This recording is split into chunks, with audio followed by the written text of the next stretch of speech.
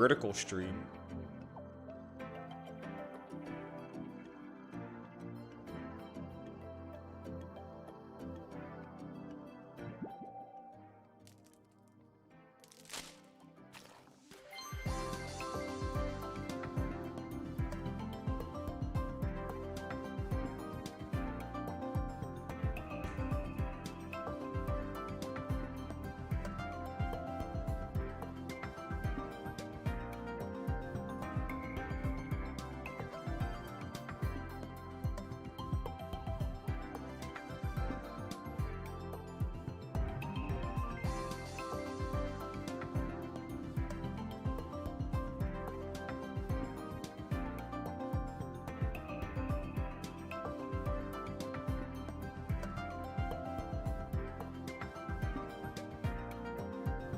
Interesting deck list.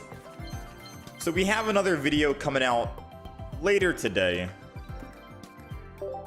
We've already played this solo Mega Venusaur deck that we ended up making. Today, we have a couple of stuff written down. We have Genisect plus Dialga or Probo Pass. We've got, someone said new Magneton with Clement's backpack. Or Clement's backpack. So we're going to try and do that as well.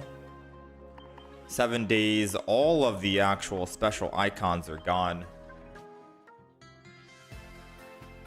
Ooh, another 24-hour Wonder trade. For some odd reason, all the 24-hour Wonder picks have been Mega Steelix. We had 2 of them that were Rainbow Steelix. This one is a full art Steelix, which means maybe we get lucky here. 3rd time's the charm. We failed the first 2, but let's see if we get this one here. All good still. We got the Probo.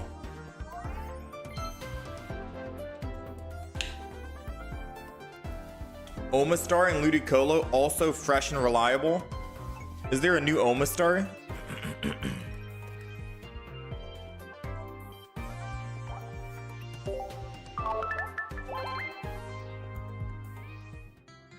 Is there a new Omastar?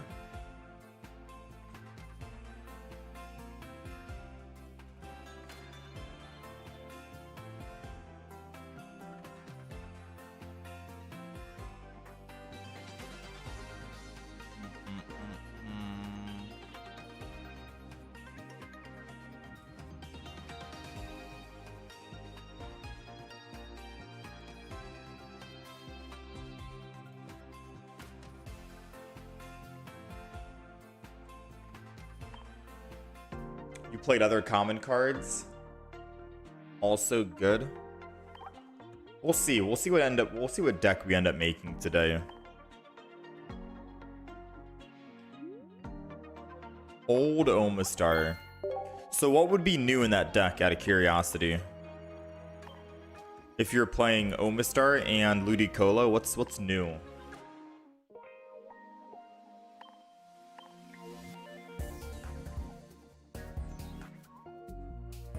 Alright, so let's make a deck. For the most part, all of our decks are... We have to delete something, I think. I think the Porygon Z. I didn't like the Porygon Z too much. Okay, this seems good.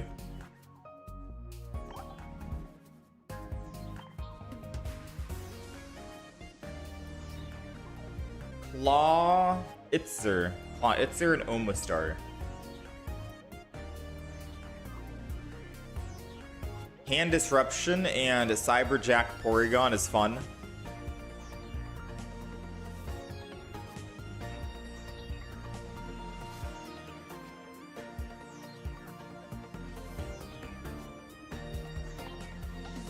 Beedrill plus Ariados. Good combo.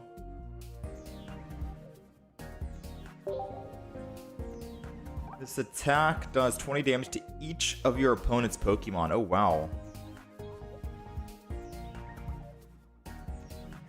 For 1 energy, stage 1. And what does Omastar do?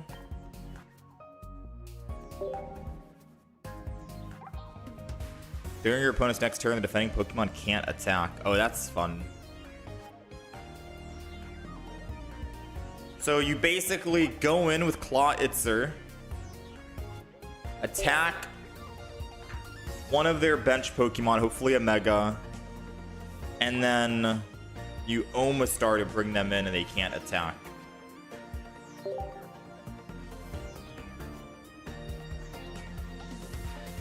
But the thing is, I guess the thing is, they can always retreat, you know what I mean?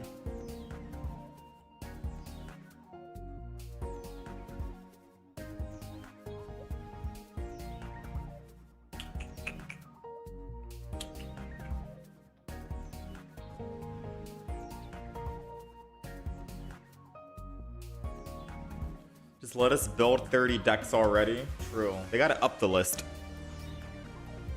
Seems interesting though.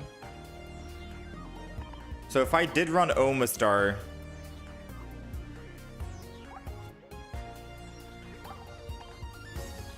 Omanite, and this is Helix Fossil, right?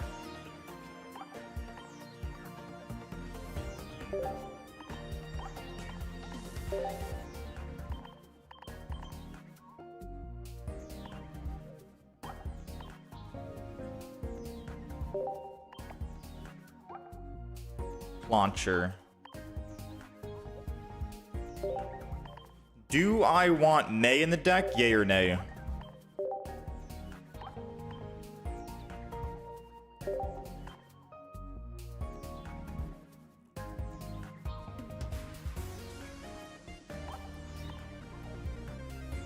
Don't worry, I have the inflate boat. What is that? You mean the Pokemon tool? I don't think I would use that. Oh, wait.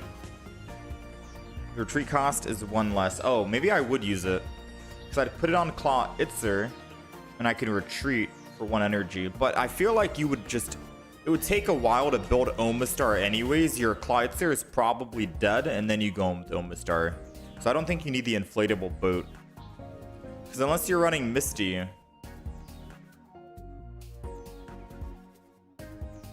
Yeah, you wouldn't need the inflatable boat. It wouldn't make sense. You have 100 HP on Clawitzer. You put 1 energy, and then you have to put another energy on Omastar, and another energy on Omastar. You should be dead by then. If they're gonna still just allow you to do 20 damage to all of the Pokemon's, like, what, 20, 40, 60, 80 damage per turn, once, twice, thrice, I highly doubt you get away with it, you know what I mean? So, the boat, because of that, doesn't make sense in my opinion.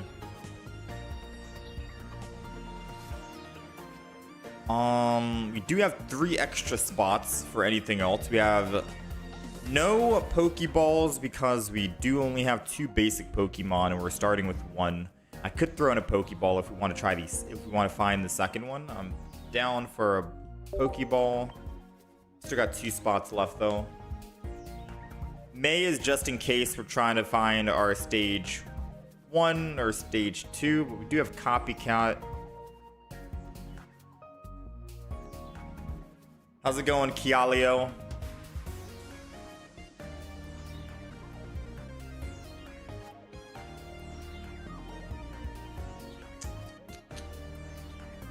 Kabuto and Omastar need an EX soon. You know who really needs an EX though? That's been waiting forever? Vaporeon. Like, everyone's gotten an EX. Vaporeon has not. I thought Vaporeon would have gotten it this update, this expansion, but no. Vaporeon is the long lost evolution that hasn't seen love in such a while.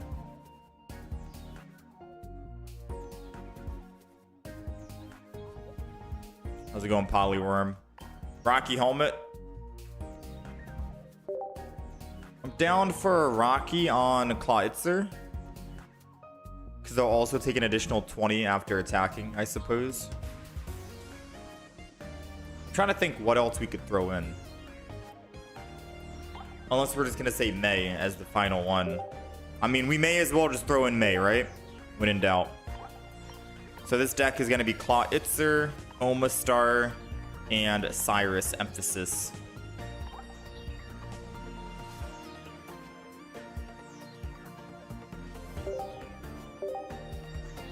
So let's show off the deck list.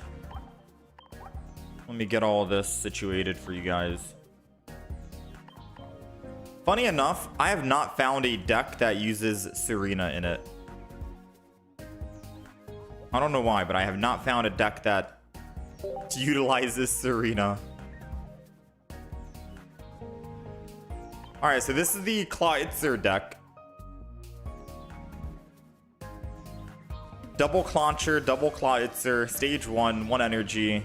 Double Helix, 1 Omanite, 2 Omastar, double Rare Candy, 3 energy for it.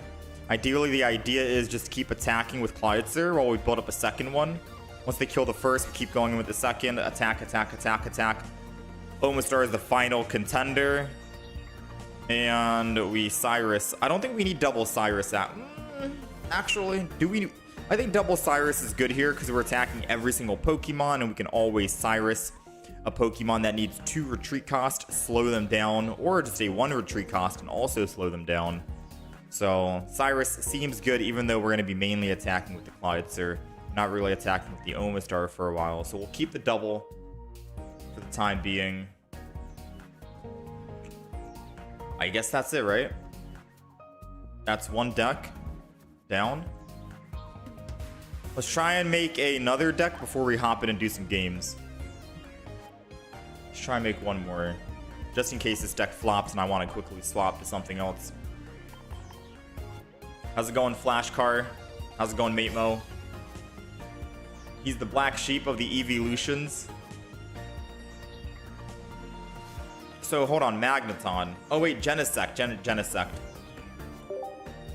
The new Magneton is 20 damage to one of your opponent's benched Pokemon. Apparently someone said Clement's backpack also counts for this 20 damage, which means you get to do 40 damage to the bench Pokemon.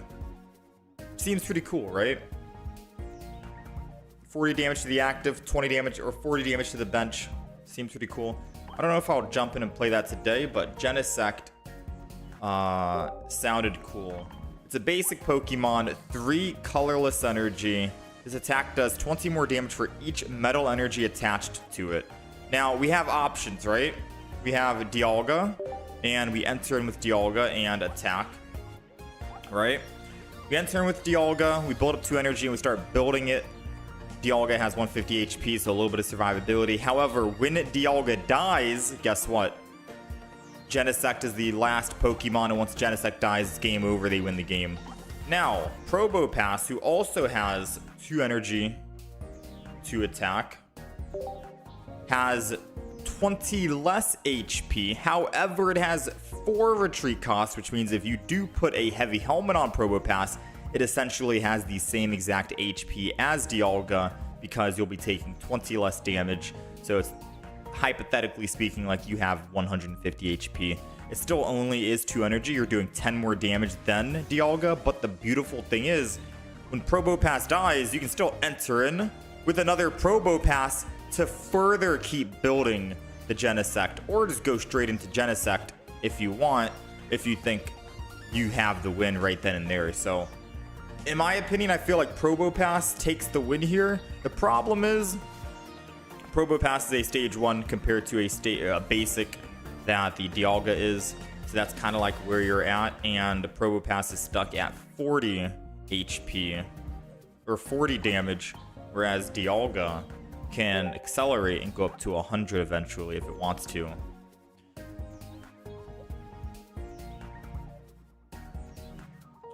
Can do up to 60 damage if you use both backpacks. Oh yeah, true. The Magneton. Do I want a list? You can send me any list you want for any deck recommendation if you have like anything. We're just trying out. We're making some decks here. Someone last stream said Genisect, so we're trying to like explore and look into this. Someone also said Beedrill and Ariados, which I think sounds funny, I'm not gonna lie. Because Beedrill, 2 energy, discard a random energy from your opponent's active Pokemon, and then Ariados means that they have their retreat cost is 1 more, which means that if they don't even have any energy to attack, they definitely don't have any energy to retreat.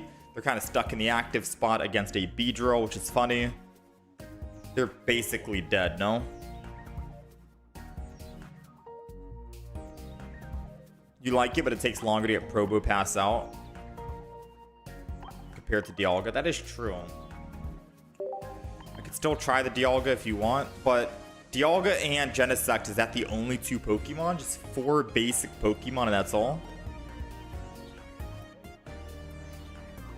Is it that simple? 4 basic Pokemon?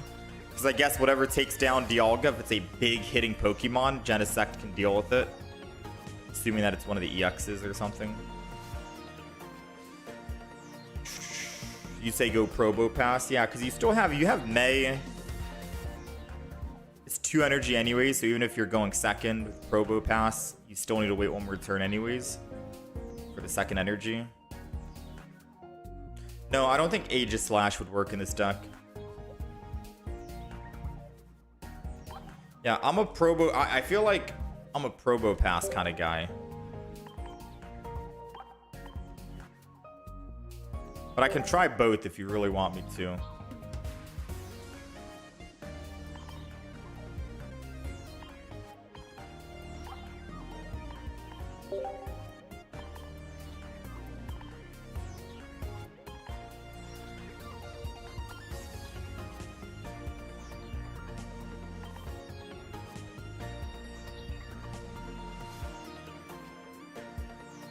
Okay, so we have 5 extra card slots.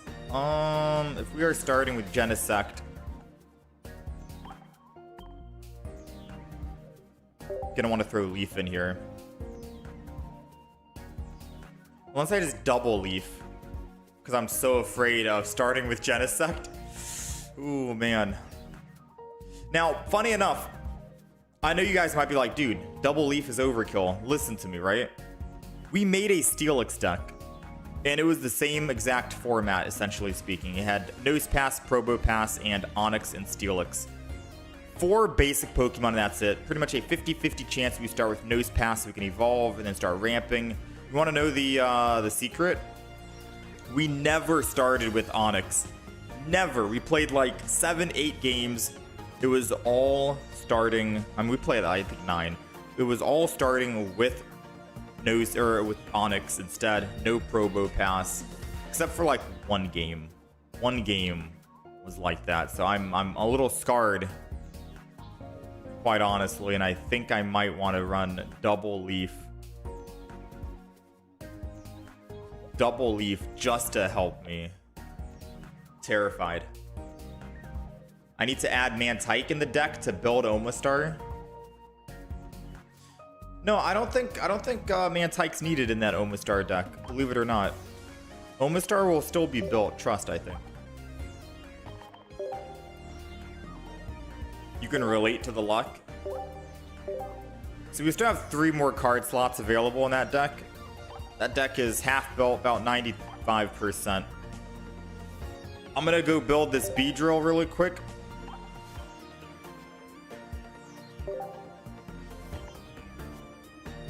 Put 1 random Weedle from your deck onto your bench.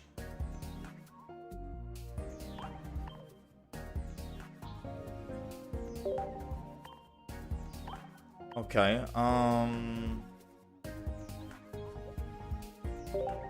don't have double full art Ariados to make the deck list look good.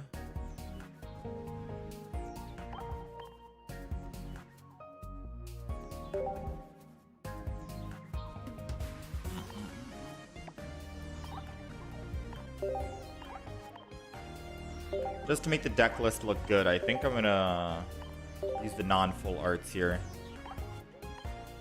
Alright, Pokeball, Rare Candy, Professors, Copycat, just 1 Copycat. We're going Sabrina Cyrus combo here. And Erica. Double Erica.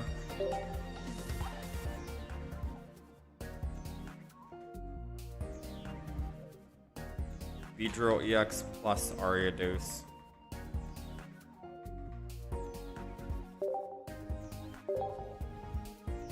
Alright, so that was a quick little build here. I guess everything fit perfectly. So we're running 2-2. Spinnerack area. Oh, we don't even have any quick draw extracts. Hold on a minute.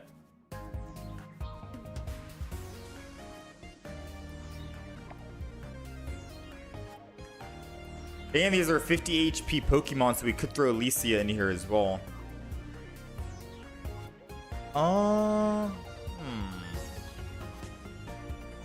So we're missing quick grow extract. Do we need Kakuna? Wait, no. Oh, snap. Huh, maybe we don't rare candy. Should we just get rid of rare candy and throw in double quick grow instead?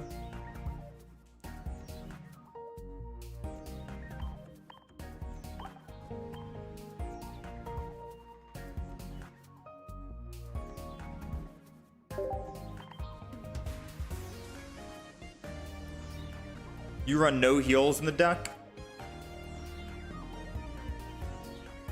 One rare candy at least. So I can see the no Pokeball. Like, get rid of one Pokeball, throw in Alicia instead. Take out another trainer so it's not congested. Toss in a rare candy. Alright, let's take a look at the deck list. So we're running a 2-2 Ariados. Double Weedle, one single Kakuna, which means that Quick Grow will only work once on Weedle into a Kakuna. We got the double extract because I can still use one extract on the Spinnerack, other extract on Weedle into Kakuna, and then if I have Beedrill in hand, at least one rare candy because it's only 2 energy to attack on Beedrill. Copycat, always got to have a Copycat. Alicia with one Pokeball because we have 4 level 50 or HP 50 Pokemon. One single Erica, which I guess you could argue and say get rid of the Erica for Lily, but I kind of like the Erica. Maybe one Team Rocket Grunt as well. What do we get rid of then? Sabrina or Cyrus for the Team Rocket? If you think you want to risk the Team Rocket. I mainly just do Pokemon Pocket on YouTube, Tim. We have a horizontal stream and a vertical stream. You're on the vertical right now, but we have a horizontal stream up with the deck list, win-loss ratio, and a bunch of other graphics and stuff. Rare Candy lets you jump instantly to a stage 2, but Quick Grow forces you to slow build for 3 turns at least. Yeah, but because Beedrill needs 2 energy, I figured it'd be fine. Get rid of the Cyrus, you think? I guess get rid of Cyrus because once they're in the active spot with Ariados, they're not retreating. Right? They're probably not getting away.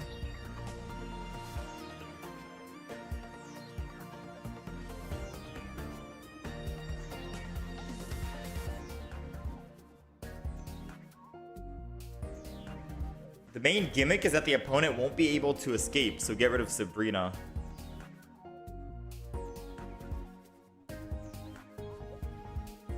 Oh yeah, no, you're right. Why would I want a Sabrina? I mean, I guess if they had like a worthless Pokemon in the front and I wanted a Sabrina into something bigger that does have energy, that's where Sabrina comes in handy. But I can see what you're thinking right now.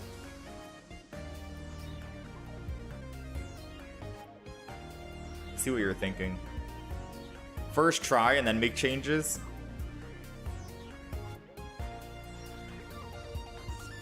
I'm always down to try, sure. Team Rocket Grunt is more of an RNG. Cyrus and Sabrina is a guaranteed, so it's always better to run the guaranteeds. Alright, so we got Beedrill, we got Ariados, we got Clawitzer. We do have a nose pass with Probo Pass into the Genisect, but we're still missing 3 cards on that Genisect.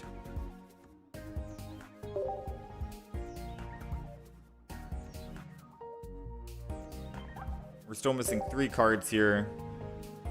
We have Double Leaf, I know. Sabrina, Cyrus, May, Copycat, Double Research, Double Pokeball. I could go heavy helmet.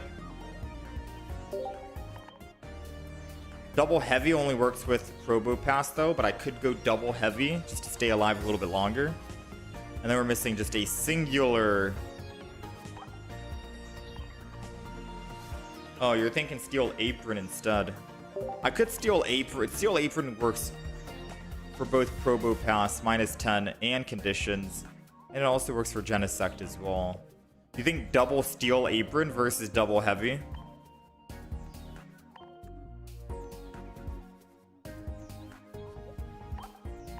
We're still missing a singular card here.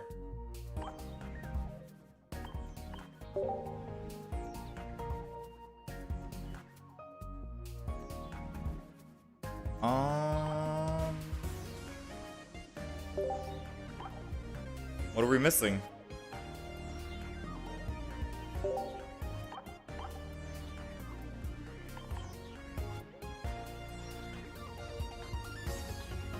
What are we missing? We're missing one card.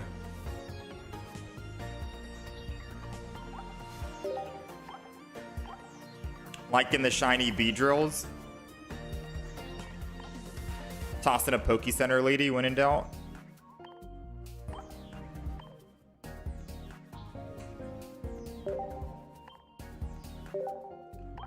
So this is the Genisect deck. Double Nose Pass, double Probo Pass, Metallic Turbo, ramp up the Genisect.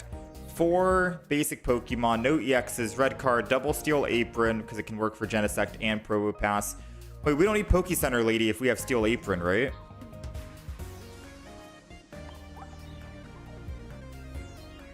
Because Steel Apron prevents that.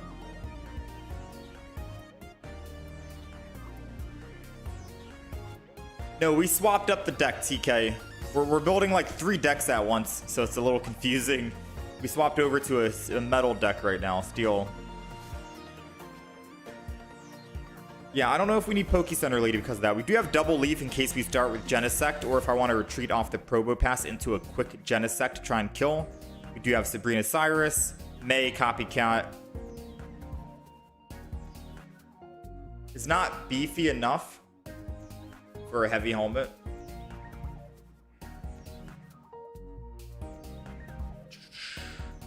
I still don't know. Is there another supporter, a trainer we could throw in?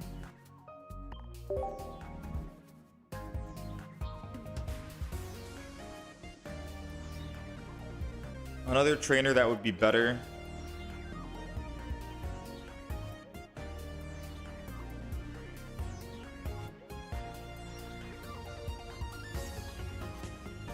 Throw in the Adaman. This guy said throw in the Adaman. You know what? No one expects the Adaman, so I'm gonna do it. Because I don't know what else to toss in here. We don't need any more Pokemon. Screw it. I'm gonna do it. Unless there was an item card, like Pokemon Comp. No. Yeah, we'll throw in the Adaman. Why not?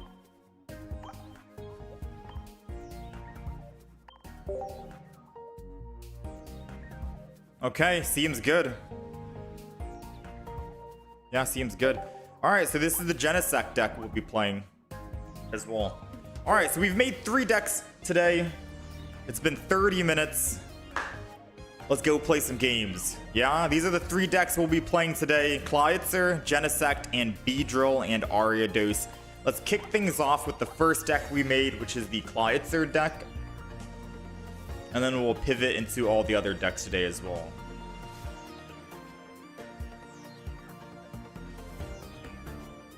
So this will be the first deck. If you guys are on the horizontal stream, then you guys can see the deck list on the far right side. And the win-loss ratio will be top left to see how we do today. So this deck idea is going to be we attack Clawitzer. We'll talk more once we queue into a match here. I've been delaying enough, so let's hop in.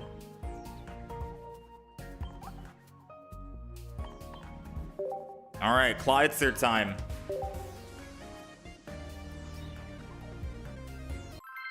Red card or a Mars to slow the opponent. On this deck or the Genisect deck? Because I could kick out the Rocky Helmet.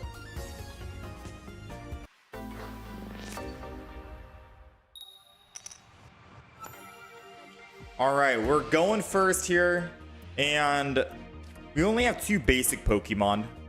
It's going to be Clawitzer, so we can always throw Clawwitzers down. I'm going to throw both of them down as well. It makes our copycat better in the future and makes their copycat weaker. And we only need 1 energy to attack, so them using Sabrina and we go into a different one doesn't really matter too much. Now, we do have Omastar, Rare Candy, Omanite. We have pretty much all the stuff besides the Helix Fossil. So the idea of this deck is we evolve into Clawitzer, 1 energy, we attack all of their Pokemon for 20 damage, so up to 80 damage total. We have double Cyrus, so we can Cyrus any of their win conditions that we want into the active spot, and then all we have to do is try to build up that Omastar so we can finish in the future. There goes the Helix Fossil. I do think I will not put energy on the Clawitzer because this guy's gonna go from wait, he has, let's just go ahead and do some damage right now. I was gonna say let's go ahead and build Omastar since he's gonna kill us if we put energy, but he's running dark energy on a psychic Pokemon, which means he's looking for an Absol and a Dino, so we gotta be on the lookout for an Absol and a Dino. Unless he's running a different dark deck, but I'd imagine he is running Dino here. Yeah, there goes the Dino.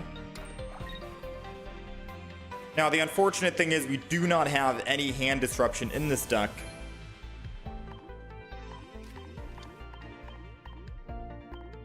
Wait, why did I even attack for 20 damage? He heals for 20. First misplay is actually... No, yeah, that was literally the first misplay.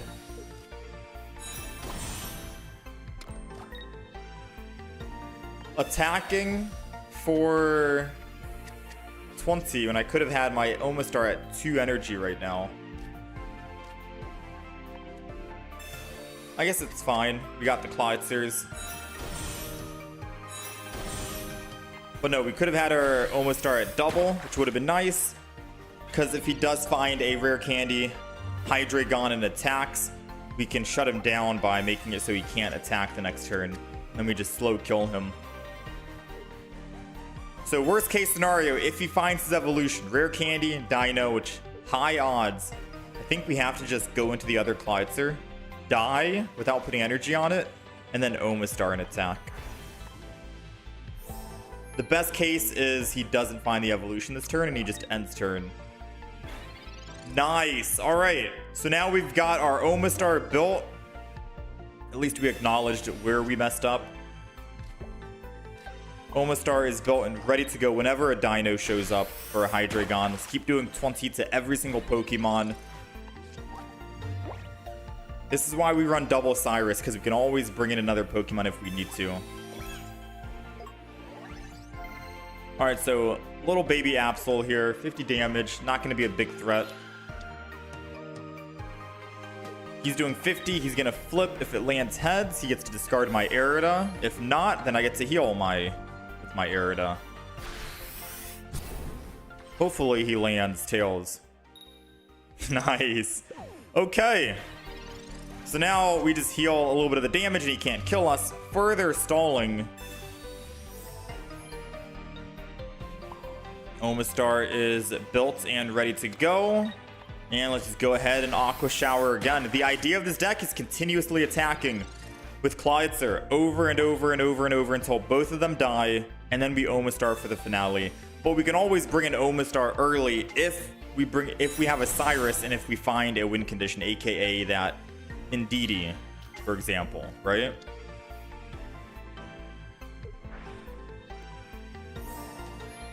So he's healing, but he's going to take some damage here and go down to 100.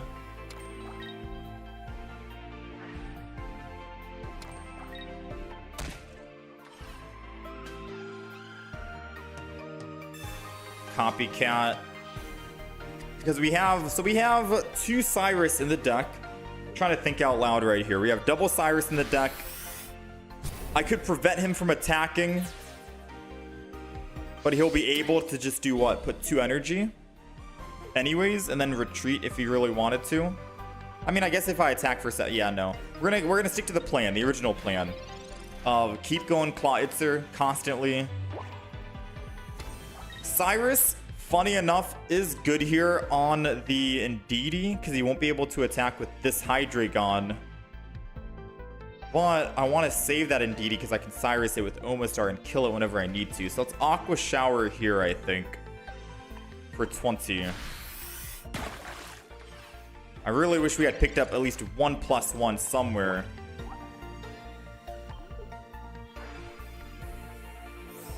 Let's see if we're making the right play, or if I should have Cyrused the Indeedee to prevent this Hydreigon from attacking again and him needing to find a second one. I think we made the right call, because all I got to do at the end of the day is go in with Omastar, kill the Hydreigon, and then Cyrus the Indeedee, and then we win the game, right? I think that's it. So let's go in with Omastar here. We got 6 cards remaining, looking for a second Cyrus. Found the second Cyrus. Ooh, let's not use the Cyrus. Let me go ahead and just attack here. Omastar, kill the Hydreigon. So the best thing that he can do, I think I should have Cyrused the Indeedee, because the best thing he can do is go in with Indeedee, heal himself to go to 90, and then put energy, retreat, go to the Dino, put 2 energy, and start attacking with Hydreigon left and right. That would have been his ideal situation, so I don't have a Cyrus with exact 70 damage lethal. So we've made 2 misplays this game. It does look like we're going to win the match, but let's not forget that Cyrusing this turn to kill the Indeedee and then just letting Hydreigon hit me, assuming he doesn't have a Giovanni, I think would have been the better play.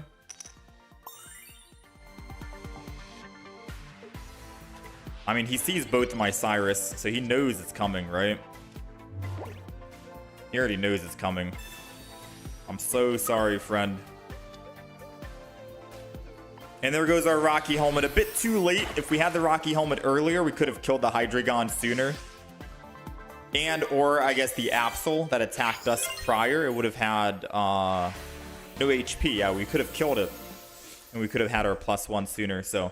There it is, man. That's pretty much the basis of the Clawitzer deck. Worked out very well, surprisingly, even though we were going first, I believe. No energy advantage. We should have Cyrus the Indeedee earlier to stall for 1 more turn. Yeah, that's what I was thinking. So, we made a couple of misplays. This is why I try to think out loud, just to tell you what play we could have done differently, better after the fact kind of thing.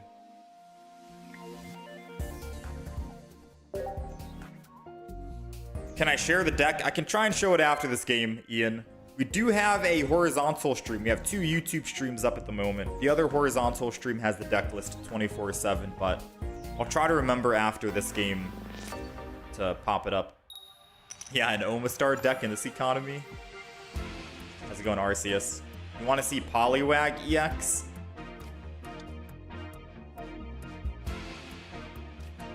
All right. We're going first. Again, this deck only has 2 basic Pokemon, so you don't really need to think who you're putting down. It's gonna be Clawitzer, 100%. Now, going first isn't the worst, because if we do find a Clawitzer, for example, and we have 2 Professor's Research, then that means you're able to just evolve and still attack for a singular energy, which is perfect, right? So we have 4 cards in hand. I'm hoping he red cards us. If not, we have a Professor's. We'll be drawing 3 cards next turn. Big chance of finding Clawitzer to start doing 20 across the board. The question is, should I even evolve to do 20 damage? Is 20 damage worth, or should I just try and build a Omastar to shut down this guy? So we found the Clawitzer. I'm happy about that. I kind of want to find another Clawitzer. Yeah, this is the awkward moment. Not gonna lie, chat. 20 damage I don't think is worth. So I'm gonna build Omastar here, and I'm gonna end turn and not evolve. 100 damage. Let's just go for the evolution anyways, because we don't have a Clawitzer, and I'm gonna end turn. Because there might be a chance he doesn't have basic Pokemon, but I think he just chose not to put him down because he doesn't want me to Sabrina. And here comes like 3 basic Pokemon, right? No, nothing in hand. He's kind of scuffing himself right now. So us playing more cards was good for us, because now his copycat had less value.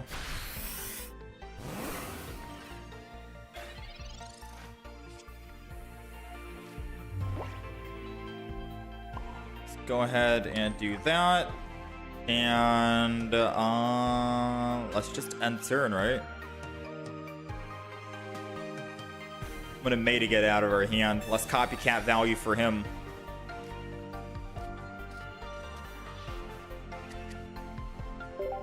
Just in case he has a second copycat, who knows? So we're gonna put another energy on Omastar just in case he finds a basic Pokemon, just so we're able to actually swing in next turn with the Omastar, because I think we just go straight for the Omastar. And then we try to slow build another Omastar, and we'll be set.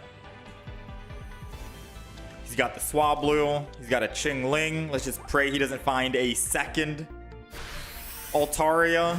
11 cards in his deck. It's gotta be some low odds, right? Alright, Omastar time.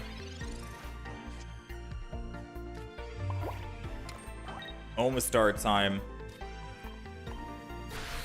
Clawitzer is not going to be that great because he's going to be dealing 130 per turn, right? So Clawitzer, trying to build a second Clawitzer, we would just die in one shot. How did he find another Mega Altaria? I mean, I guess you just win. There's not much I can do about that, right?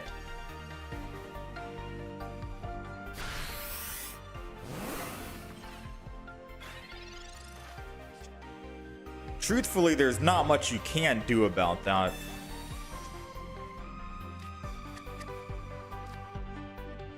Launcher. I guess this is just so we don't have to worry about him going into a Chingling and killing me with Chingling.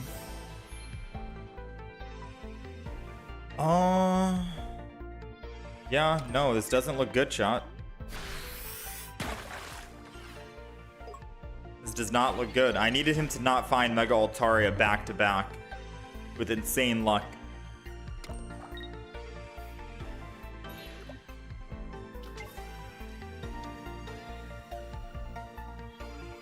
One in 11 chance. This guy is...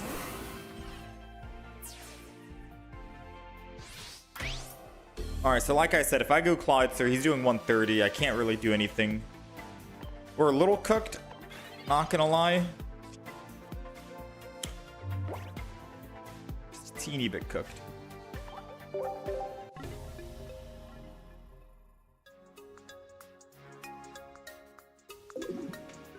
You agree on the Poliwag EX, so I can use Politoed finally with Poliwrath?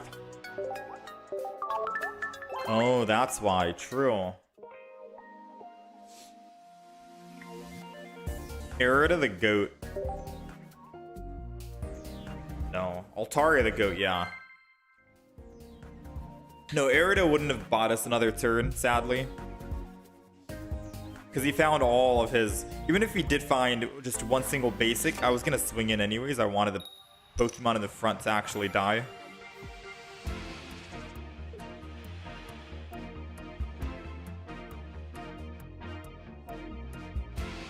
You love the Ditto deck with the Rampardos? It's a lot of fun, man. Alright, we're going second. First game going second here, so we get a chance to actually try out. Ooh, it's a good thing we are going second. Because Manaphy needs at least second energy advantage to actually put the energy to the Gyarados. But if we can find our Clawitzer sooner than later, this could be very good. Because then we could just knock out all of them before he has a chance to actually evolve. So Pokeball is going to be the other Clauncher. I am not shy to throw... Actually, you know what? I'm going to hold on to the Clauncher. We do have a May in the deck. Right? We got to keep that in mind. We have a May, and we can May and find Clawitzer. Then we can start doing 20 damage to all of them, which is nice. So the beautiful thing is they're not going to evolve into Gyarados. And the main reason why is because... Oh, wait. No, they can evolve into Gyarados. I'm thinking... No. Yeah, Manaphy is different from Mantike. Manaphy can still ramp up energy to the bench. Now, the beautiful thing is, once we get Gyarados in the active spot and we have Omastar, Gyarados won't be able to attack us. It would have to retreat. That's the unfortunate thing. We got the other Clawitzer. Let's throw this down. Let's build this up. I kind of want to keep the Cyrus because I could trap the Gyarados and get some free hits. So I think I'm going to hold on to the Cyrus. Funny enough. And then we'll do this. And if he makes a mistake evolving the Magikarp on the left, then we can further trap him, right? Nice! I was hoping for that. I was hoping he was going to be like, oh snap, wait a minute. With all the energy to a bench Pokemon, he's going to choose the Gyarados in the back. Dude, this is my first time seeing Swanna, but the fact that he has an ability, kind of like Mismagius, that seems pretty cool, I'm not going to lie. Unfortunately for him, we've got Cyrus on the Gyarados that has 4 retreat cost. And this is the main reason why I'm running double Cyrus in the deck. So now we can slowly start doing 20 damage to all of their Pokemon. Get them low enough that hopefully by the time he builds up 4 energy to retreat, this Gyarados is dead because we can find a Helix Fossil. And we have a Copycat to try and reset our hand. Oh yeah, you're stuck, Gyarados. You are stuck. Let's go ahead and Copycat. We're looking for Professors. We're looking for Helix Fossil. We got to start building this Omastar quick. Come on, Helix. Come on, Helix. We got the Professor's research. We'll take a Professor's, because that can possibly help us. The Swan is dead. We got a +2 already.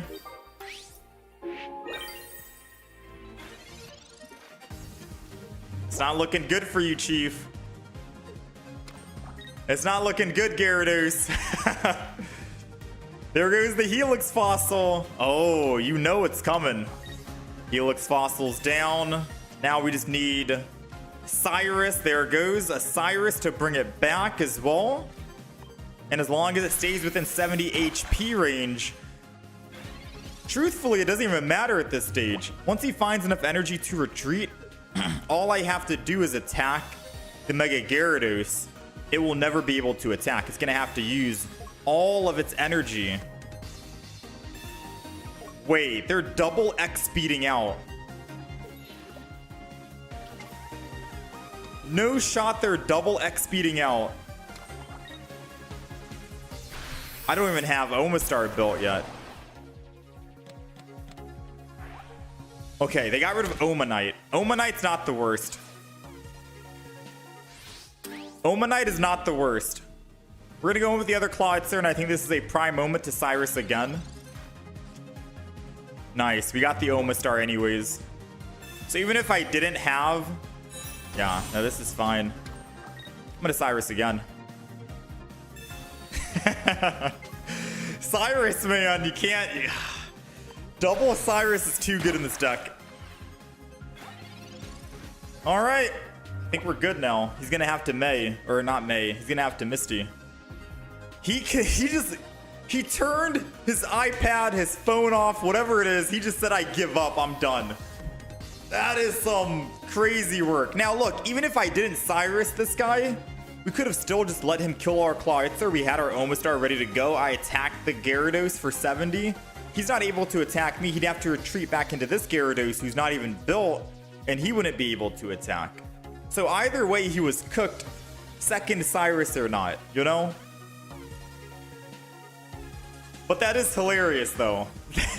That is kind of... Man. Chat, this is why you need 2. You need 2 in this kind of deck. Yeah, Clawitzer can attack literally every single Pokemon, but it's more for bringing in Pokemon that have high retreat cost, so you get more opportunities to attack.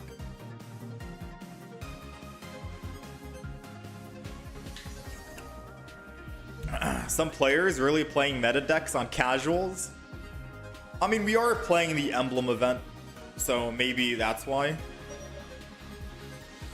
It's not ranked mode. You're right, but I mean Emblem event, I guess.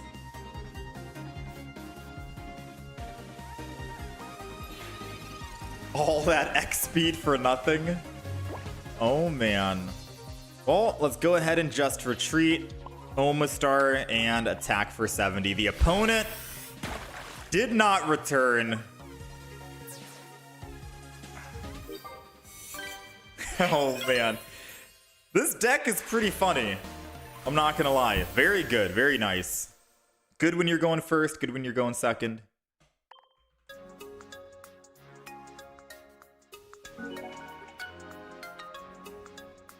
Pretty cool.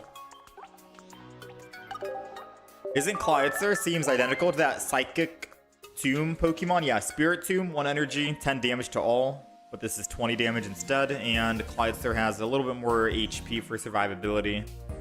This is the deck list. I think someone wanted to see it. Quick, take a screenshot. That is the deck. That is the deck list.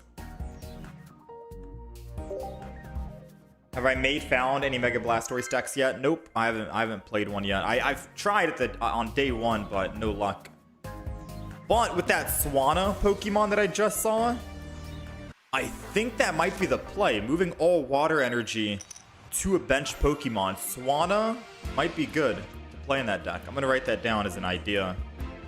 Stealing the opponent's card that he was using for Gyarados instead. Using it for a different deck.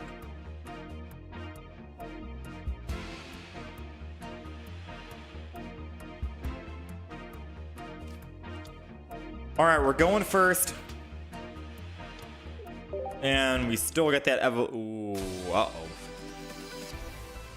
Uh-oh. We get to evolve, but, I mean, he's cooking us, right? He's definitely gonna cook us. So we got Clawitzer, we got Helix. We might end up losing because of the type advantage. We're gonna have to wait and see and find out.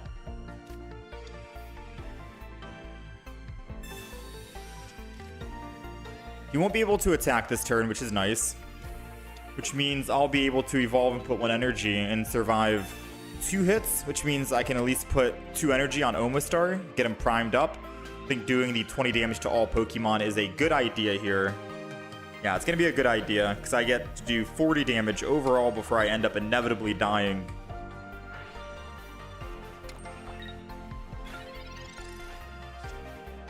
And a Rocky Helmet. Yeah. All right. So I think we're going to lose this match, but we're going to go down swinging, claws out and everything. They're going to have to fight for this win, all right? Aqua Shower, let's go. 80 damage to everyone. He attacks us, and I do another 80 damage. Best case scenario is if we can find another Clawitzer. Never mind. I was going to say find another one before he evolves into Magneton.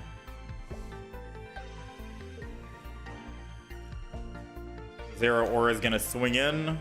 We swing back.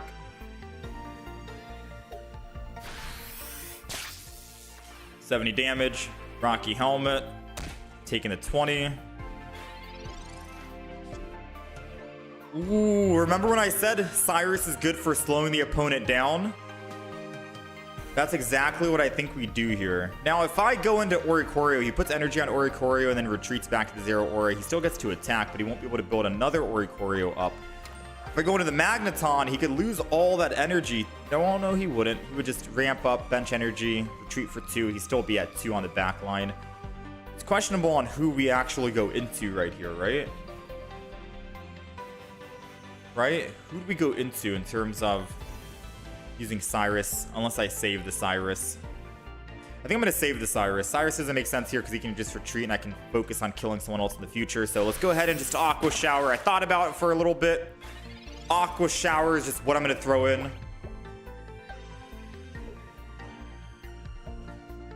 Because I think in the future we're just going to Cyrus the Magneton, kill it. I'm not afraid of an Oricorio doing 50 or Zeraora doing 50, technically 70 at 2 shots Omastar, but we do have an Ariados to live. I think we'll be okay. So I'm going to hold on to this.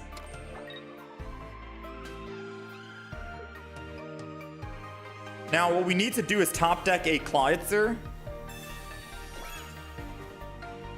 We need to top deck a Clawitzer. Like right now. Because then we can get +2. Ooh, we can get +2 right here, right now. Come on, baby. Professor's Research, a Clawitzer. We got one more in the deck. Double Cyrus, double Cyrus. I wonder if it's worth even attacking in the front for 20. Or not.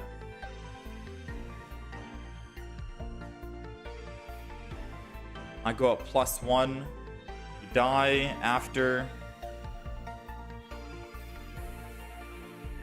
Don't think it's worth. I wouldn't have enough time to actually build up the Omastar, so I think we just build up the Omastar and accept a death.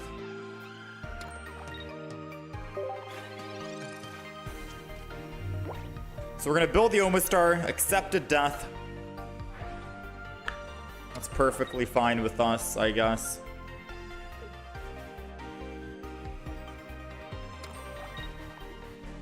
I don't think he's finding his Magneton, so I feel like I don't want to actually Cyrus the Magneton back there. Part of me just wants to kill this Zero Aura first.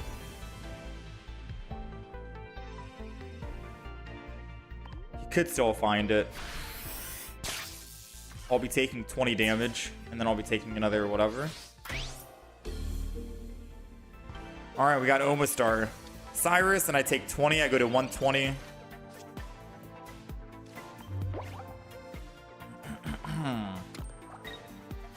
So, alright, Cyrus, kill the Magneton. I go to 120. Take 70 damage. I go to 50. I attack him. Magneton does exactly 50, and I lose. So we lose because of the elemental weakness type by attacking the Magneton. If I kill the Zero Aura, he just goes Magneton and does 80 damage to me anyways. So I kind of need to Cyrus and kill, right? Rather take 50 versus the 60. 60 would go to 80 damage. This way I'm taking... Actually, no. No, yeah, because I would still have to kill the Magneton. I'd be taking a lot more. Alright, so we're not in a good spot. Could not find the second Clawitzer. Now, the way that we can win, there's only one single way to win. We need to find an Ariados. And the fact that we haven't found a single Professors yet, he's found 2. He's got his whole deck sifted through, and we've not really gone through ours. I think we lose, right? A top deck Ariados, 1 in 9. Yeah, that's all she wrote. Magnemite is doing exactly the exact lethal. Cyrus doesn't get us anything here because 50 on the Oricorio. I could Copycat. I could Helix Fossil and Copycat. But what am I copycatting for? Or 2? Because the rest of the cards are supporter cards, I think.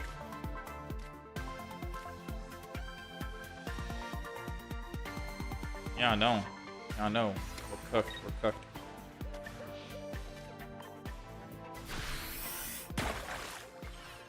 We're cooked.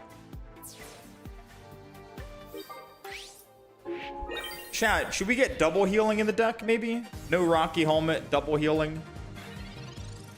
Double Ariados? Because one Ariados and we live.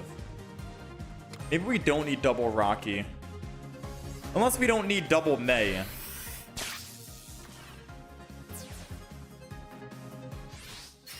It's either we get rid of the Rocky or we get rid of the May.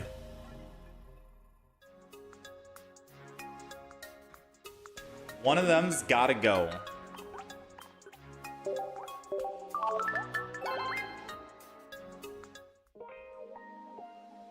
One of them's gotta go.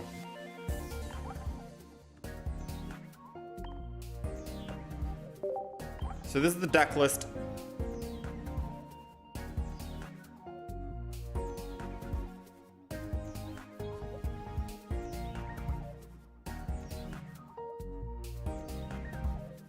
A Lily over the Ariados. A Lily. I mean, I think double Ariados for the consistency, because if I had Ariados, I think we could stay alive on the front spot with Clawitzer. And being able to stay active in the front is good. Omastar is the finisher. That's why I like double Ariados, because it's still good for Clawitzer. Alright, we'll go double Ariados. And we'll try this out, yeah?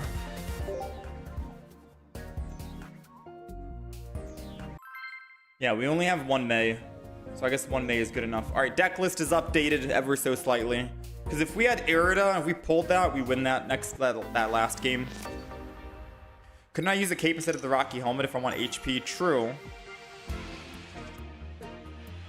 I think Rocky Helmet was just so the active Pokemon for the opponent takes more damage back while we're slowly doing 20 per turn. All right, we are going second. Oh man, this is... We're in a bad spot.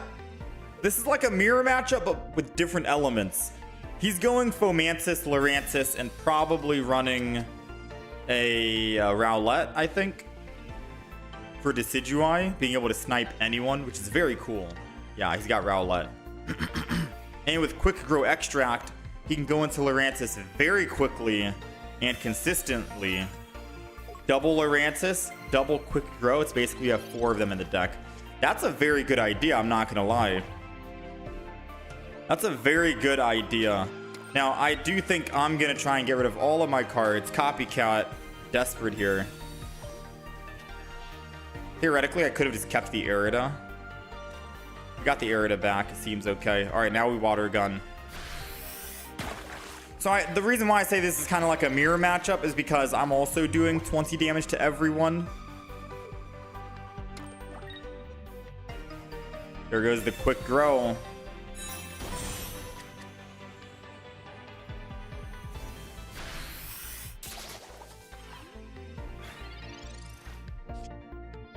We got the Clawitzer. Here comes my 20 to everyone. All extra energy goes to the bench. All extra energy goes to the bench.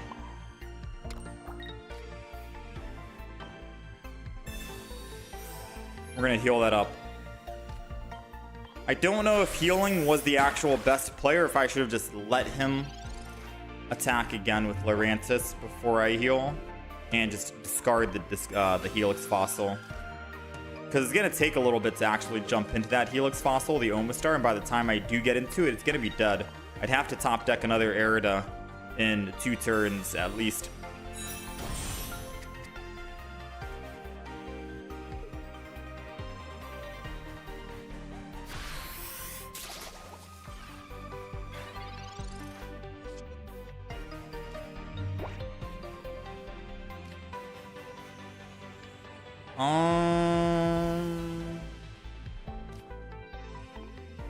Not looking good, Chief. I'm gonna be honest. It is not looking good, Chief.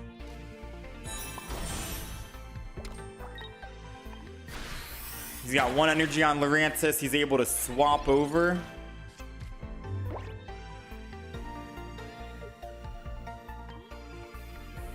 Leaf Cape. Oh, not on the Rowlet on the left. So he does have the evolution on the right side, it seems. And that's why he's Leaf Caping it. Does not have the evolution.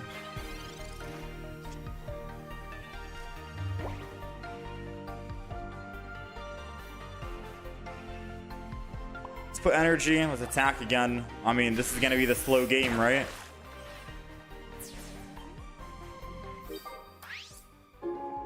All it takes right now is...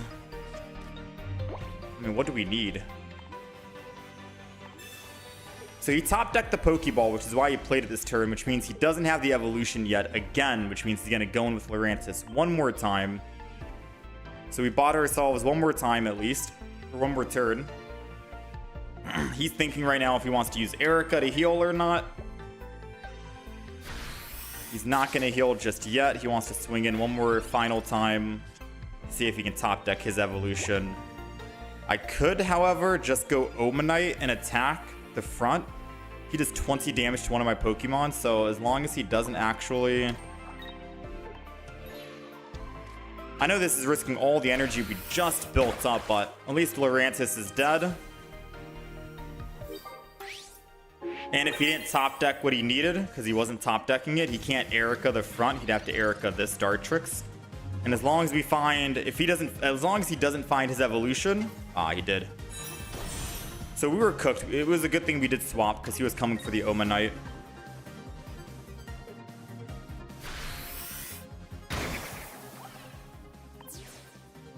Pierce the pain.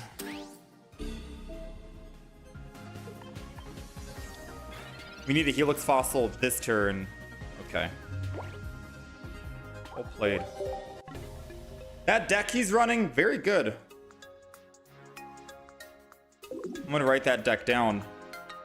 It's been a Lurantis plus Decidueye. It's been a while since I've played Decidueye, but that deck he played. Yeah, our hand draw, we were not getting lucky at all. It was bad luck.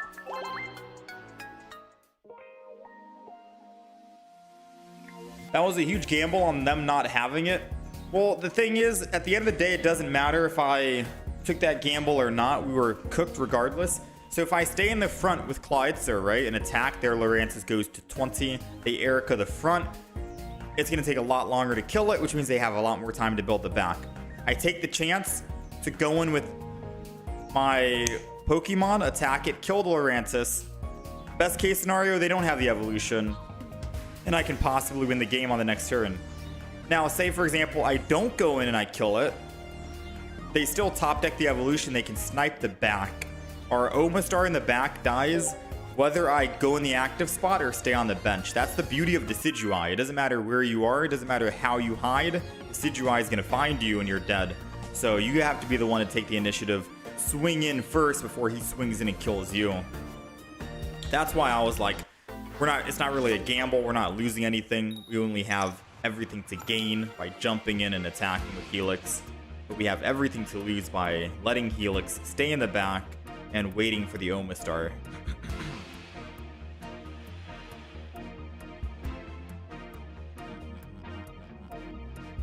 Hey, how's it going, Adam Legend? All right, we've got Clawitzer going into the active spot. Thankfully, we are going second against a Swablu because Swablu Altaria could ramp up pretty quick. And sometimes these Swablus will surprise you, right? They'll go in the active spot. You'll think they bricked and they don't have their Chingling or other Pokemon. And then they evolve and put all the bench Pokemon down and they're ready to swing in and kill you with ease. You know, most of the time, even if they Pokeball, they don't even put anything down. They just end turn because they don't want you to Sabrina. So let's hope that they are kind of bricking, right? Let's hope that's the case.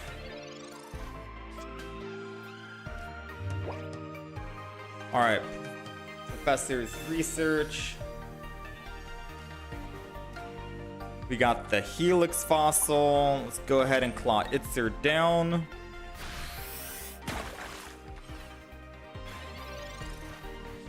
So now we can evolve and start doing 20 to all Pokemon, which is nice. I'm really hoping they don't. We don't have any hand disruption, by the way, so kind of cooked if they do have the Mega Altaria. So all they need is what? 2 basic Pokemon?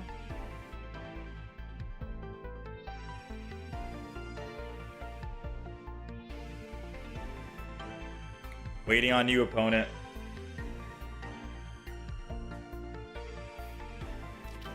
They do have the Mega Altaria. Now, we're not sure if they have any other basic Pokemon, but they're trying to think right now. Ah, they do. Okay, so we lose the game. They're doing 70. Licia makes them at least do... Wait a minute. If we find another Clawitzer... So Clawitzer is going down no matter what. Energy on Omastar is going down no matter what. If we find another Clawitzer, we could technically clean up. We could make this Mega Altaria go down and start doing 70 damage overall, but the odds are not looking good, right? We have to let Omastar die first and foremost. Giant Cape would not have saved us here. Heavy Helmet would not have saved us. A Giant Cape with blue would not have saved us. Mega Altaria, I think, is our kryptonite to this deck. The only thing that could technically save us is if he goes into a Pokemon with 2 retreat and we can Cyrus it, but I think this deck, all the Pokemon are either 1 retreat cost or less. Yo, Adam Legend! Living up to your actual name, man. I don't have the official. Welcome to S is just the template name I think you are the very first member for the channel, which is like the equivalent, if you guys know Twitch, to a Twitch subscriber.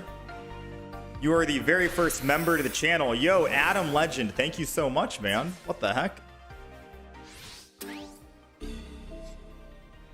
I'm still working through all the channel stuff and all this other whatnot.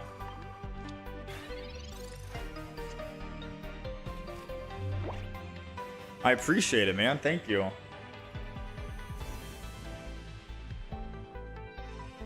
Let's see, chat. We've got double Cyrus, so I can always Cyrus to slow him down.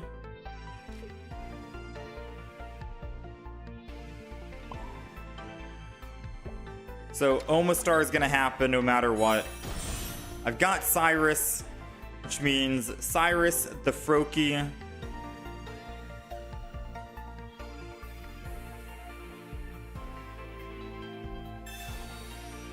There is no way we win this, which is why I'm using Cyrus, because I just want him to actually put energy on Froakie and then retreat. Right? But funny enough, he could theoretically just hit with Froakie, and that would force me to Arida instead. So I'd be at 10.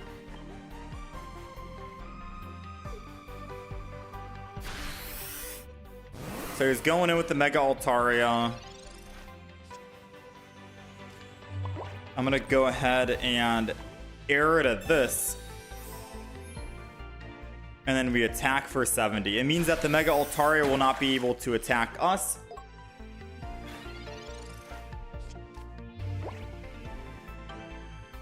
Maybe we could have won if I didn't Cyrus first.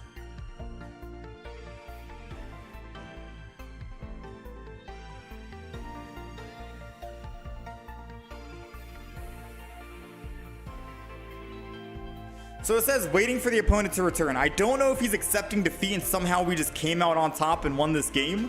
I'd be heavily surprised.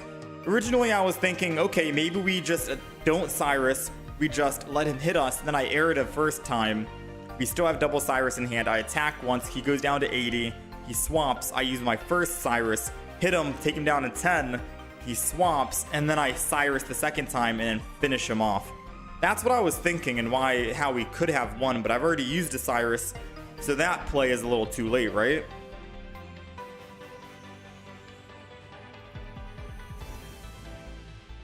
You got a ton of cards, so you want to put them to work, so you need to learn how to get to Masters. Hey, this is prep time for ranked mode coming soon, Adam.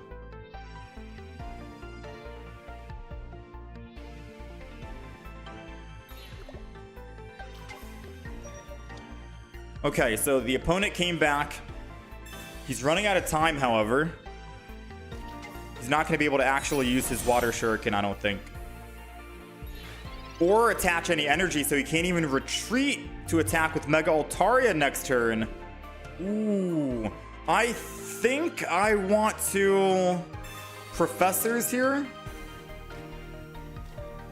I didn't know if I wanted a Cyrus and attack the Mega Altaria, because literally all we're looking for is a Clawitzer, and we can kill the Chinglings as long as we get 1+1 on the Greninja, right?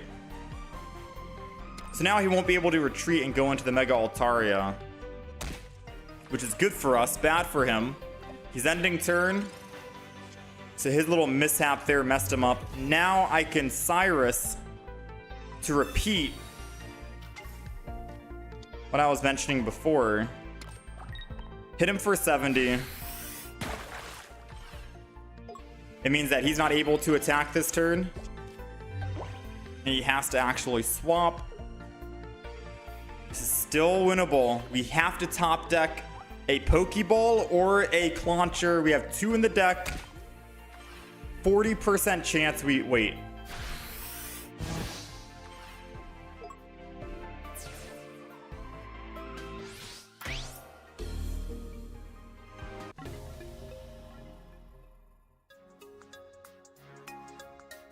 Wait, I forgot about I forgot about the Pokemon. I forgot about the baby Pokemon. I forgot.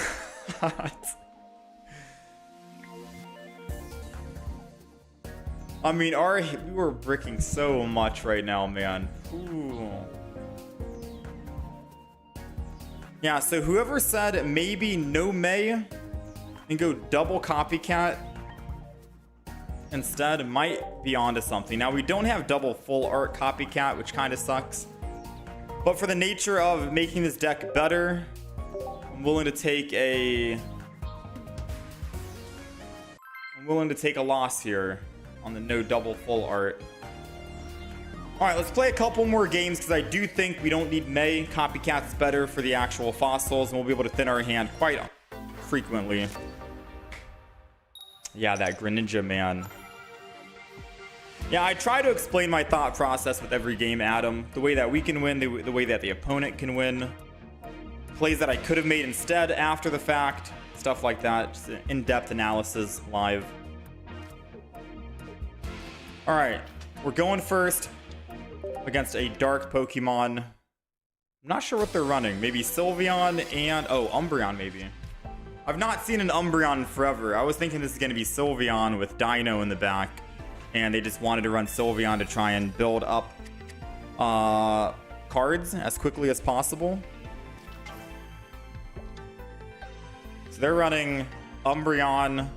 Oh, they're running Unkillable Mega Absol. I think this might be a Sylveon, so they can try and draw as many cards as they want as quickly as possible. Okay, this will be an interesting match for sure. We've got double Clawitzer down, or Clauncher. We're looking for Helix Fossil. We got one, nice, and we got the Ariados. Okay, so double trouble here. Let's go ahead, Helix Fossil. We're gonna put one energy, and then every extra energy now is gonna go slow build the Omastar, yeah?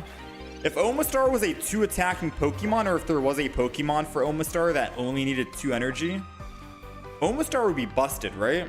Because Omanite's only 1 energy to attack. Omastar goes to 3. The effect is very nice, though, that he can't attack you back, the attacking Pokemon, so we can shut down the Mega Absol whenever we need to.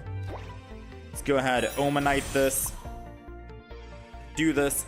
Now, we're not going to need Omastar anytime soon, because we need 2 more energy. So I'm gonna copycat. We'll go from 3 back to 3. We're mainly looking for the Clawitzer so we can survive a Mega Absol in case he has an X speed. Now, we did not find it. Not the end of the world. We'll just attack again. Hope that he doesn't actually have an X speed to go into the Mega Absol, and we'll still be able to Professor's Research, and we still have the Omastar ready to go.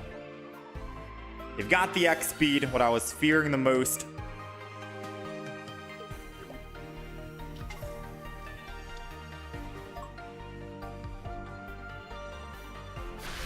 Okay. Cyrus won't do us anything,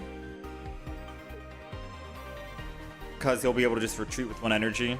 He knows that we're looking for an evolution for Clauncher, so Professor's Research was the best play for him to get rid of. Got another Helix Fossil. Let's go ahead and evolve. Omastar is going to be primed and prepped.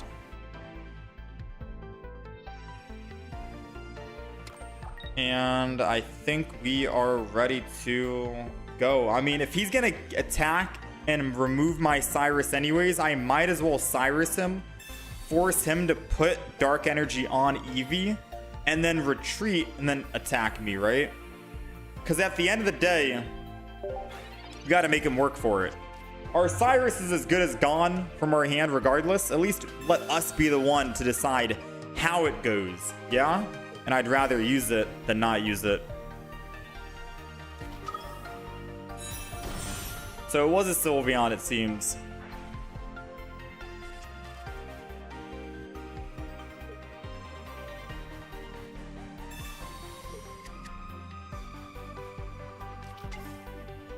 Mega Absol. And we got 2. If they don't have another X speed, then this could be good for us.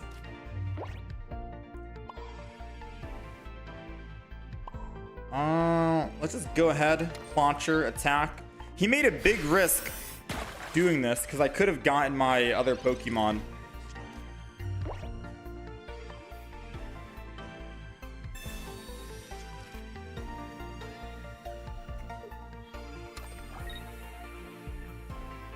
Rare Candy. Here comes the Dusk Noir.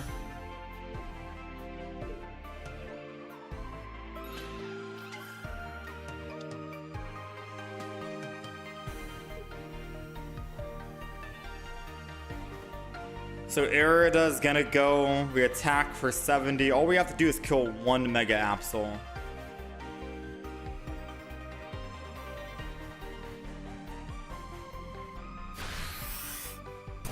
Yeah, we desperately needed to find our stage 1.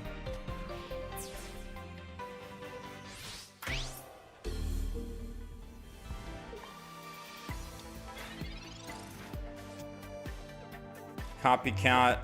I'm gonna Helix Fossil and Copycat because we can just discard the Helix Fossil and it gives us more cards without having to redraw. So both of our Claunchers are gone, sadly. I could build another Omastar if I really want to, but then we're risking a Sabrina play, so...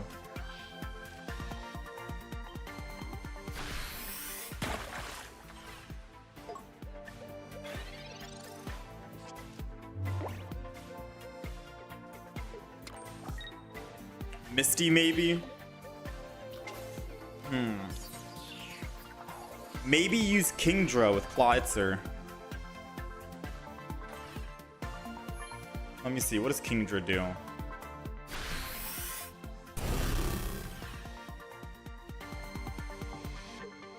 Kingdra is 2 energy to attack, 90 damage.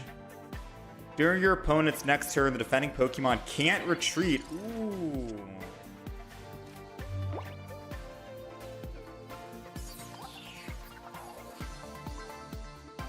If I was able to survive one more turn... No, wait, hold on.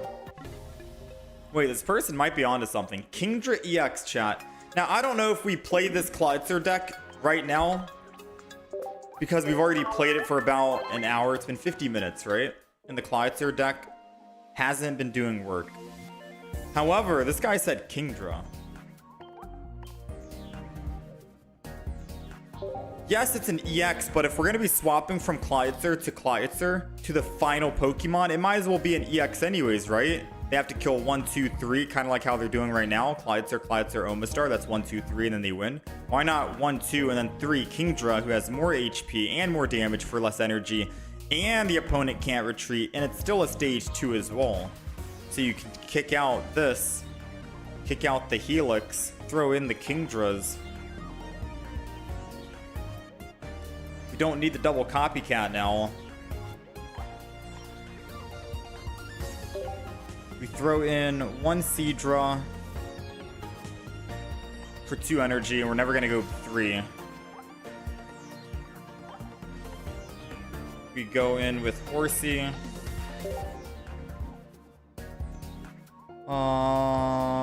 This attack does 10 damage to one of your opponent's Pokemon.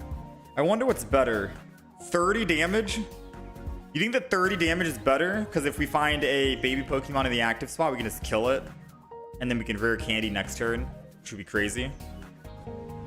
So maybe the 50 HP. We're missing 1 single Pokemon card, and I think that's going to go towards a Pokeball now. Alright, so this is the deck. 2, 1, 2, Rare Candy, double healing, Cyrus, 1 Copycat, double Pokeball. That seems good. The reason why I don't want to go with the Sniping Horsey is because Clawitzer already does the sniping for us. And 30 damage to the active Pokemon can knock out a lot of, like, it can knock out Chingling, Mantike, Magby, so on and so forth, etc. That's what I was thinking. Seems good, yeah? 1 less energy to have to worry about. Now, again, I don't think we play this deck right now, mainly because...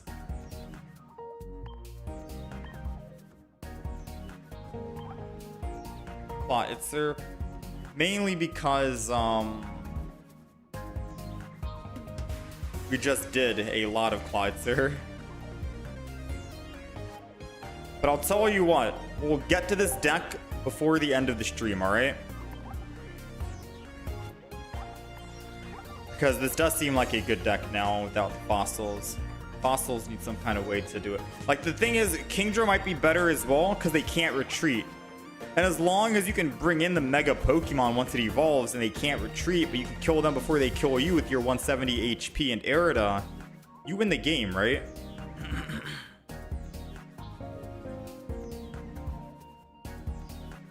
Seadra and Horsey can snipe any bench Pokemon. No, I don't think Seadra... Let me see. This is 3 energy on Seadra. There's no way I'm building 3 energy on Seadra, in my opinion. Versus 2 energy, 50 damage. There's no way I'm going to be able to build. If I'm having troubles trying to build a Helix with 3, Seadra for 3. Unless we're just bricking and we only have Seadra, then I would have to Seadra for 3 without going into a Kingdra. Or if you're thinking a Pokemon gets so low on HP that I want to kill. I mean, we have double Cyrus. I don't think we need the actual... I don't think we need that, right? We have a Pokemon that can attack everyone. We have double Cyrus. It is an idea, though. It is an idea. All right. We're going to mix it up, chat. We're going to go into a Beedrill Ariados. And we'll come back into the Kingdra deck. Memory Light? Oh, Memory Light in the deck. For what, Kingdra? Because I can either do 90 on the active or 50 on a bench. Memory Light would only work if I slow built it, though.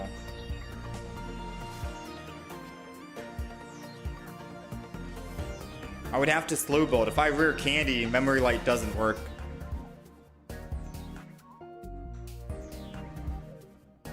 Beedrill EX plus Ariados. I'll write it down in the notes for when we go back to the deck for sure. Clawitzer plus Kingdra plus Memory Light. Okay, I wrote it down. This is the Beedrill deck, by the way. Take a screenshot if you guys are on the vertical stream. For those of you who are on the horizontal, deck list is on the right side. So far, this deck looks good. I'm excited for this one for sure. The other deck that I wanted to play, we ran into it. The Lurantis plus Decidueye deck. I don't know if we play that today, if we'll have time for it, but that deck looked fun. Lurantis used to be one of my favorite Pokemon to play, so either we play it today or we're going to play it tomorrow on Thursday. Alrighty, we're going first. And let me see. Let me double check the deck list here. We have 4 basic Pokemon, 1 single Pokeball, and a Lycia because all of our Pokemon are 50 HP or less. Now, going first isn't that bad, I suppose. We do get evolution advantage, and Ariados only needs 1 energy to attack anyway, so I can start attacking the Zeraora. We'll be able to live because it'll do 50, but I can heal the 50 thanks to our 1 singular Erica, so I guess that works out, yeah. The only way we kill, say, a Oricorio is going to be with Ariados. So we do have to make sure we at least keep 1 Ariados alive for that Oricorio, because Beedrill I don't think is going to get us the job done. So now let's see. They probably put 1 energy on Oricorio, and then Zeraora generates his own energy at the end of the turn. And now it's our turn, which we will be evolving and attacking for sure. So let's go ahead and evolve here. Let's go ahead and Lycia as well. We don't have any X speeds, so we do need 1 energy on Ariados in order to swap to the Weedle, for example. Boom. Let's go ahead and get double down. Double down? Yeah, let's double down on this. And then let's Pierce. So my idea is we quick grow the Weedle into the Kakuna. And then we can go Beedrill. That's the play. And I think we Erica the front, right? They're forced to stay in on Zeraora. The good thing is, whenever we Sabrina them off of Oricorio, they can't just retreat back to the Oricorio. They're going to be stuck. So if they evolve that Eevee into a Jolteon, and we kill the Zeraora soon, a Sabrina off the Oricorio to the Jolteon, that Jolteon will be stuck. Thankfully, Jolteon's ability doesn't work unless it's in the active spot, so unless this Zeraora wants to lose 2 lightning energy to swap, we'll be able to safely build the back Weedle into a Kakuna and put energy on it without having to worry too much. Now, thankfully, we do have double Quick Grow Extract. So let's do that. Let's do this. Let's go ahead and Erica. Just so we don't die here. And we're going to swing in yet again. Once more. Next turn, we attack with the Beedrill. We've got 2 Beedrills and a Quick Grow Extract, so technically 3 Beedrills we can find. And we got it. There she goes. Ooh. He decided to lose double energy on Zeraora. He has an elemental switch then, yeah. He does not want us to build up this Beedrill with Ariados, I guess, huh? He's gonna copycat again. Wait, what? Did he just not? Oh, he red carded. I was like, I swear he played double copycat that turn. Okay. So he really wanted to not be stuck on the active spot and be able to retreat if he needed to. Now, the sad thing is, we've got, I mean, the sad thing for him, we've got our Beedrill. It's too late. Our Spider escapes safely. Yes, we'll take 20 damage here on the Beedrill. And this guy can now technically 2-shot us, right? But I think that's okay. All of his energy has to go to the Jolteon if he wants to attack. And he's already used a Giant Cape, which means he can't disperse any extra energy to anyone else. He can't use Electrical Cord because he has Giant Cape.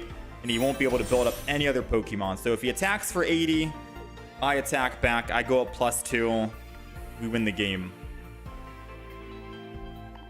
And he can't retreat because he needs 2 energy. So it's either he chooses not to attack me here to build up a back Jolteon. What's it gonna be, right?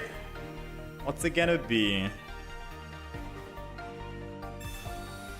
Ooh, he wants to Cyrus to at least get 1 kill on my the Ariados, I suppose. He wants to go up at least a +1. I'm okay with that because our Beedrill stays healthy at 150 and he still needs to 2-shot us anyways on the back Jolteon. And him putting energy on the front still means that we are good. So now it seems like he just wasted his Cyrus, right? It seems like he just wasted his Cyrus. So let's go ahead and Pokeball. This is going to be another Ariados, or Spinarak rather. Boom. Let's go ahead and put energy and retreat. Or actually, I guess energy and die.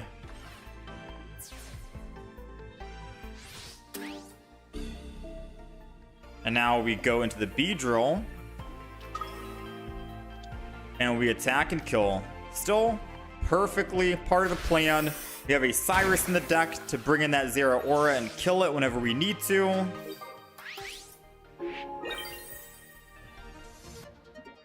I think we're okay. I don't think he realizes putting second energy on Oricorio and attacking doesn't mean anything, right? Because once we find our Ariados and we Sabrina, he is stuck on the bench Pokemon.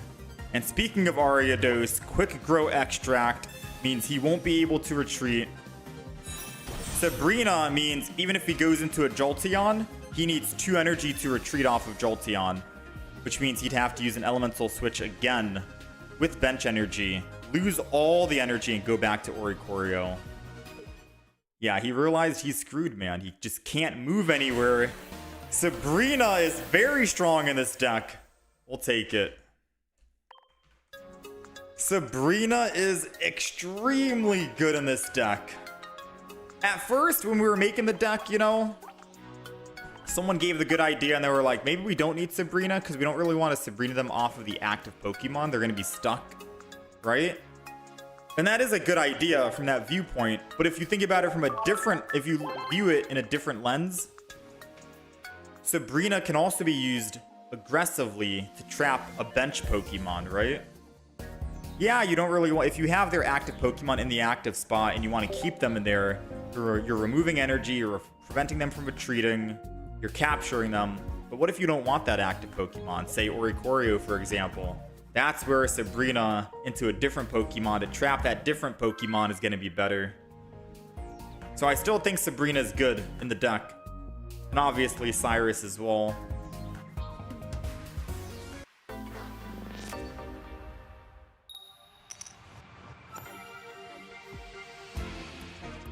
How's it going, Michaela? Yeah, this is the Beedrill deck, Ian. Okay. So we're going first here. We got Weedle. I think the first game we played, we were also going first, right? I'm trying to find out which deck is, or not which deck, but what turn is better, either going first or going second. I'm not too sure. Now, we already have Ariados in hand. I'm going to Professors first because we could theoretically Ariados next turn. Oh man, I was gonna say Weedle will find the other Weedle, which is good, but we already found the Weedle, so let's waddle on in here and end turn. So next turn for us, we're gonna evolve and then Copycat, I think. Looks prime. Unfortunately, Absol's gonna be able to attack the bench, so I think we'll just build up the front. Okay, I guess we're not gonna be evolving into Ariados next turn. Never mind, I guess we are going to be evolving into Ariados next turn. So we're looking for a Quick Grow Extract this turn or a Rare Candy. We have two Quick Grow Extracts. We have a singular Rare Candy. Evolve this into that so he doesn't actually kill us. Weedle on the front. And I'm honestly thinking of just holding for now and then multiply. Right? It does absolutely nothing. It does absolutely nothing. But the reason why we're running the multiply Weedle is because we're only running one Pokeball and one Lesia. So if we do start with Weedle and we can't find our Pokeball or the Lesia, at the very least we can multiply and get another Weedle onto the bench. So he's going all in on that. He does not want the Ariados to live. Unfortunately, he does not want the Ariados to live. I kind of don't want the Ariados to die. I'm gonna be honest with you. Let's put Spinner Rack down. We don't have our Quick Grow Extract or the Rare Candy at this stage. I could hypothetically throw Ariados into the active spot if I wanted to keep it alive. I would need to put energy onto the Absol and then retreat. I think I just say goodbye to the Ariados and let it die. Or I Sabrina him off of the Absol here into the Dino. And I put energy onto a back Weedle and I end turn. This way he's not attacking the bench. If he wants to go back to Absol, he's going to have to actually put energy on Dino to retreat. His Dino's the bigger threat regardless.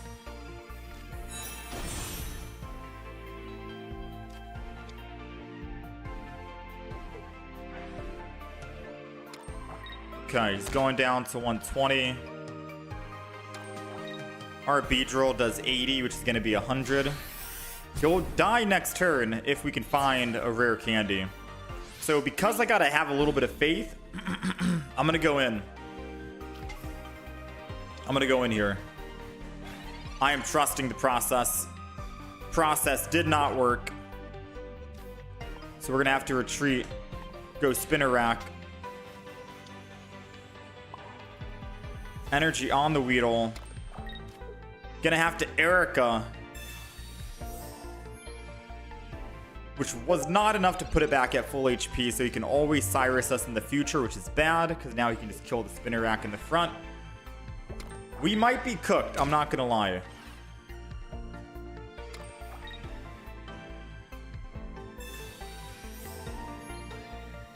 Potion doesn't change anything, I don't think.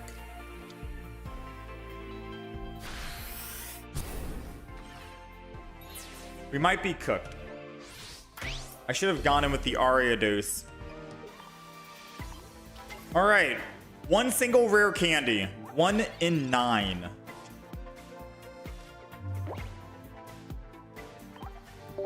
Wait. Copycat could give us a Kakuna. Also 1 in 10%. And Kakuna could get us a win. Alright.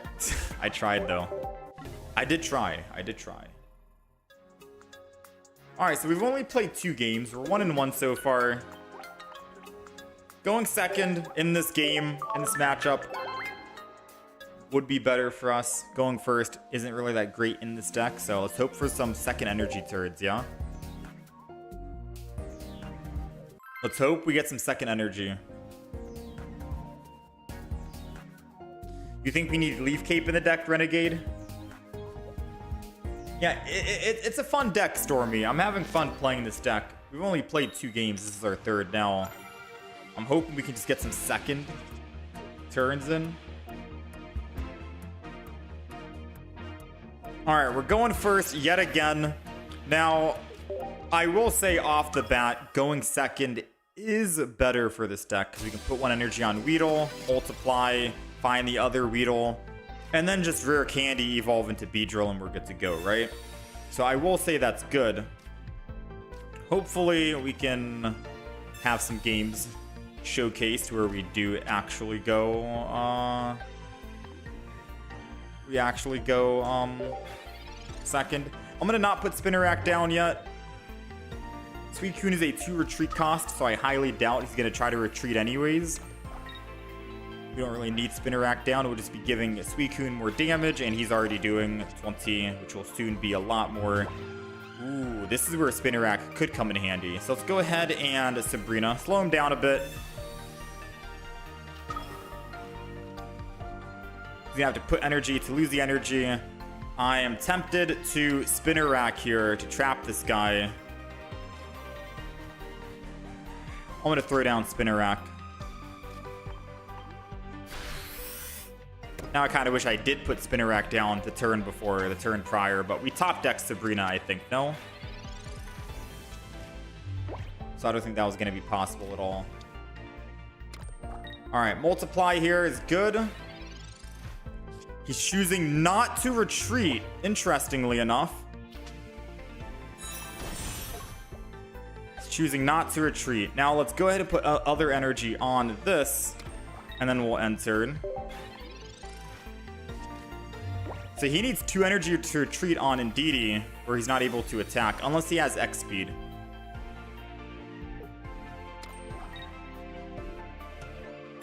Unless he has X speed.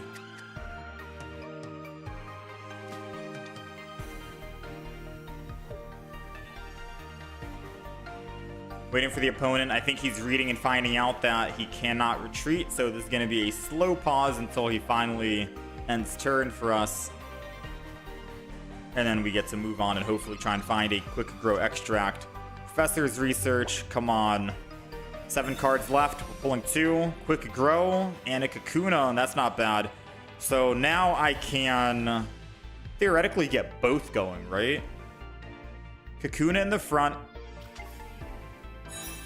Quick grow on the back. Wait, am I stupid? We only have a singular... Wait, am I actually at chat? We don't have double Kakuna in the deck.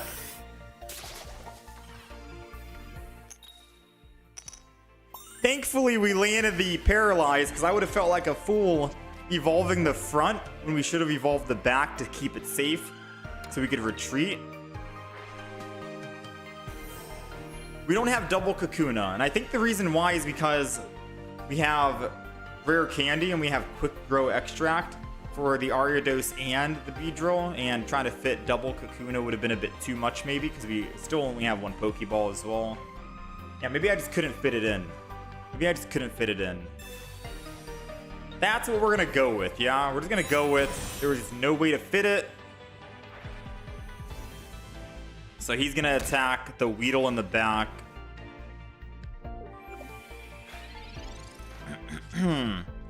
We got another Spinnerack. I got my Beedrill. I don't think I'm gonna put energy. Or I don't think I'm going to Erica just yet. I'm just going to go ahead and Crushing Spear. So now we've got him trapped. He needs 2 energy to retreat. He's down to 1. He could have retreated last turn. Once we get double Ariados online, it's basically GG, I want to say. He's not going to be able to retreat at all. He's got to retreat this turn or he is cooked. There we go. Alright, so now he's able to do 120 damage. He's trying to kill the other Weedle, because once he kills one Beedrill, he doesn't want to deal with another Beedrill. So we're looking for that one singular rare candy in the deck. And with Beedrill, he's going to always have to put energy onto the Suicune constantly. So now I think Erica into the Beedrill, or the Weedle is going to be king, yeah?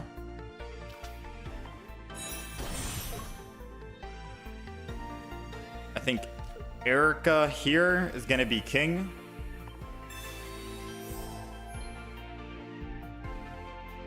And then I energy on the back, and I just attack again. So he's going to need to actually put second water energy onto the Suicune in order to attack here. He can Arida, yes, that's fine. Worst case scenario, we don't find our rare candy. 1 in 3, 33% chance. I can still Cyrus the Indeedee, and he'll be stuck on the Indeedee because he needs 3 retreat costs thanks to the double Ariados, right?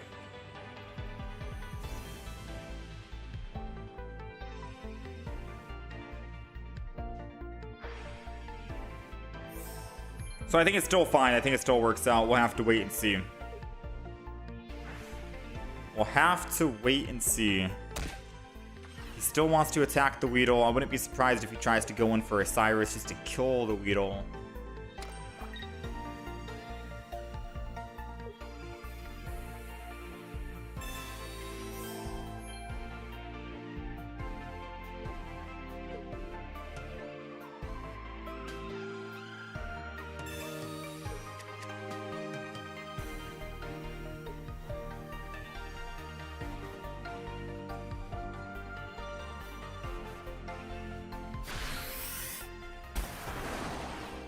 Okay, Beedrill's going down. They go up +2. We go in with the Weedle, I think. 33% chance we find Beedrill here. I do think they have Cyrus, right? Yeah, Quick Row doesn't do anything. Do we need double Kakuna?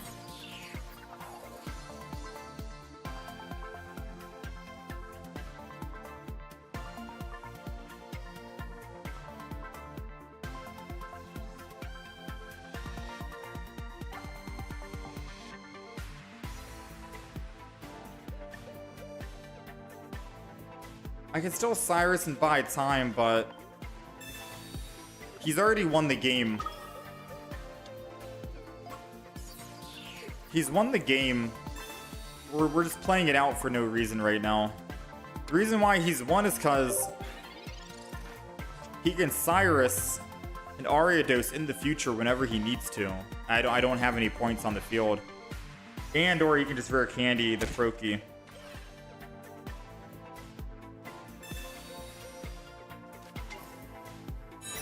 Yeah.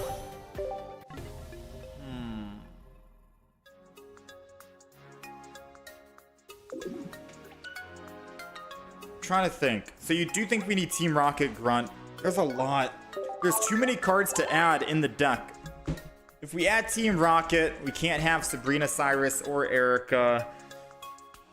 If we add another Kakuna, this is rough.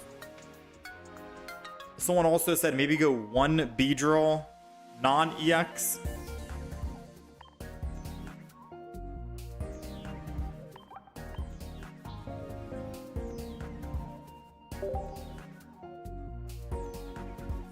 I do like the Beedrill non-EX 70 damage, 1 energy. We need double rare candy though, you know? Maybe swap the Pokeball for a second Kakuna.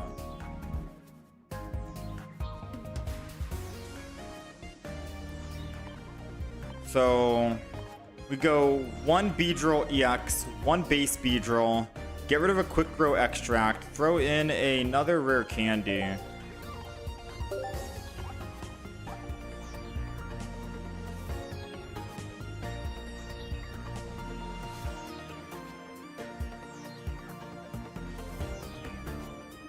Should we also say no healing?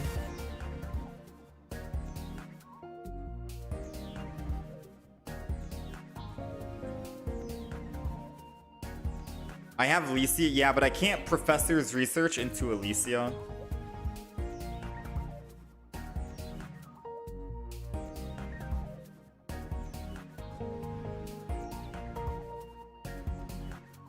And if I start with Spinnerack, and Spinnerack's the only Pokemon I have, and I Professor's Research, and I go into Alicia, that would suck.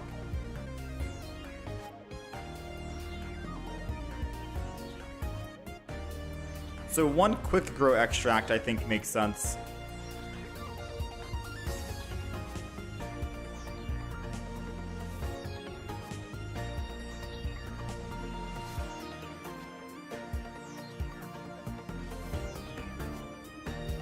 I'm down to remove healing if you want for a Team Rocket.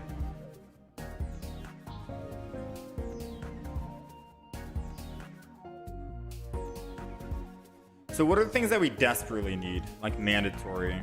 Double Weedle. I could skip the Kakuna phase. But then we'd have to draw rare candies.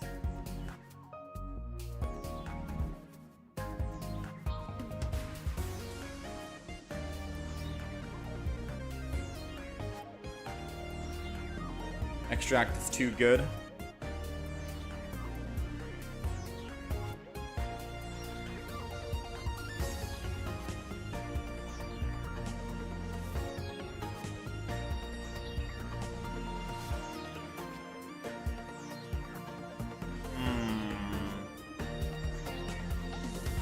No Cyrus, no Erica. I mean, Cyrus is for trapping.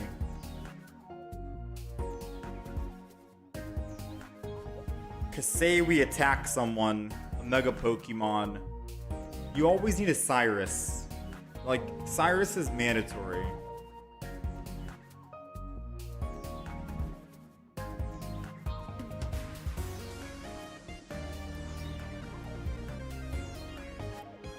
Is Licia needed? Maybe not. If we start with Spinnerack and I Pokeball, 66% chance of Weedle. If I get the Weedle, I can just attack with Weedle to multiply, but depending on what turn it is, I won't be able to actually multiply an attack. Maybe Licia is not needed. Yeah, 1 Extract is enough, I think. 1 Kakuna is enough.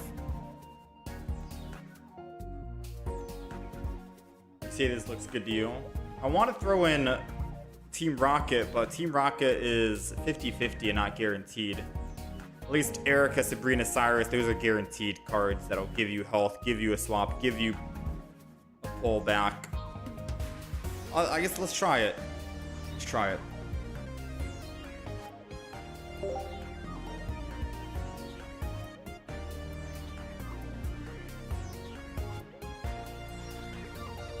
I'm gonna say we went 1 and 2,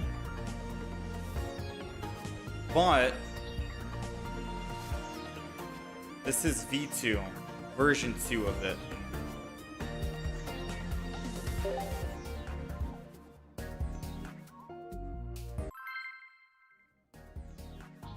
Alright, this is version 2 because we changed it with no 2 Quick Grow, 2 rare candies, no 2 Beedrill EXs, 1 base Beedrill.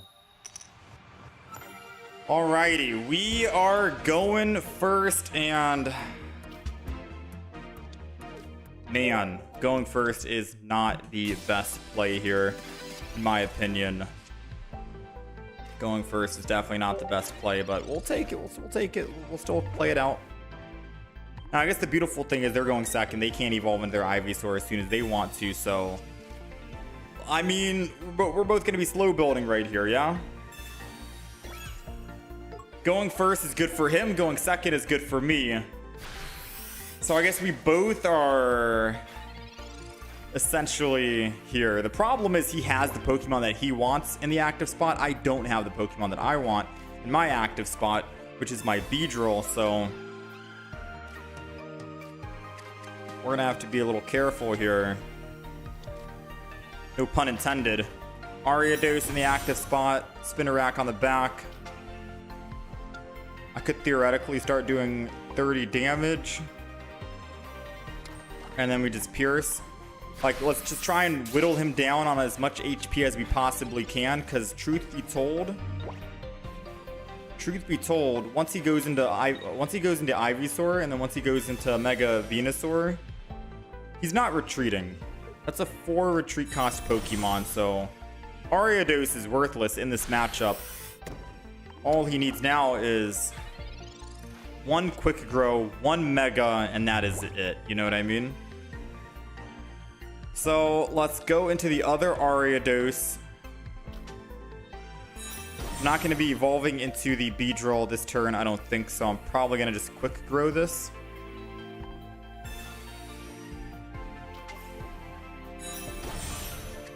And then I'm going to Copycat. Paralyze won't do anything because once he evolves, he cleanses the Paralyze. So we'd have to Paralyze next turn if anything. We did top deck the Beedrill, which is good. We got another Beedrill. Go ahead and put energy on this. Go ahead and Pierce.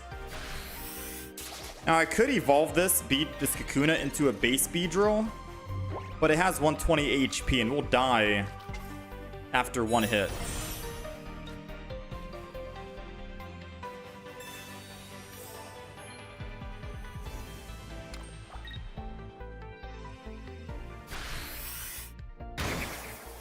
Yeah, I don't think we win this matchup. I'm not gonna lie. Unless I string shot him to death.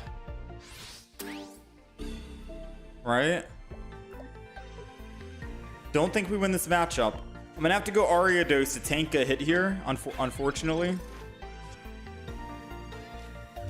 Because if I go into Beedrill EX, I die in 2 shots and he wins the game. I need to have both Beedrill EXs built. And that's the only way we can win. I need double Beedrill EX.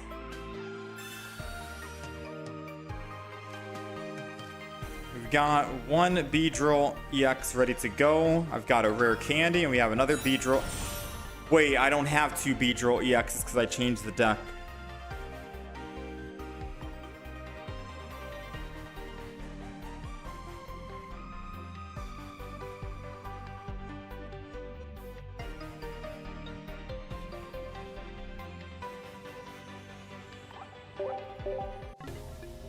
This matchup is just not made for Beedrill. Yeah. Maybe a Guzma's needed. No. Guzma wouldn't save us. So our worst matchup is going to be against a Mega Venusaur. Yeah. Because they get so much energy with Ivysaur. The only way we could come back from that is Team Rocket Grunt.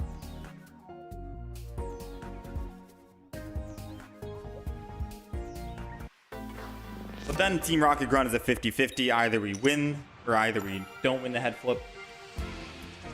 Yo, real talk. Let's try and get a game where we're going second, yeah? Alright, we're going first. And usually I'd be upset going first, but we did alter the deck ever so slightly. We changed out double Beedrill EX for a standard Beedrill with 1 energy. So now next turn I am able to actually attack here, and I can swing in with Beedrill for just a singular energy. So I am a little happy about that. Let's go ahead and get everything down on the field just so he doesn't red card us or give him more cards for his copycat if he does have a copycat. And we are ending turn and good to go. Seems like we will be able to trap this Lugia unless he is running Ilima. I wouldn't be surprised if he does have an Ilima in the deck. But still, 70 damage per turn every turn with the base Beedrill. Seems pretty good. Now, it's been a while since I've seen Lugia EX, right? Now, Lugia and Ho-Oh used to be my top deck like 2 expansions ago, whenever it came out. It used to be one of my favorite decks to play. But ever since the Megas dropped, I have not seen a Lugia in quite a bit. Alright, he's putting energy because I think he's going to want to retreat next turn. Little does he know, Ariados is going to mean that he needs 3 energy to retreat instead of 2. Oh yeah, he's getting trapped. This is the attack of the bugs, the insects. We got the spider and the bees. Spider and the bees and the spiders, whatever. 70 damage. Not bad. He's going to need 3 energy to retreat. He's got Leaf, never mind. Well played. He still loses that water energy. If he loses the water, he has to go Mantike. Unless he puts lightning energy and loses the lightning, then he has to go Pichu. So I'm hoping he's thinking about where he needs to go. Okay, he's thinking about it. He took a while to retreat because he's like, wait a minute, I'm losing water. I gotta go to this. I'm generating lightning. He didn't attach the lightning. Brother, you forgot to attach your lightning. My higher retreat cost screwed him up completely. He completely forgot what he was doing. No, like this guy literally just forgot what he was doing. I'm gonna go ahead, quick grow this, I guess, into a Kakuna. And we attack. So Mantike is now down. If we can find a Cyrus, we can bring that Lugia back and it'll be trapped. 3 energy to retreat. Maybe I should have actually used Quick Grow on my Spinnerack as well for double Ariados because we already had a rare candy in hand. All we needed to do was find the top deck, and Kakuna into the top deck is still going to happen. We'll find out very soon if that is what we wanted to do or not.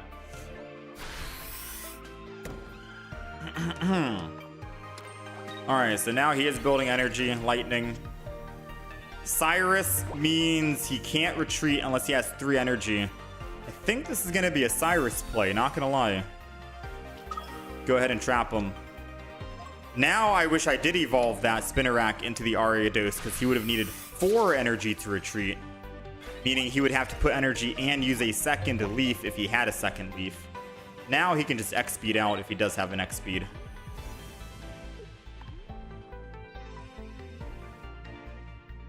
I mean, even if he retreats and loses all energy, he's back at square one. No energy at all. Yeah, man. Crazy. Crazy stuff.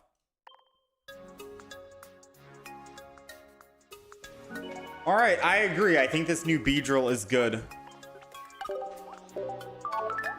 And we had first. We still have yet to play a game where we are going second. Keep that in mind. We've played about 1, 3, 5 games today, and we have not gone second a single time. So let's hope we can go second just one time so we can actually experience how it feels to go second. Stay tuned, all right? We'll hopefully see it today.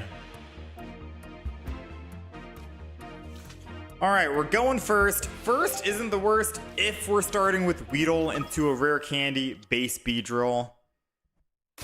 This deck does perform better when you're going second. I'm going to keep saying that over and over until we actually can finally go second and we can show you. But for now, let's go ahead and Weedle down. We got the quick grow. We got the rare candy. I don't think we need a copycat. We'll just chill for the time being. We can play all of our cards next turn and then we'll copycat. And that seems a lot better. Hopefully they don't energy Ching-Ling. That would suck.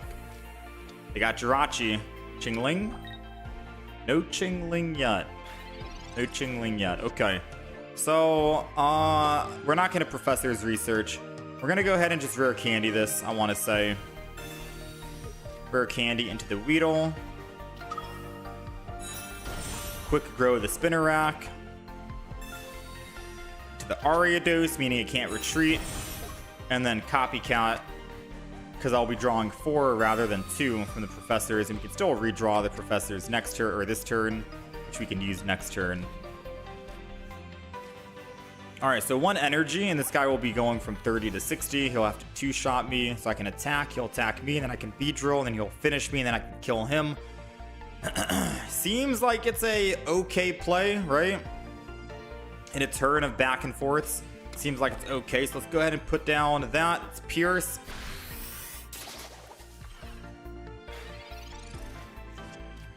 We'll be able to build up our Beedrill just enough, just in time. And we're looking for at least 1 more spinner rack. We do have Alicia, so that's going to be a guaranteed spinner rack.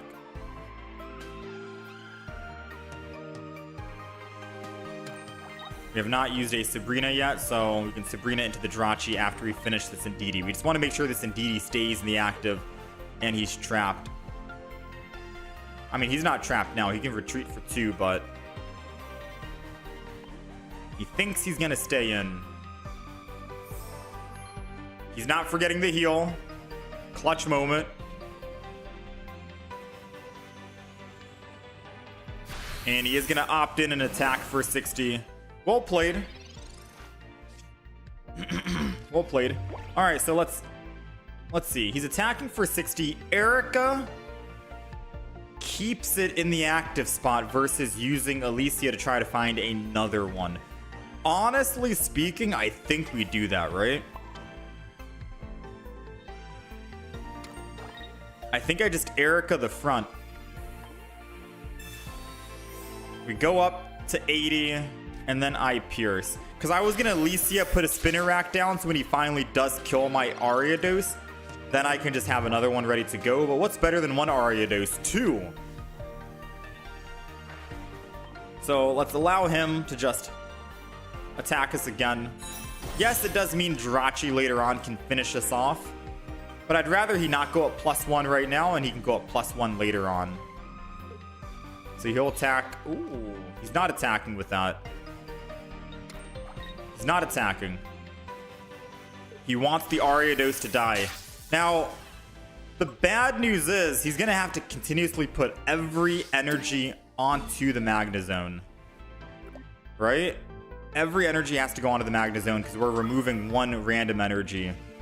And if we remove, say, lightning energy once, then lightning energy twice, he won't be able to actually remove that. So I think not Sabrina and keep this is going to be good for us. We got the Kakuna going down. We got another spinner rack dropping as well. Beedrill, let's get a lightning energy. Come on. Lightning energy. 66%. Yes, let's go. And he's generating double psychic. So all we got to do is attack and remove 1 more lightning energy, and he won't be able to attack us again for 90 twice. Realistically, that's what we need, because he's going up to 90. He's going to be able to 2-shot us. If we do not find this, we are cooked. Absolutely cooked. We're going to be playing with a little bit of RNG right now on our sides, especially because we've already used our Erica to stay alive in the active spot. So, moment of truth. I'm not going to lie. I am nervous. I am scared. I could go Kakuna and Paralyze, but that doesn't do anything because 20 damage and stuff like that. This is terrifying to see, but I am all for the RNG, yeah? Crushing Spear, 33% chance. Lightning is gone. I'm doing it. I'm doing it. I'm doing it. I'm doing it. Come on, baby. Got the heads to actually attack. Attack. Remove the energy. Lightning is gone. I highly doubt he's running Elemental Switch in this deck because he's running Magneton to generate that 1 singular lightning. I highly doubt he's running Elemental Switch. No shot he is running it, right? Absolutely no shot. Which means this Magnezone is a dead Pokemon, and we don't need to deal with it, and I can Sabrina instead and hit someone else. Oh yeah, oh yeah. We're good, man. We're good. Okay. Now, we're not out of the danger zone yet.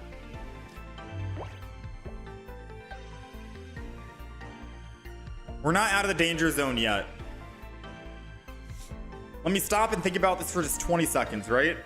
For one, we can trap the Indeedee and it won't be able to retreat and we can kill it. I could Cyrus it, attack it, and then kill it. But if I'm in the active spot and they find another Magnezone, I'm dead. I think the play is I have to swap to Ariados here, kill the Magnezone, go up +1, and then Cyrus the Indeedee, hoping he doesn't put Psychic Energy onto it, and he puts Psychic Energy on the Magneton instead. So this is a swap into Ariados and pray he doesn't have a Cyrus in hand. For sure, right? Wait, no, I'm cooked though. I'm cooked. I'm still cooked. I'm still cooked. Wait, no, I'm still cooked, chat.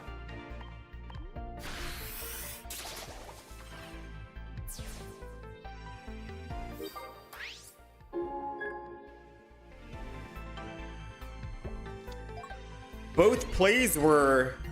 I think he just got us the win, actually. He went in with Jirachi and he needs 2 energy to retreat. No, we're good. We're good. So both plays that I just talked about, it needed to be he can't find Magnezone. I either Cyrus the Indeedee early and kill it, then I can Sabrina later. But if he has a Magnezone, he wins. If I kill the Magnezone with my active, and if he goes Magnezone, he wins. So now we can Cyrus. Indeedee's gonna need 2 energy to retreat. And I can go to Beedrill and start swinging in and attacking. 2 hits and it should die. So I'll say that we did get a little lucky that he did not find Magnezone, because no matter what, if he found Magnezone, he would kill the Ariados and then I'd be stuck, right? I'd have to go into a Beedrill non-EX attack for 70 one time. Hope he doesn't have Cyrus, and then I can Beedrill the next turn after, totaling 150 damage, but Indeedee would still be able to actually heal that. Yeah, so, alright. Not bad, man. Not bad. They don't expect this. Holy, dude. Beedrill with Ariados is a insane combination.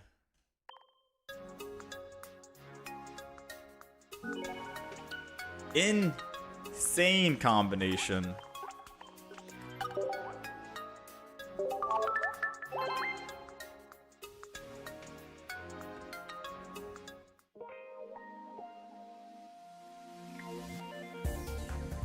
All right, let's keep it going. We're 2-1 so far with this V2 variant. This is a really techie deck. Yeah, you gotta like think about it a little bit. Definitely gotta think about what you're doing.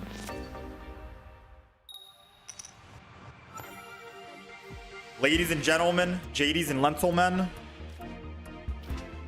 we are going second, and this is our very first game, I believe, going second.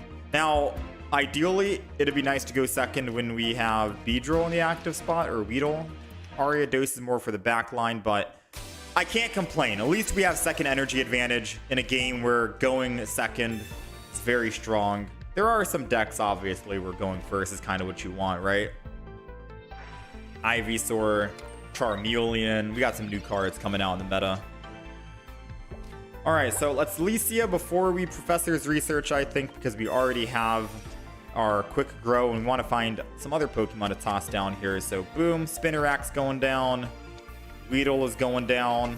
I don't think I want to pass the opportunity just to swing in and attack here for 20, so let's go ahead and do it.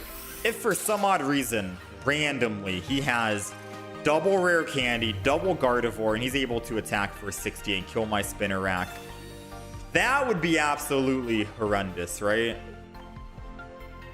He would need double Rare Candy, double Gardevoir to attack me in the active. And if he has that, I mean, look, you just win the game, right? There's not much I can do about it. All right. Finding a Rare Candy would be big because we can kill the Ralts. I kind of don't want to find a Rare Candy, I'm not going to lie. So Quick Grow, Extract, and we can Quick Grow the back into a Spinarak. We already have a Kakuna. No reason to actually evolve just yet into a Beedrill. So let's go ahead and quick grow the back. Ariados. I don't know why he chose not to attack with Ralts. I think we just Kakuna. Because if I go base Beedrill, his Giratina is going to kill. Should I? Let's Professors. I was going to Kakuna and then Copycat. Let's just Professors. We got the rare candy. All right, let's think about this. If I swap Spinnerack, evolve into Kakuna, go Beedrill, I would have to find a second Weedle. He'll be stuck. He'll never be able to retreat, but he'll be doing 130 per turn, which is very terrifying. I don't think we can afford to do that, right? I don't think we can afford to do that. So I think we're going to have to do that. 1 energy on Kakuna. And I believe we are just going to be stinging and ending turn, and we're good to go. That turn took a lot to think about, but in the grand scheme of things, if I attack for that 1, kill the Ralts, he just gets to swap the Giratina. That thing ramped up very quick, and we are in one-shot range to it, sadly. And we would have to find another Weedle. By the time we find the other Weedle and build it up and evolve it, we're cooked. We could theoretically win here, though, by 2 hitting the Giratina once we find a Beedrill EX. So that was my play. That was the idea. Yes, we're going to lose a Spinnerack here, but that is perfectly fine by me.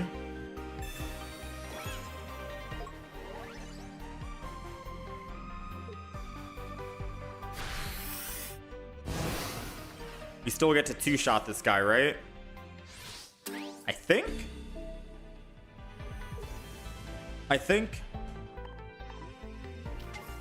Heart of the cards. Got the second Weedle. We got the Beedrill ready to go. I could Weedle down. I could technically Weedle down. Hold on. If I Weedle and then evolve into a Beedrill and then Copycat, that would be the ultimate play. New idea. We're gonna pivot instead. We're gonna do what I said I wasn't gonna do, and we're gonna do it anyways, because now I can attack the Giratina. And I can put extra energy onto this Weedle in the back. Alright. 70 means we're doing 50. 80 means he's going back up to 100. And 100 means he's going back down to 80. Which sadly means after we do attack with our other Weedle. Yeah, dude. Heavy Helmet on Giratina is very interesting.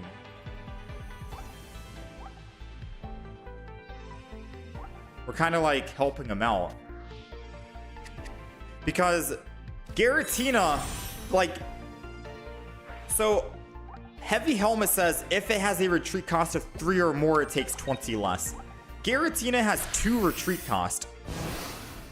He has no Pokemon in his deck that has a 3 retreat cost. Heavy Helmet is completely worthless in his deck.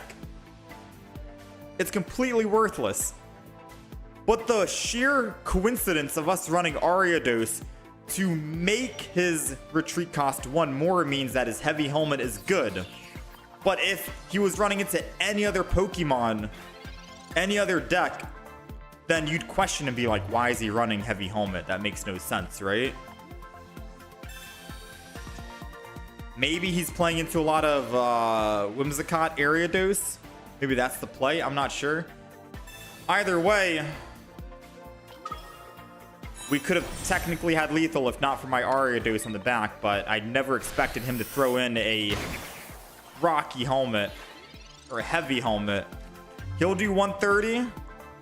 And Didi's doing 90. I effectively have 100 or 220 HP. And he's doing exactly 220 with 130 and 90. We've lost the game. We've lost the match.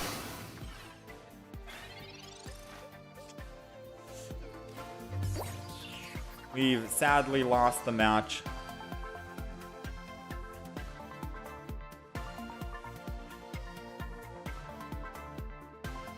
Wait a minute. No, yeah, we've lost the match. If Ariados was doing 40, I could kill with Ariados, and DD can't kill.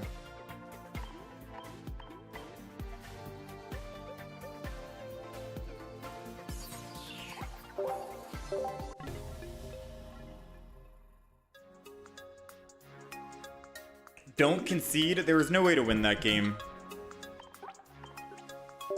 He does 90 to the Beedrill.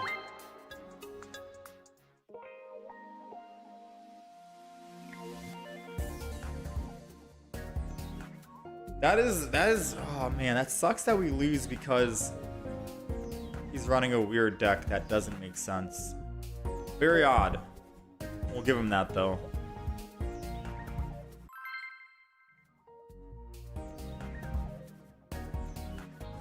Bets he just made the deck? Maybe, I don't know. This is why Tinkaton is the GOAT. What does Tinkaton do?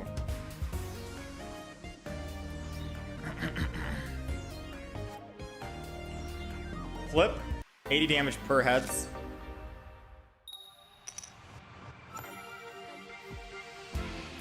Alright, we're going second, and we've got Weedle in the front. The absolute best start we can have, especially with Spinnerack in the back. Let's go ahead and start battle.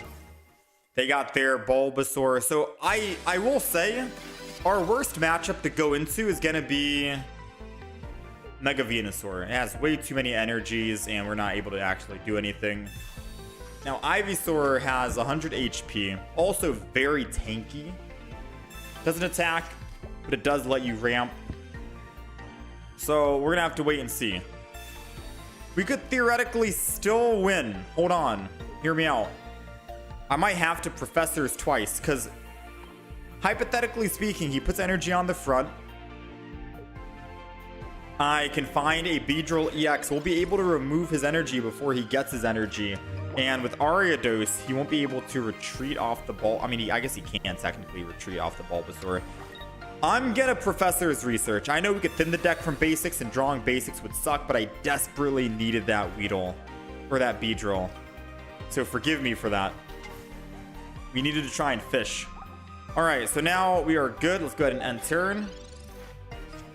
I'm hoping that he just doesn't swap and he goes in and evolves and stays in with Ivysaur. He'll go to 3 energy. I attack. I bring him back down to 2. And then when he evolves into Mega Venusaur, he's only at 3, not able to attack. That's the only way we can shut down a Mega Venusaur. You know? If you're going second, if you have Weedle, and if you have Rare Candy Beedrill ready to go with your second energy. Because Ivysaur into a Mega Venusaur is very fast, especially if you're running like a solo Mega Venusaur. Alright, he's gonna X-Speed to save the energy. Now, the good news is we can trap this Leafeon, kill it, and then Sabrina into a different Pokemon, trap it, and also kill it.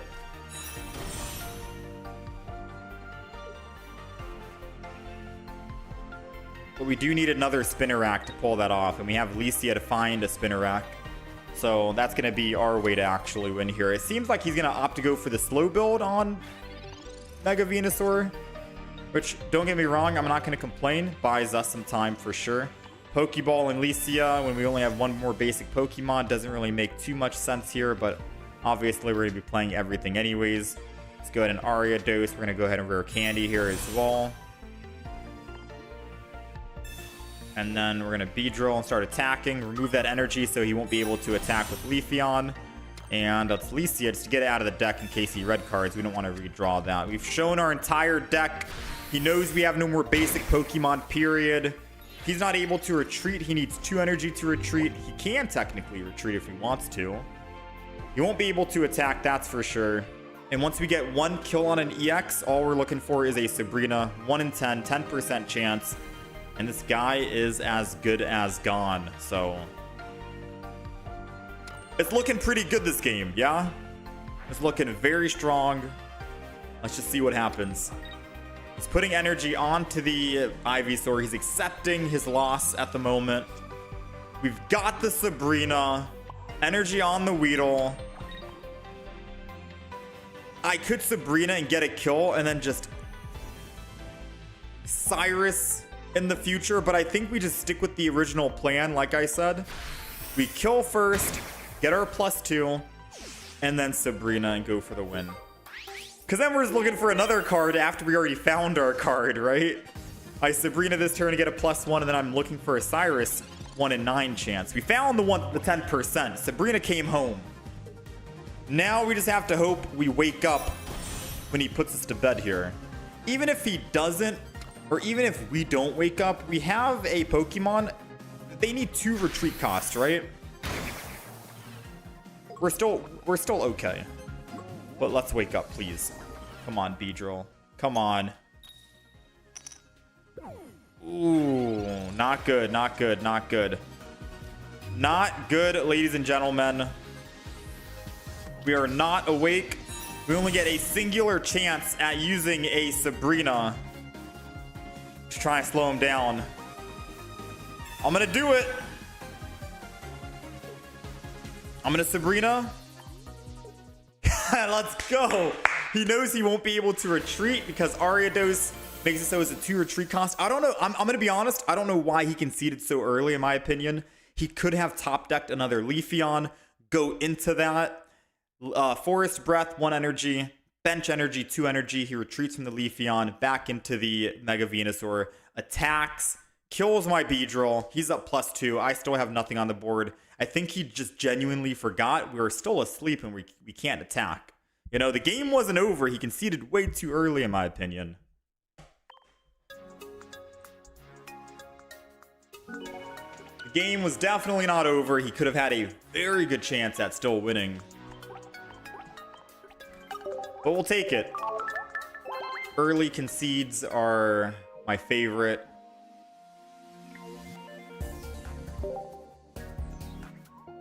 Yeah, they could Leafeon and retreat. Because we didn't have 3 Spinnerax or 3 Ariados. I think he just forgot that we were still sleeping, you know?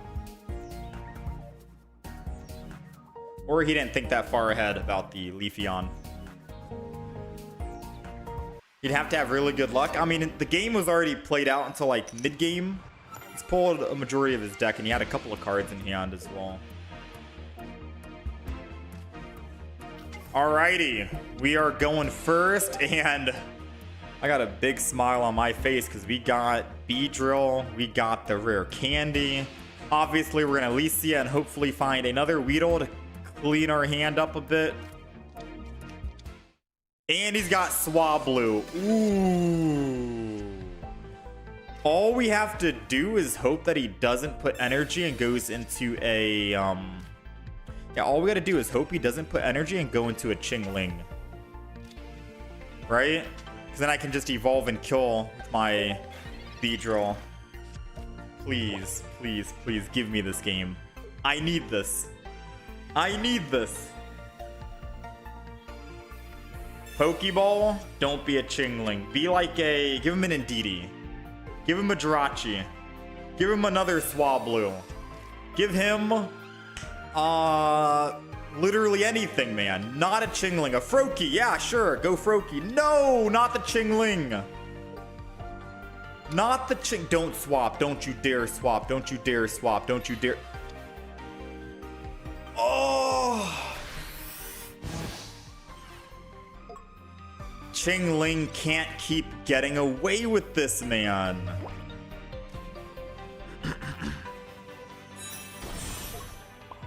He can't keep getting away with this, dude.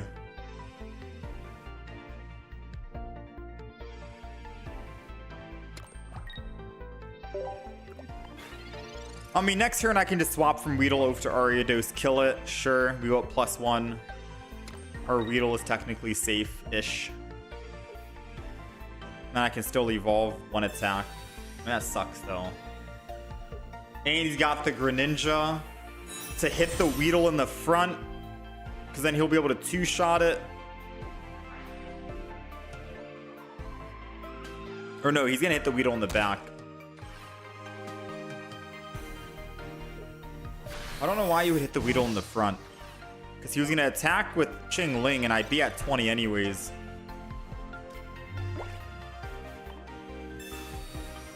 Interesting play. IMO. Alright, so let's go ahead.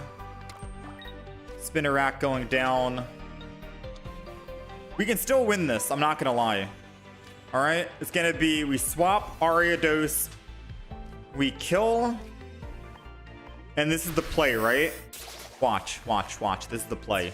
He's gonna go into his Mega Altaria, kill my Ariados, Greninja kills my Weedle, he goes up +2. I go into my other Weedle, quick grow the Spinner Rack into the Ariados, Sabrina to trap the Greninja, and then kill it with my Beedrill. And by the time we go back into this Swablu, it'll be doing no damage, I'd say. Wait, unless he just doesn't have Mega Altaria. Wait a minute. Maybe he's not so lucky after all. Now, if he doesn't have it, we have to wake up, right? We need to wake up so we can Beedrill and attack. Wait, maybe he's not so lucky after all. I thought he had it all. Chingling, Greninja, Rare Candy. Looks like luck is not on his side for everything. Yeah, luck's not on his side. All right, come on. The tides have changed. We've got to roll heads. Let's go! The tides have changed, my friend. It's over, buddy. It is over, my friend. Retreat, swap, quick grow this as well. Double trouble, Ariados. Never retreating off for that Greninja, period.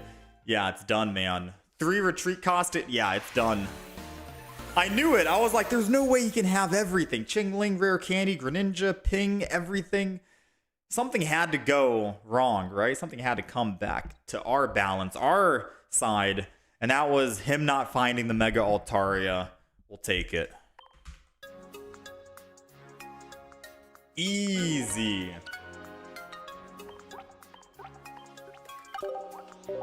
Easy, easy, easy. All right, let's get one more good win in. We're 4-2 at the moment. Seems pretty good. Let's get one more good win, and we're gonna swap the deck.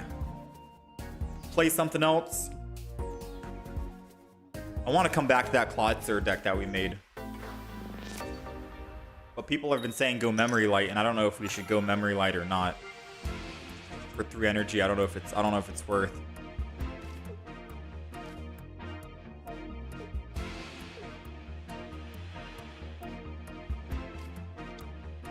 Okay, we are going first. We'll just throw down double Spinner Rack. It makes his copycat worse, I guess you can say. Okay. Let's just enter. Not bad. So he's able to attack for 50. Or he's able to attack for 20 and then 50, which is 70. And our Ariados has 90. So we can attack him twice for 30 damage, which is technically going to be 50 damage because of the type weakness. So that's good. We're going to be doing 100 damage to this Pokemon, if anything. So I'm glad for that.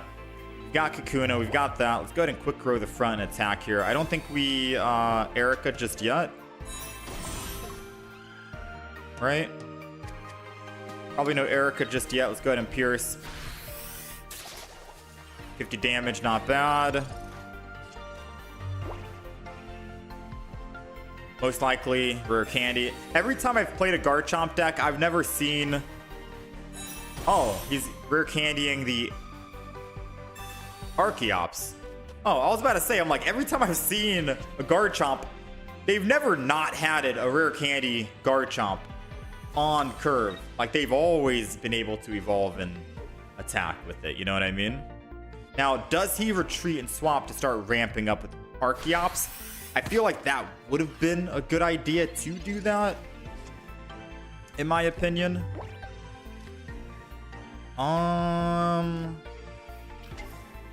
So I'm gonna go ahead and energy here. Part of me wants to not heal, right? And I'm gonna pierce instead. Now, a risky thing is he could go Gible, go into the EX and kill. But if he's going to be attacking for 20 here, I'd rather probably save the healing for my back Weedle. Not too sure. We'll have to see. We'll have to see if that was the right move or not. Archeops, he's doing 20 per turn, which means that now he's doing 40 per turn, which means all of us are dead. However, Sabrina slows him down.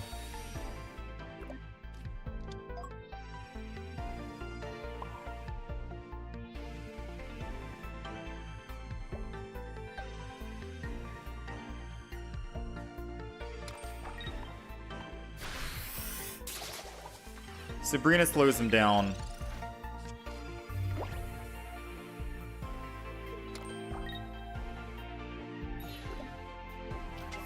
Alright, so now he's going back to doing his 20 per turn. As long as we can find an evolution for my little Weedle in the back. We got the Beedrill. Now, ladies and gentlemen, do we try to fish for the 2 rare candies, 20% chance? Or should we Erica and guarantee I live on the Weedle? What is the true play? 20% gamble?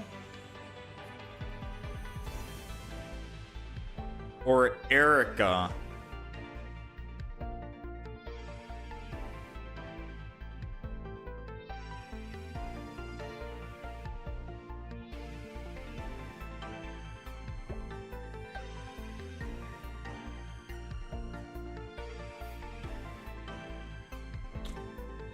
I'm going with the 20% gamble. Professor's research, 2 rare candies, 10 cards. We'll take it, baby. Rare candies going down. Beedrill's going in. Swapping over to the Beedrill.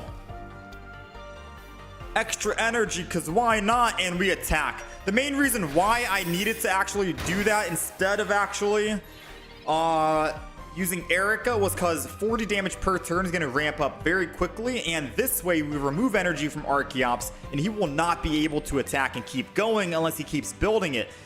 Him continuously building it means he won't be able to build his Garchomp, and then we'll eventually win anyways thanks to that. And we already have an Erica that we can use this turn after the fact on our Beedrill to stay alive and be clean. So we needed to take the risk. We needed to make sure we found it immediately, and thankfully it paid off. Let's go ahead and Erica this to heal up. We're not going to Cyrus just yet. We're just going to go in for the kill, and then we'll Cyrus after the fact, because even though he might evolve into a Garchomp EX, he's only doing 50 damage. He would need to hit me 3 times, and I think Garchomp EX is weak to grass, and it's already gotten 50 damage done to itself, right?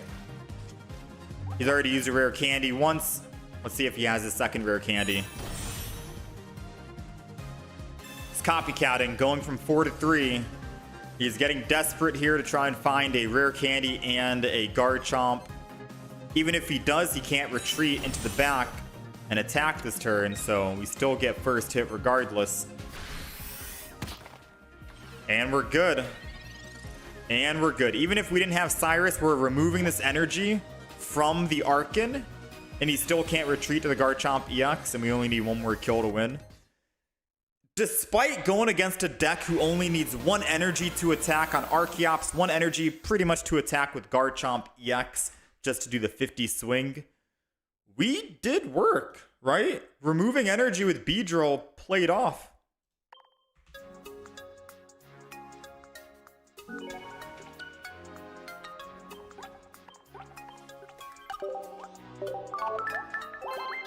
Nice, nice, nice, nice.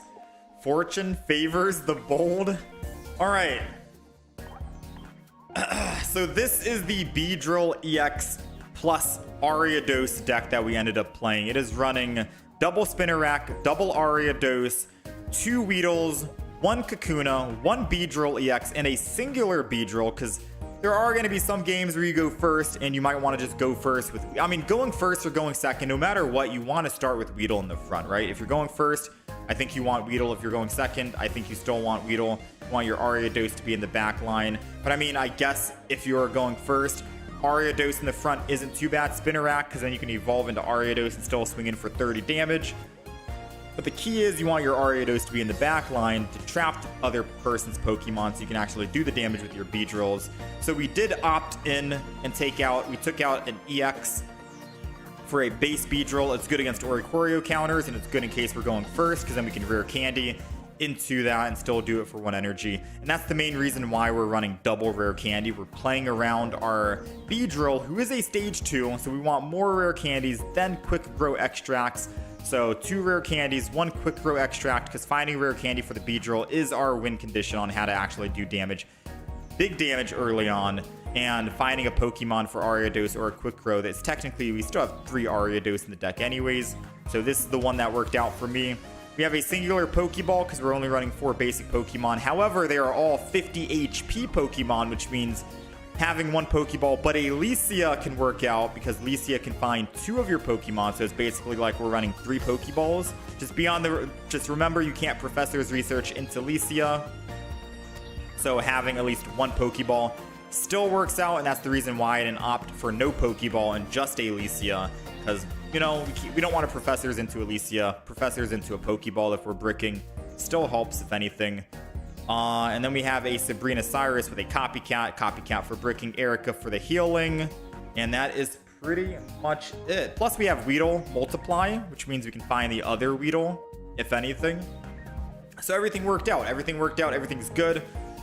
If you don't think you need that Weedle with Multiply, you could go with a different Weedle to attack, I guess, instead. Get a little bit of damage on it, because then you can always Cyrus it back in the future. Sabrina Cyrus is strong here, believe it or not. I know the idea of this deck is trapping the opponent's active Pokemon, meaning that they can't retreat. But if for some reason you want to Sabrina them to a bench Pokemon to trap their bench Pokemon in the active spot, or Cyrus a Pokemon and trap that Pokemon in and make them have a high retreat cost, that can also help you, whether you need it for stalling or whether you need it for a +2, +1 Pokemon kills, or knockouts rather. It all works out in your favor. Very good deck, very fun, and there's a lot of like piloting and thinking involved, but I had a blast. If you guys play this deck, let me know down below how this deck performed for you, and of course, if you have any extra deck suggestions for future deck ideas, then let me know down below.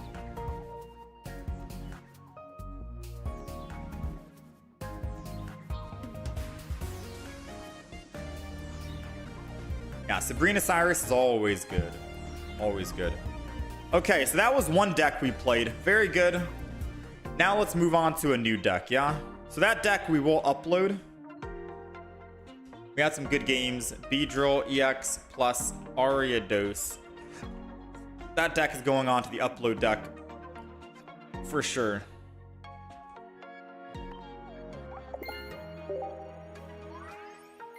Yo, who hooked me up? Taz Prodigy. Taz Prodigy hooking me up.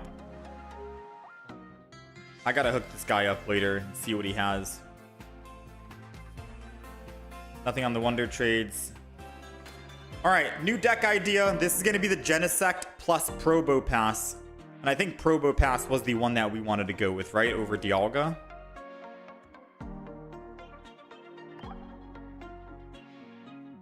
Probo Pass over the Dialga.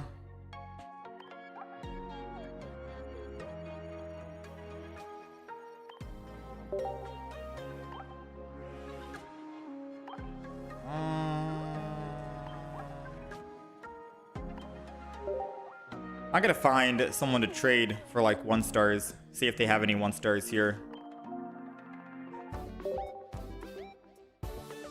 Who's got some 1-stars? Trade, I can't trade. Got a ton of cards if you need a trade.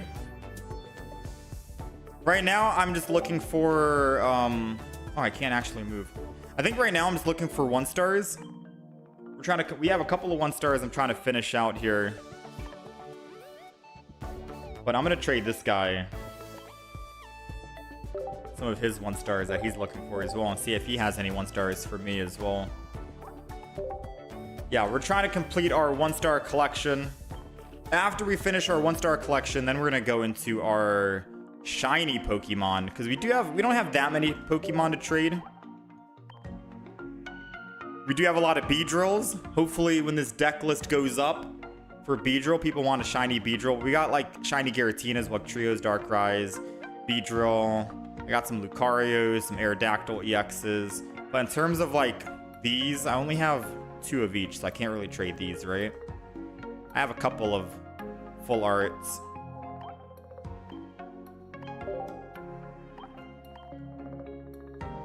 Got a lot of 1-star, whatchamacallits. I'll wishlist the Ariados.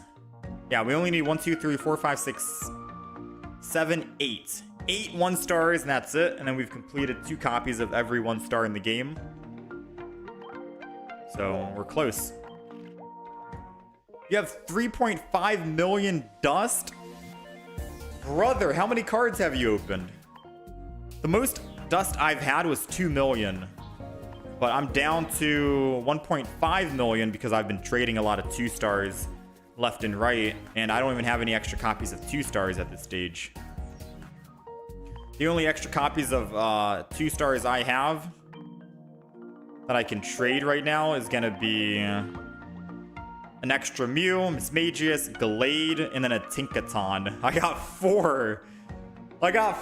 So we traded so many 2-stars, 2-star trainers for double Erica, double Arida. I traded my Poke Center lady, my extra Dawn, my Leaf. I've traded quite a bit. 45,000 cards. Crazy stuff. You've got a little more than me. We're at 40. So I'm assuming you also have a lot of cards you haven't completed yet, right? Because even though you've opened up 45,000, that's a crazy number. I've opened up 40. I still am missing like a vast majority of cards. Like before we jump into the next game, I'll quickly show you guys from a perspective of someone who's opened up a lot of cards as well. So we display all. You can see we're missing these right here from the latest Crimson Blaze. Right, no gold cards to show. Mega Rising. We're missing all these from Mega Rising. A lot of holes, a lot of patches right there. Right? A lot. Oh my. Promo cards haven't come out yet. Deluxe pack. We've got everything from the deluxe pack, which is nice. We're just missing a couple of doubles from the holos. Yeah, we got all the deluxe pack. We spent quite a bit on the deluxe pack to make sure we got them all. Secluded Springs, we're still missing some. This one, we're still missing a bunch. Like, you'd have to open up probably 100,000 cards to maybe even get everything in the game. Right? Even with trading, unless you want to just trade your single copies. I'm trying to go for like 2 copies of the cards that I use the most.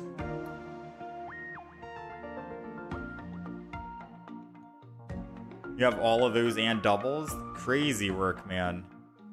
Crazy work.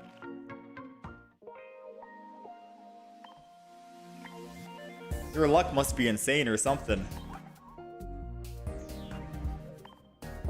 Alright. 11 shiny Darkrai is kind of insane. I mean, the shiny Darkrai and Giratinas came from the deluxe pack, so we have right, I think. So we have quite a bit to trade for other shiny Pokemon. Like, I want to start doing some 2-star trading. 2-star shiny trading, and I'm hoping that there's a lot of demand for the shiny Darkrai and shiny Giratina. I know they've been overshadowed, and not a lot of people are playing Darkrai or Giratina because of the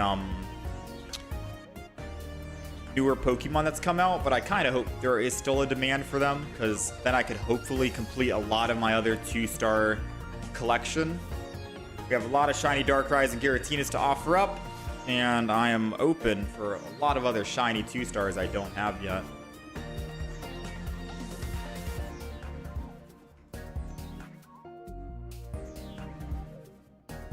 You have 13 of those Giratinas.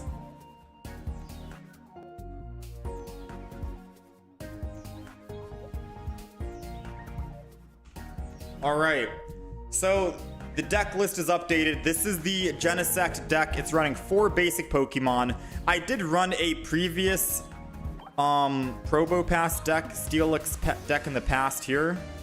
And it also is only, it's also only running 4 basic Pokemon. Now the problem is, I started with Onyx 9 times out of 10. We never started with Nose Pass into Probo Pass, which kind of sucked. Now thankfully we had Brock, and Brock helped us out, but because of us starting with Onyx 9 times out of 10, I don't want to have flashbacks of that, which means that in this Genisect deck, running 4 basics as well, I'm going double leaf. Because if we're starting with Genisect, I want to get off of that Pokemon and into the Probo Pass as soon as possible. So we're going double leaf, so I don't have any bad memories of what happened. Yeah, that's why we have that's why we got double leaf. So without further ado, let's hop in, let's play some games and see how it goes. You couldn't quit pulling those? Thanks for all the new decks, yeah.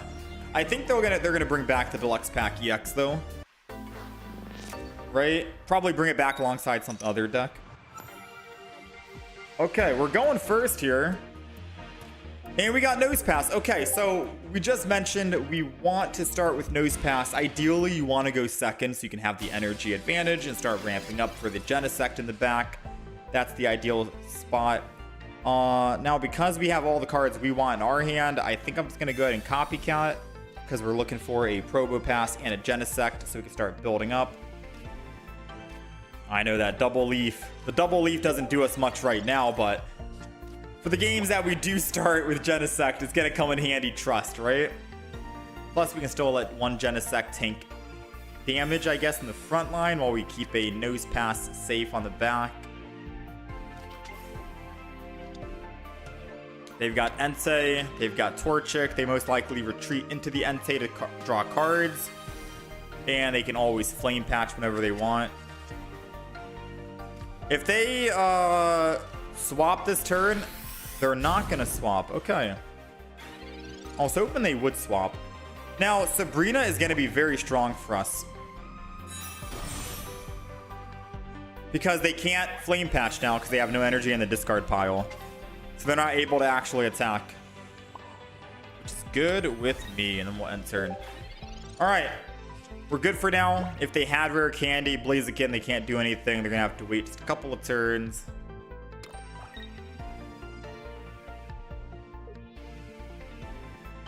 And now we need Genisect. Whew. Our first game, not a good matchup. We were going first, and they are fire energy, which means that we are weak to fire. They did have the Blaziken, so our Sabrina saved our butt. Right? It bought us just a singular turn. But maybe it buys us more if he doesn't have... No. It could still buy us more if he doesn't have, say... If he doesn't have, say, whatchamacallit. So I'm taking 10 less damage. He's doing 120. 110. No, he's doing 140 plus the burn. 160. Not even Adaman would keep me alive. Man. Not even Adaman would keep me alive.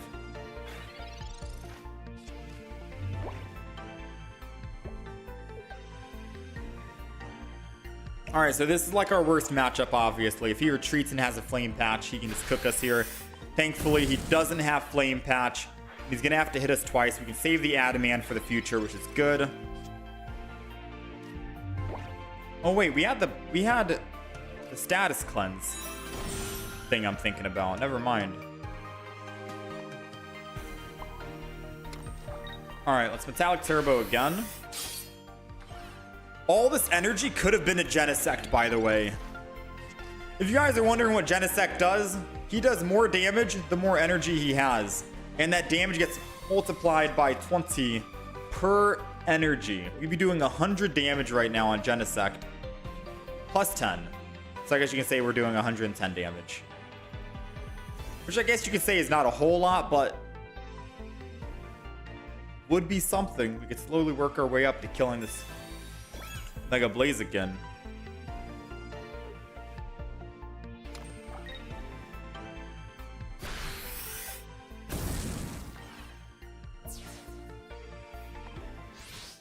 Alright, we need to find a Genisect right here, right now. Come on, come on, come on. Genisect right here, right now. Yes, there we go. Now, the unfortunate thing is we are going to die just to an Entei. Entei was able to build up enough that he's going to do 120. And I can't add a man because I've already used Professor's Research. And he's got a Rocky Helmet. So sadly, we've lost. We have lost. We might be able to win if we somehow can top deck. Never mind. We can't Adamant and Sabrina. And we've already used a Sabrina. Our only hope is if he just goes into the Mega Blaziken and then I can Adamant and attack the Mega Blaziken once and then attack it again and then I'll be able to live and win. And we would need a Steel Apron this turn. But there's no reason why he would swap to a Mega Blaziken.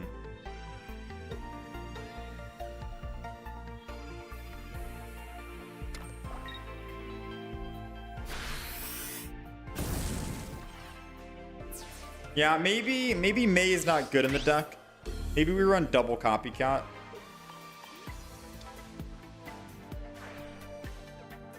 I think May was the very last card, and I was like, I don't know what else to throw in, so I was like, may as well play May.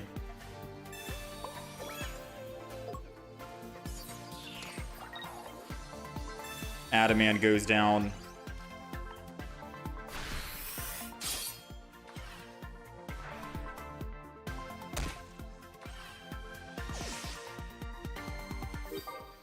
So far, only 90 damage.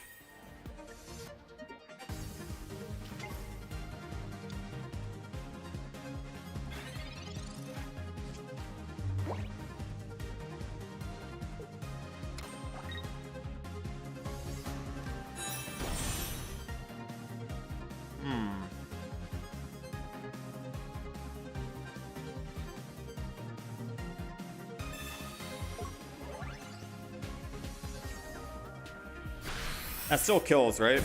Yeah, 110. All right, let's kick out May. Let's toss in another Copycat. And let's go again. Yeah, we found it too slow. But even if we did find it, wasn't gonna do much. Let's just go again. Let's hop into the next game after we swap out the Pokemon Trainer.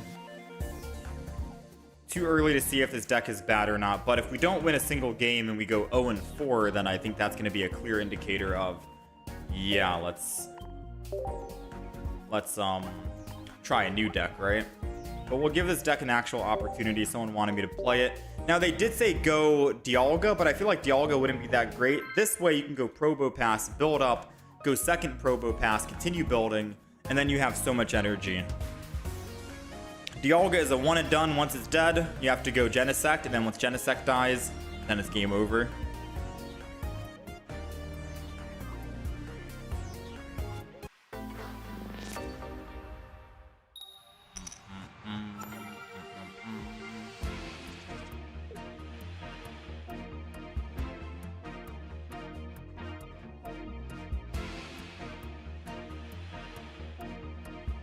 All right, we are going second here, ladies and gentlemen. Going up against an Indeedee. Does do quite a bit of damage, I guess. It'll be doing 90, 60, 90, 60, 90, 60. It'll be doing 90. 90 damage to my Probo Pass. Thankfully, we'll be able to attack him first before he attacks us. Now, I would love to Copycat. Ooh, I kind of hope he just puts energy and retreats on his turn and goes into a Qingling. That would be a prime opportunity, right? Now, I am going to Professors, right? We got to try to find some Pokeballs. Steel Apron on the front, even though we haven't evolved yet, is still good. Makes him a little tankier, and then we'll go ahead and tackle. I wanted a Professors because it doesn't matter if we find Probo Pass unless we can find the other Pokemon. With that being said, we can still Probo Pass Copycat and try to find some Pokemon to transfer the energy to. That's going to be ideal situation. Alright, so now the moment of truth.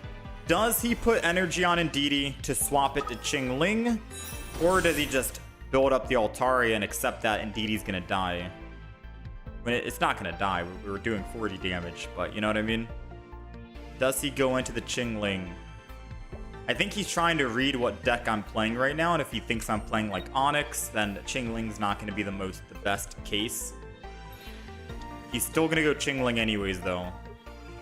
Which is good for us. We get to evolve, kill it. They're down on energy, and we go up +1. Ooh, never mind. We need Probo Pass. Probo Pass, Probo Pass, Probo Pass, Probo Pass. Oh, no. We need a Probo Pass in order to one-shot, and then his red card would not have done anything. It's so tempting to Copycat. If I Copycat, I draw 4. If I Professors, I draw 2 from a deck of 13. Copycat might be the better play here, because we can't use Pokeball or Adaman. I'm going to Copycat over the Professors. Nose Pass. Probo Pass. Let's go. Now, I know what you might be thinking. Yes, we can't transfer it to Genisect, but at the very least, we're transferring this to the Nose Pass, and once we go into a second Probo Pass, he already has the energy, 2 energy. So now every extra energy can go into our Genisect, which we have with a Pokeball, guaranteed. Once our Probo Pass in the front dies, we go into the second Probo Pass. Once that dies, Genisect, and we should be doing like 200 damage, and we can kill anything we want. Now, hopefully, he doesn't find any extra Pokemon, and it'll take him quite a bit to kill us. Alright, he's got more Pokemon. It's okay. He still needs to put energy. I attack. He puts energy. He attacks. I live, hopefully. If he only has 1. He's doing what, 120? He's doing 130, which is 120 because of the Steel Apron. I guess a heavy helmet, double heavy, would have kept my Probo Pass alive. And we could buy 3 turns. It's okay. The second Probo Pass will still be able to live 2 hits, or 1 hit at least.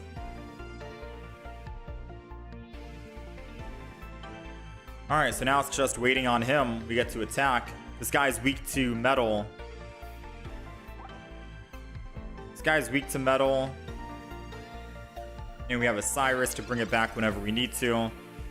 This would be hilarious if this was a Probo Pass win. No Genisect for the win.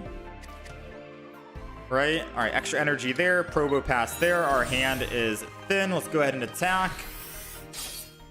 Extra energy is going to the Genisect.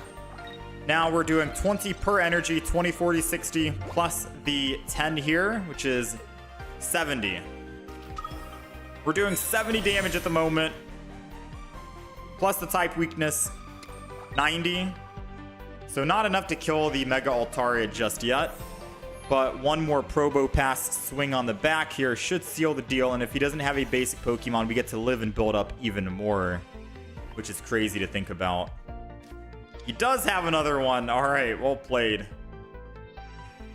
This is where Heavy Helmet would have kept us alive, because he'd be doing 110 versus doing exact 120. So I guess it is debatable on if we want to run Heavy Helmet versus Steel Apron. Heavy Helmet is -20. Steel Apron, at the very least, we are taking... what? I'm not sure what we're taking. I'm gonna go ahead and Metallic Turbo.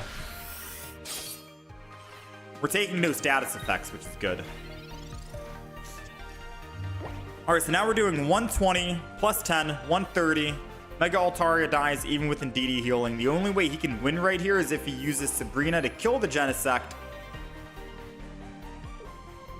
That's the only way he wins.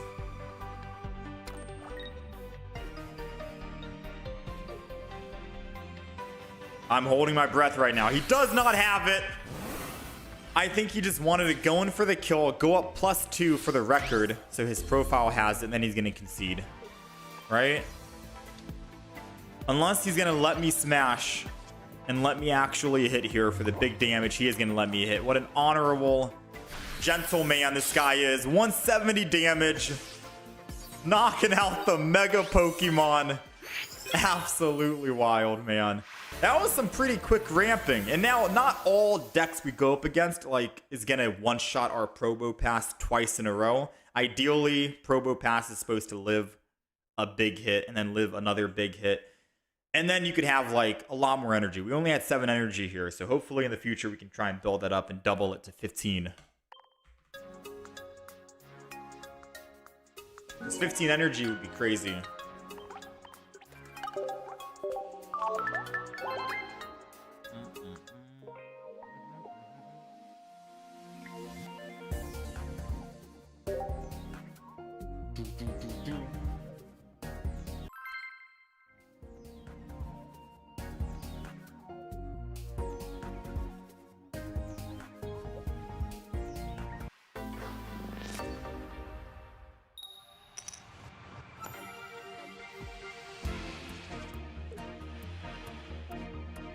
All right, we're going second, and we have Genisect in the front. Now, we planned for this, right? We knew that some games we'd start with Genisect, which is the reason why we have Leaf in the deck, and we can still keep all that energy on Genisect anyways, which is beautiful. Now, let's just hope he doesn't find his Spinarak into the Ariados before we can retreat, or else we are not going to be able to escape. All right, we got double Pokeball, so we get a guaranteed Nose Pass, so we'll put Nose Pass down. And I need to think. This is Nose Pass. Boom, bang, bop. Let's go ahead, Steel Apron the Nose Pass as well. I'm gonna put down a Copycat. I don't even think I want to go double Genisect. I might soon regret that. We'll see.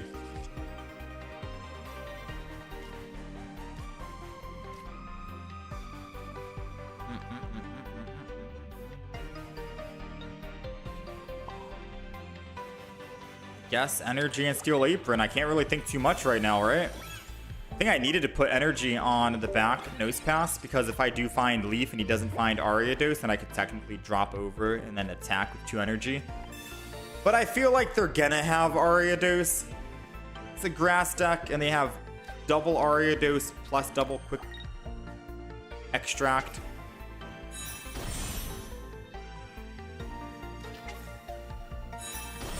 Yeah. The only way I retreat is with a Leaf now, still, 2.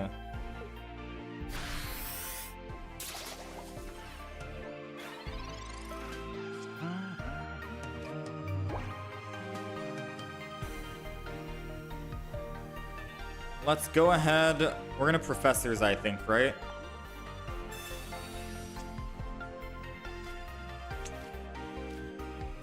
Not good, not good.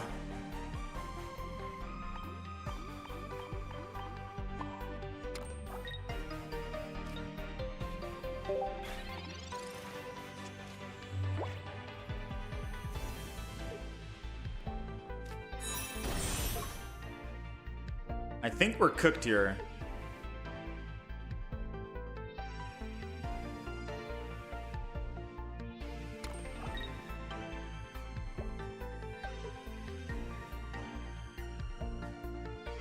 I think I should have just let the Genisect in the front die. But our Probo Pass is going to get one shot. There goes the Leaf. I need 4 energy to retreat, so I can technically escape.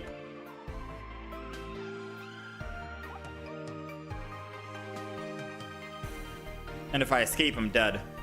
Yeah, we've lost, chat. Officially, ladies and gentlemen, we have lost.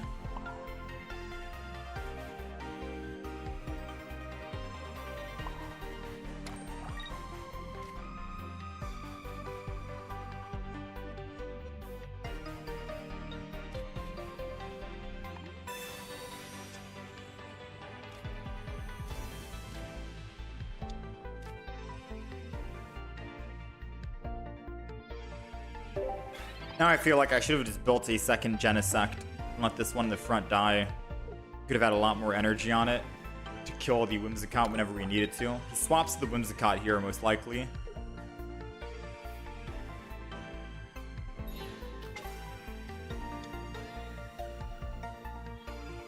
I don't think that was going to be enough energy to kill the Whimsicott, though, hypothetically speaking. I'm at 2 energy on Genisect. I'm doing 50.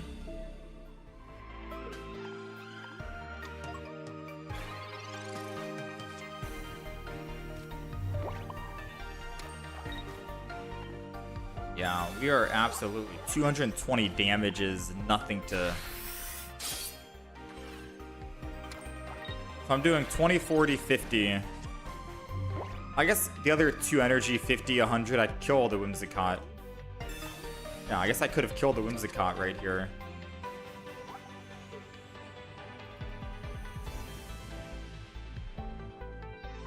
Unless he has healing. If he doesn't have healing here, then yeah, we had perfect lethal if I just built a second Genisect. Oh, he had Sabrina anyways.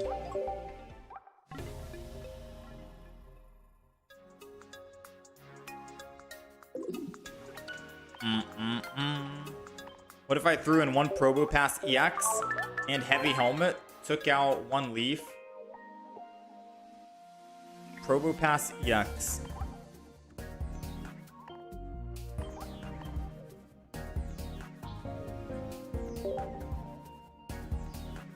No.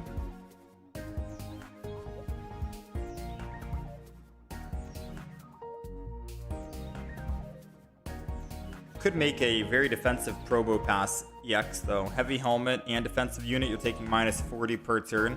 But I feel like this would be good in a different deck, right?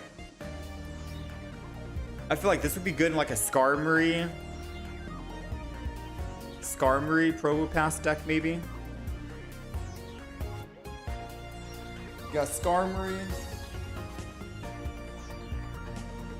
Probo Pass, both unkillable, double Adaman,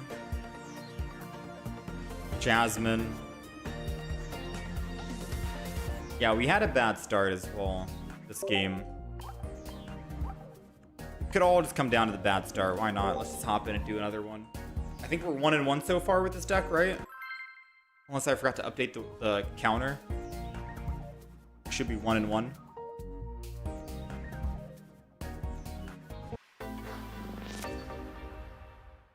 Yeah, sure. You can drop it in the chat, Adam.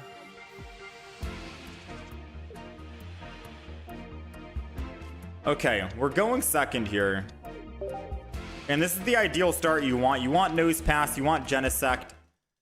Doesn't matter if we're going against a Qingling. Item cards aren't really gonna do anything for us anyways. We're stage 1.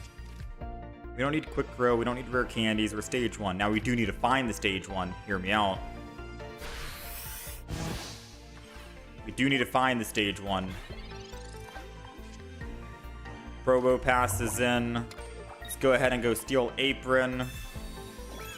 And then I'm just gonna go ahead and attack. I'm not gonna Adamant because obviously Adamant says all metal Pokemon take minus 20. We're not metal yet.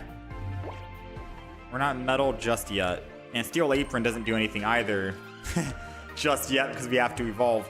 This might be a reason why maybe running Heavy Helmet might be better. Who knows? If we're not finding a use case scenario and finding an opportunity to use our Steel Apron on our Genisect, because we're using it only on Probo Pass, and I think Heavy Helmet takes the cake 100%.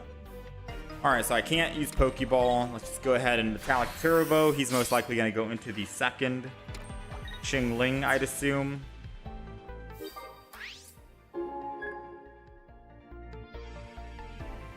Our Genisect is going to be able to one-shot anything. Hopefully.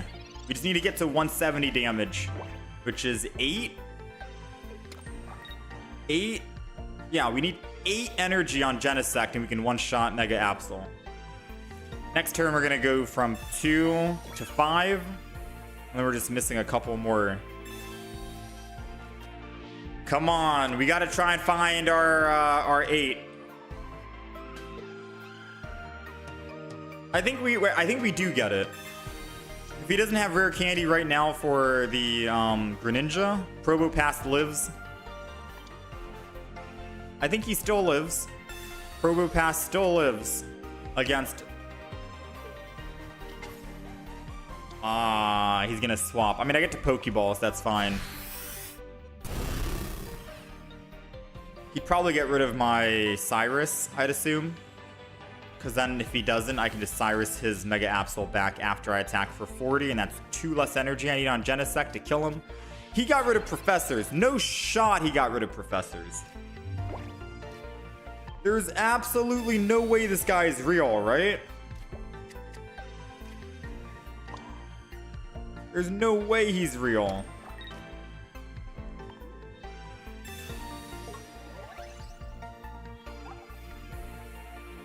Let's go ahead and Metallic Turbo. So now we're doing 100.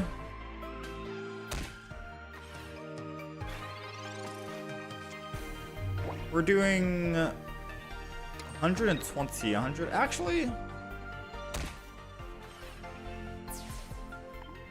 maybe this guy was playing it smart by getting rid of the whatchamacallit. Because now our Nose Pass is dead, right? Adamant would have been good on the next turn after, I think. No, we still lose. Darkrai, Greninja, Absol, Rocky Helmet. We're taking 20, 40, 60. Wow. He got literally everything he needed on the field. And he's not even attacking because he has BM. He's not attacking because of the BM of him wanting to Cyrus next turn. Part of me wants to think about this. I attack Genisect. I attack the front. I'm doing 110. All I need to do... Oh no, my Probo Pass needs 2 energy to attack though. So I won't be able to kill the Mega Absol even if I do put energy here and leaf out.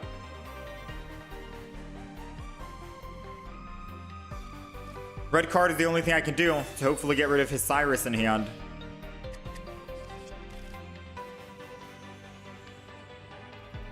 Red card is the only thing I can do.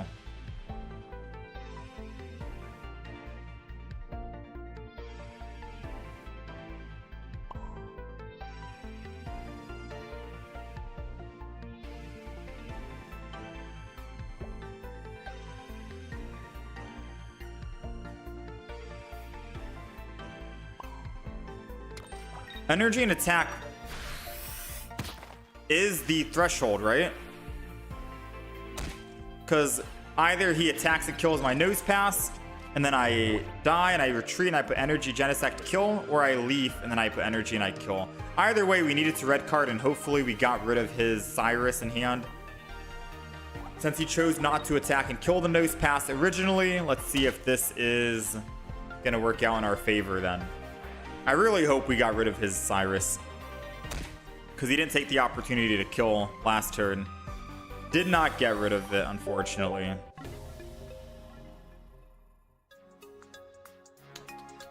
Yeah, chat, I don't know. Maybe this deck is just too much. Maybe too many moving parts. This deck might be too many moving parts.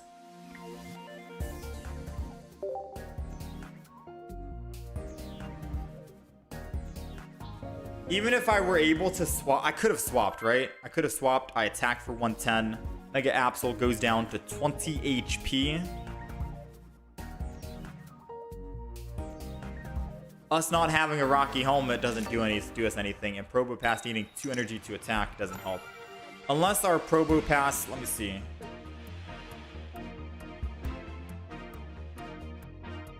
I mean, there is a Nose Pass that does 10 extra damage.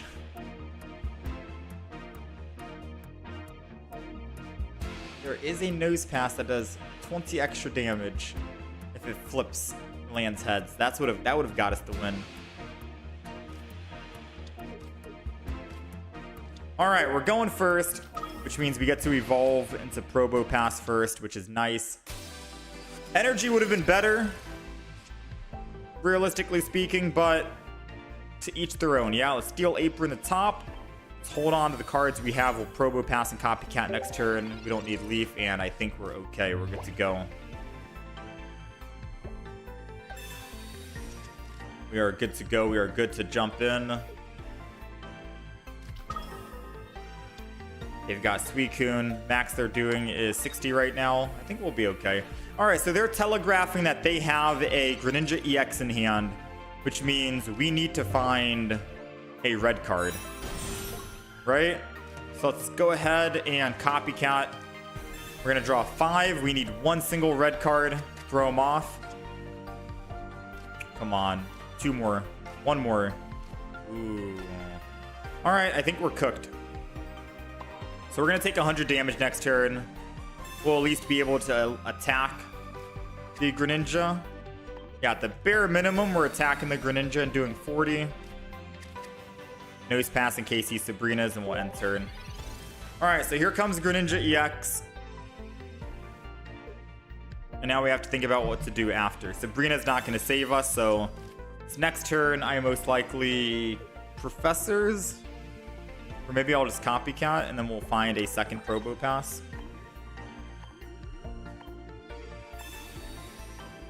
I think that might be the play.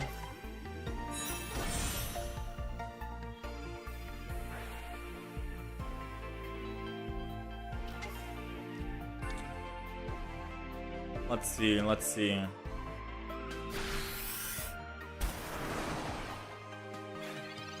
Come on. Red card came a bit too late.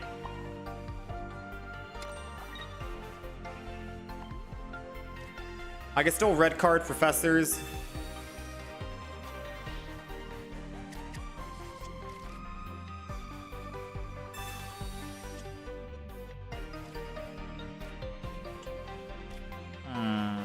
I have to hope we find... So I am gonna pivot over to the... We're not gonna build up energy on Genisect quick enough. So I need to go into the Nose Pass in hopes that we top deck a... another Probo Pass, because it takes Greninja EX at least 2 hits to kill, right? And if he's killing our Probo Pass and killing the other Probo Pass, as long as we can kill the Greninja EX, Suicune won't be able to do anything to us late game. Like super late game, Suicune won't be able to hurt us at all. Alright, so now let's think. Energy on the Genisect. I am going to Copycat. I don't want to put another Genisect down in case the Sabrina and more energy or power for Suicune. Steel Apron doesn't make sense on the Nose Pass since he'll be able to 2-shot us, so Steel Apron's going to go to the Genisect instead for the final boss. And then let's Copycat for 3. We're looking for a single card Probo Pass, and we have an opportunity to maybe win this game. 1. Let's go. All right. Now, we're not out of the woodworks yet. We have to hope he doesn't Sabrina us. Metallic Turbo. We also have to hope he doesn't find that second Arida. We got Leaf set up so we can Leaf from Probo Pass whenever we need to, if we need to. And all we got to do is build up just a little bit. Aw, come on. Not the Sabrina. What kind of Greninja EX deck runs Sabrina, man? Why not Cyrus? Why not Cyrus? I mean, I know he does have Cyrus, so our Genisect here will die. Most I'm doing is 70. Make that 90 if I attack. I could leave, attack again. I think we have no choice but to leave and attack. If he burns a Cyrus, he burns a Cyrus. He most likely won't have another Cyrus in the future, which means I can build another Genisect if I need to, right? So I'll put 1 energy here and then double up and put double here. Because our Genisect is still doing 110.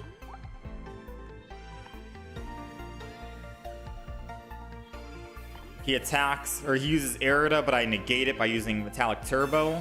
He can't one-shot Probo Pass, so this is fine. If he wants, he's gonna have to Cyrus to kill.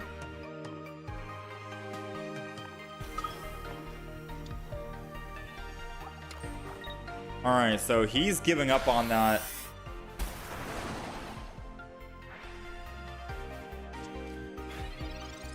Cyrus. Alright, so I'm not leafing out.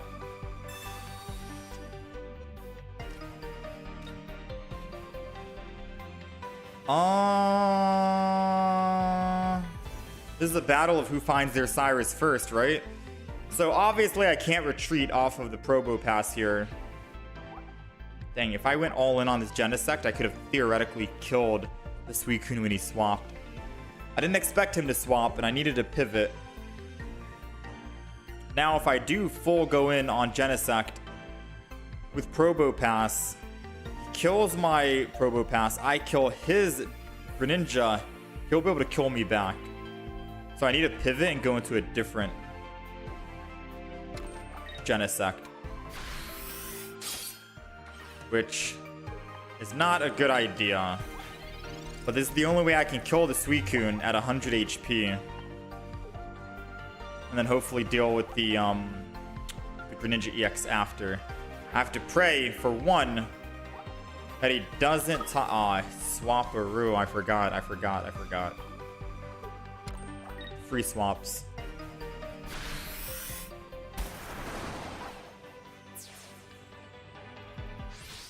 I am one energy too short right now, chat.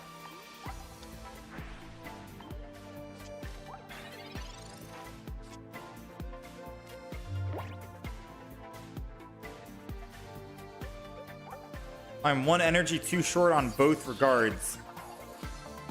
Because I can't Adamant and Cyrus, because I could have Cyrus the Greninja, kill it, but I can't Adamant to stay alive.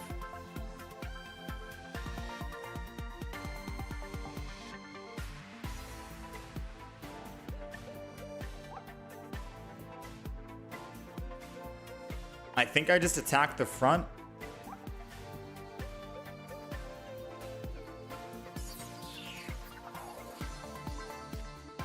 This has got to be a Sabrina play, no?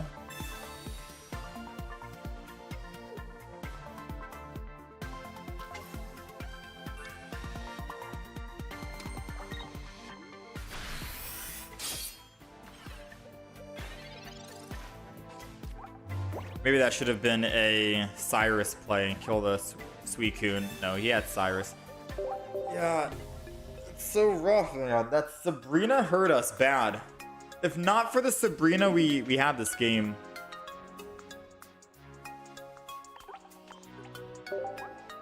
Bad starts do happen. I think we could have Cyrus the Suicune, kill it. The other Suicune goes down, and then we can Sabrina after he goes in with Greninja. That was the only way we could have won, I think. Yeah, I don't know if I'm a big fan of the Genisect deck. Feels like old school Celebi, but worse, right?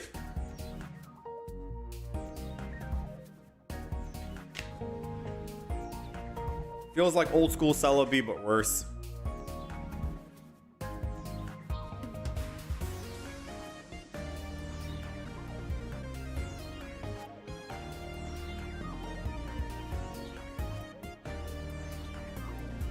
Down to try one more.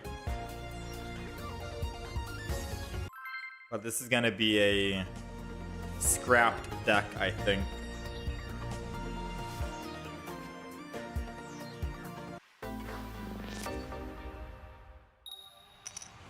It also doesn't help that we're going first the majority of the time, because we're always down on energy.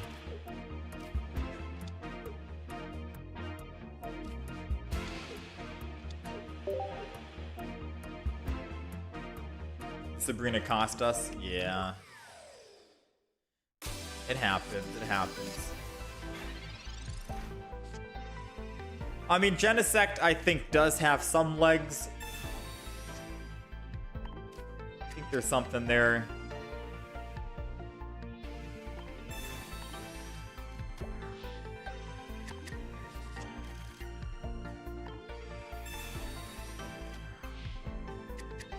I think it's missing 2 Pokemon.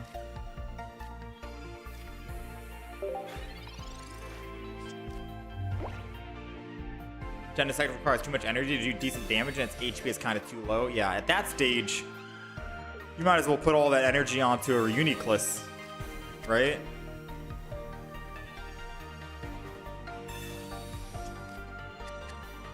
Now, we do have our Thursday decks that we're going to write down.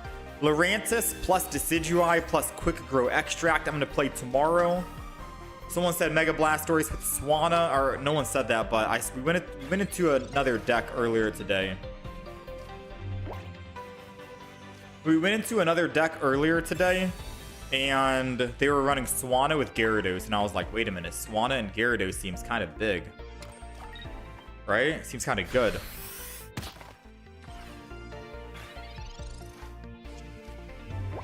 They didn't win. They didn't win. But I do think we could maybe go Swanna, Mega Blastoise. And that would be a good way to build him up. We're just thinking about the logistics, or through the logistics right now. Alright, so I'm cooked here.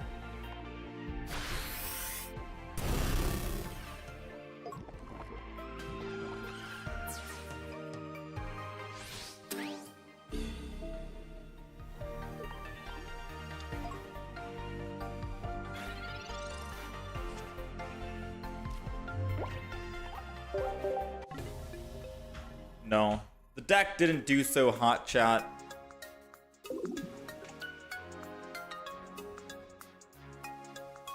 And we've got one deck today that worked out.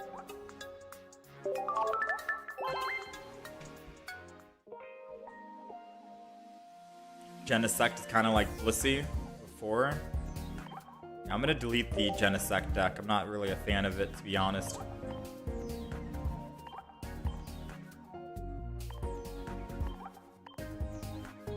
Now this deck, let's talk about this.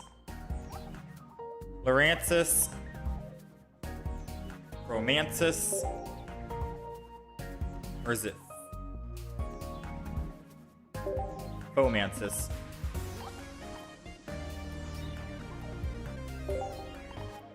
Quick Grow.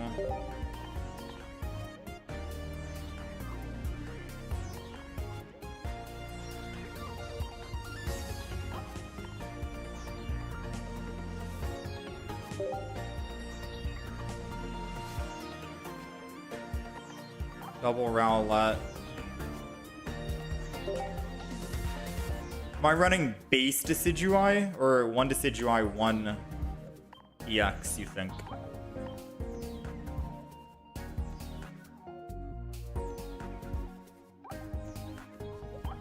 Dartrix.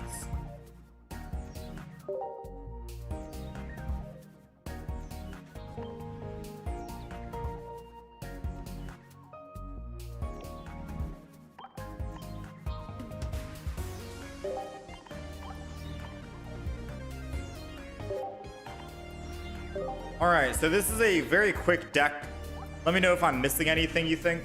It's running double Fomantis, double Lurantis, double Rowlet, one Decidueye EX. Gotta have the Oricorio counters. Leaf Cape, because it will be tankier on Lurantis if anything, and tankier on the Decidueyes if we need it. Dartrix, in case we got a slow build, but we do have double Quick Grow Extract. Since we need 2 energy, I don't think we'll need to quickly evolve into a Decidueye EX, so no rare candies are necessary because we want to try to make sure we can quick grow the Lurantis for 1 energy, whether we go first or second, whatever. Double Pokeball. Erica Copycat. Seems good, right? Maybe Chingling is missing. Oh, for that Genisect deck? I don't know, maybe.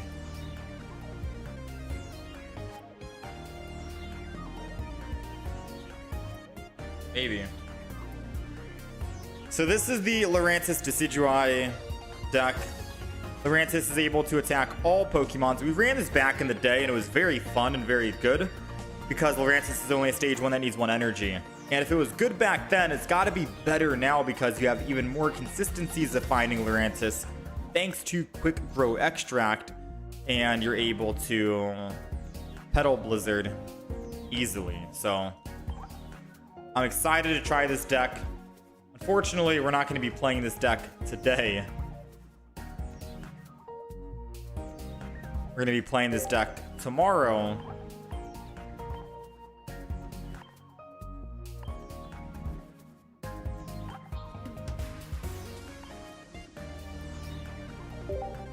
One candy at least? No? You think so? One candy at least? Oh, no, yeah, you're right. Because I can never go into double Decidueye because I only have a singular Dartrix. Right? Like a singular Dartrix. We do want to keep double Quick Grow because Lurantis is going to be the name of the game for the beginning factor, and we can still use Quick Grow on the Dartrix to a Decidueye or on the Rowlet into a Dartrix. So we're going to have to kick out a singular Erica, it seems, and throw in a rare candy. Because that's the only way we're going to take a Rowlet to a Decidueye. It's either rare candy or I go double Dartrix. Right? And we slow build that way.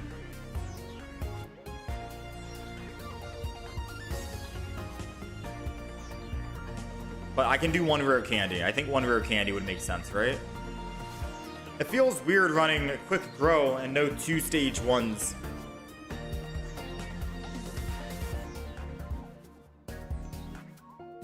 Coming from the professional poker, you would love world. I love the thought process I put behind. Yeah, no rare candy would suck when you play Decidueye. It does feel weird not having double rare candy in a Decidueye deck. You gave me the Swanna and Blastoise earlier? Oh, snap.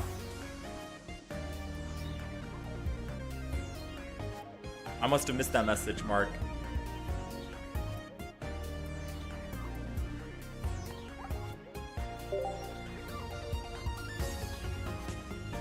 Alright, so let me update this. We're gonna make that that deck as well.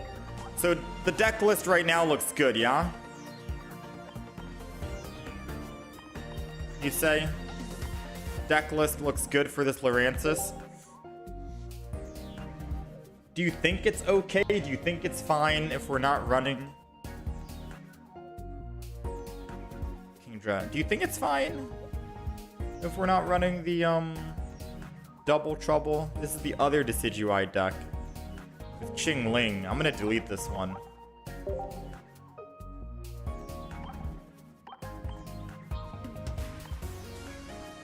Alright, so this deck we're gonna be making is a Swanna. Yeah, we got one rare candy, Adam. Do you think a single XP would help? I thought about that, but then we can just one retreat off of Rowlet into the Lurantis and still attack with whatever. Or I could just build up my Rowlet and then go into a Decidueye non-EX and still snipe any Pokemon I want for 70. So I figured it wouldn't be the end of the world if I don't have an X speed.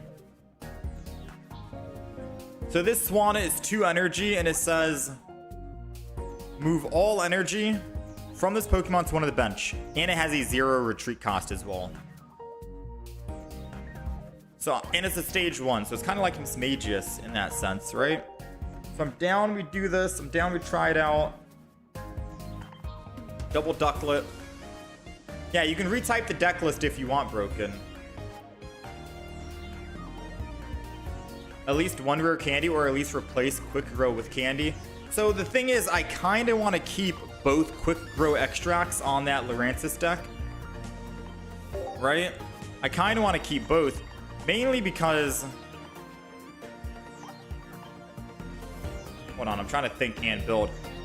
Mainly because it means that we have 4 Lurantis in the deck, and the sooner you can go into your Lurantis going first or going second, the sooner you can start doing 20 damage to all of their Pokemon, which you can then bring in. Wait a minute. Yeah, which you can then not bring in, but you can snipe with Decidueye 70 damage, or snipe Pierce the Pain for 2 energy 100 damage.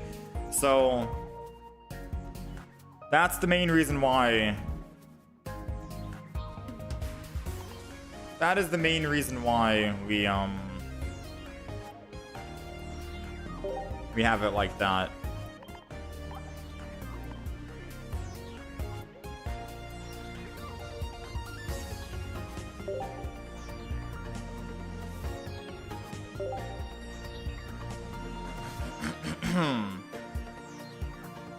This feels so bad on the bench.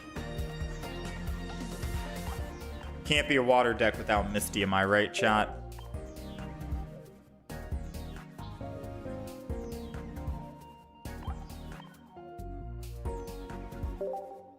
What are we missing? We got 2-2, 2-1-2, Rare Candy, Pokeballs, Misty, Ariados, Cyrus, Copycat. Are we just missing Hand Disruption? Red card.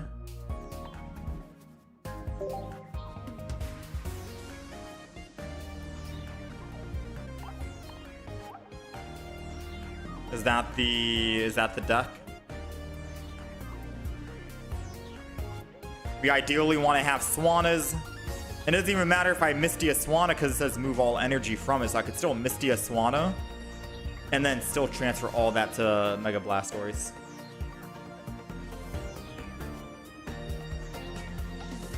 One Mega Blast, one Genetic Apex Blast. Oh yeah, wait a minute. Maybe you might be right. One Mega and then one non.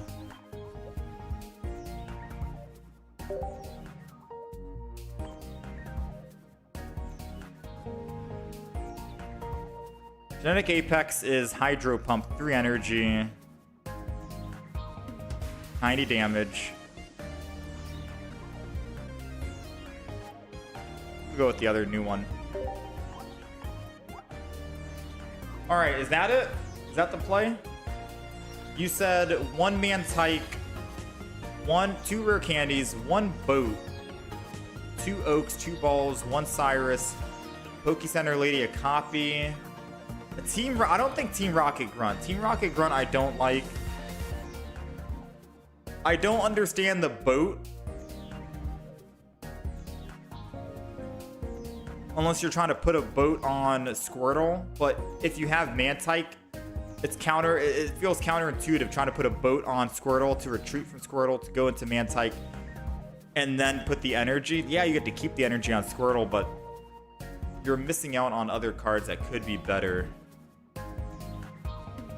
Like a Misty over a boat would be better. You save 1 energy on the boat if you start with Squirtle. If you don't start and you start with Mantike, then boat is worthless. You're never going to want to swap from your Squirtle. Misty would be a lot better instead of a boat.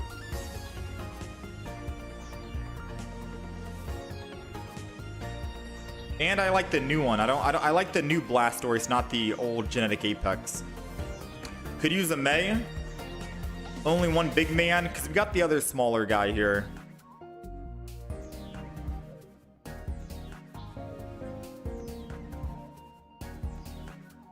If I were to throw in Mantike, that means I'd have to kick out the red card, right? But the thing is, if Mantike dies... I guess if Mantike dies, we only run 1 Swanna. We just put Mantike, Swanna, and then Squirtle down. So if you want, I could kick out red card. I'll go Mantike. And then that's the deck. I don't like the boat idea, because if you're starting with Mantike, it doesn't make any sense. If you're starting with Ducklet, you're not going to retreat. And you get a free retreat on Swanna anyway, so you can just evolve and retreat. The boat on Squirtle, I could just put 1 energy, retreat, go to Mantike, be fine. Or just Misty and be fine.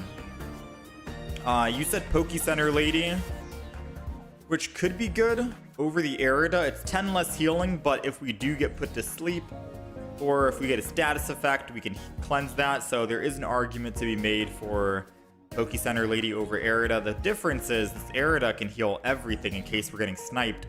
Say if we're going into like a Lurantis or something, we can heal all of our Pokemon at once, which would be nice. I think overall this deck that we have here is good, right?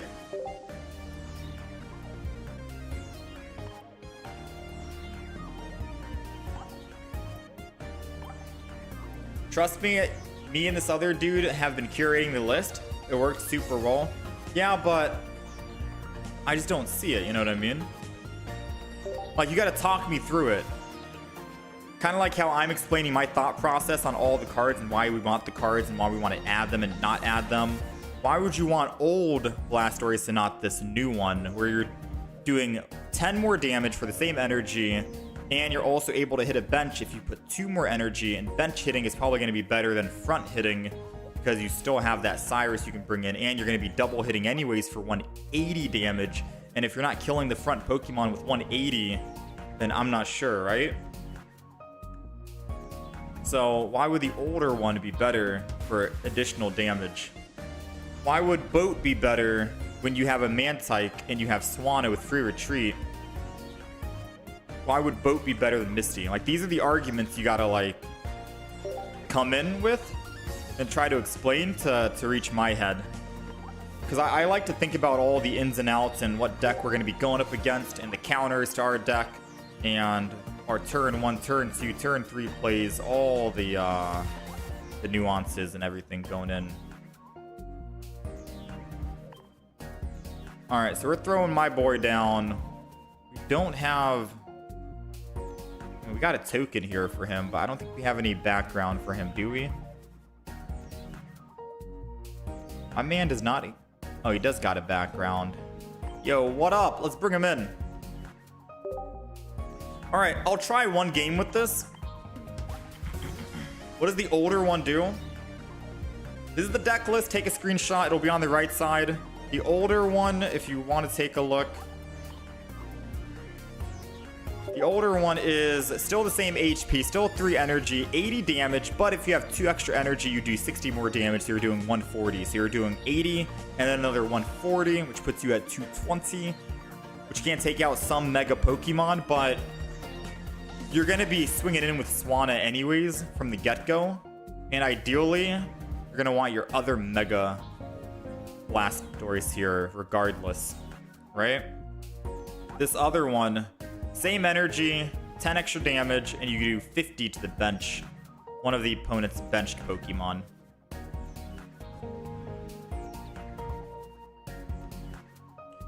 The Boat is for the Blastoise, so you can swap from Squirtle. But what are the odds you start with Squirtle with a deck that has Double Duck and a Mantike? It's 3 to 2. You have 3 out of 5 chance of not starting with Squirtle in the front. And if you don't start with Squirtle in the front, the Boat is a dead card, period. It becomes a dead card on arrival, and you never want to play in the deck ever. Or for the rest of the match. However, if you don't start with Squirtle, right? Then you have a free card, which could be a Misty. Like right now, we're going first. I got Ducklet and Squirtle. This means that the Boat would have been worthless. I don't want Boat at all. You know what I mean?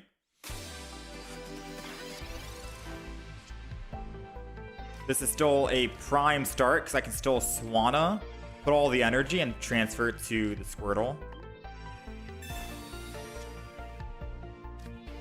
Ideally, we only want one.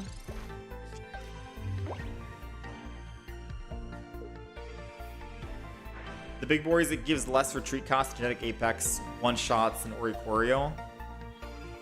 This one can one-shot Ori as well. Oricorio, 90.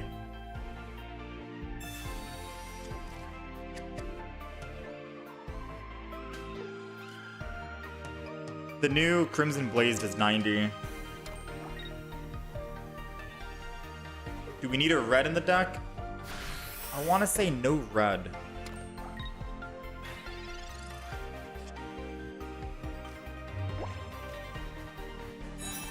And say for instance, right? Say for instance this Pokeball was a Mantike. We still have free retreat from Swanna regardless, but let's just build up energy here. Let's end turn.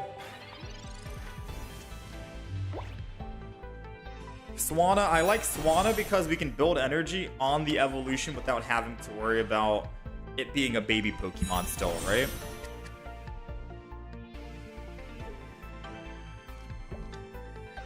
Ooh, here comes the one-shot.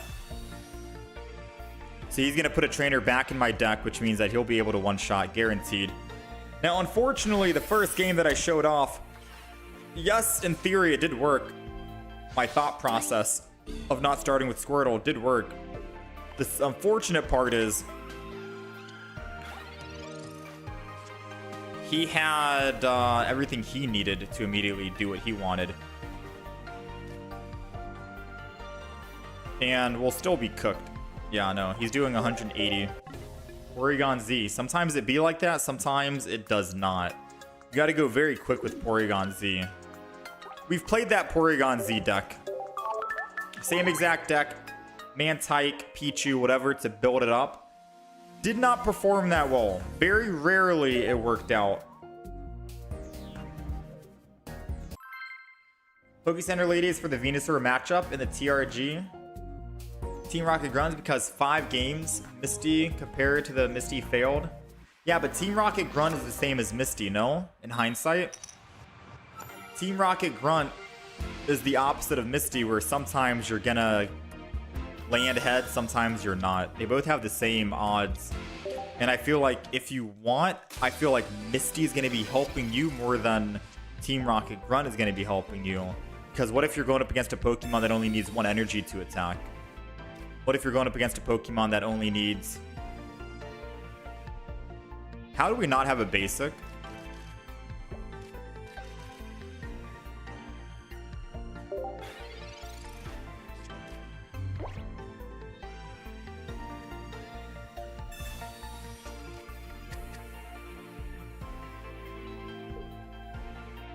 We've got 2 We've got 6 basic Pokemon, technically, because the Pokeballs.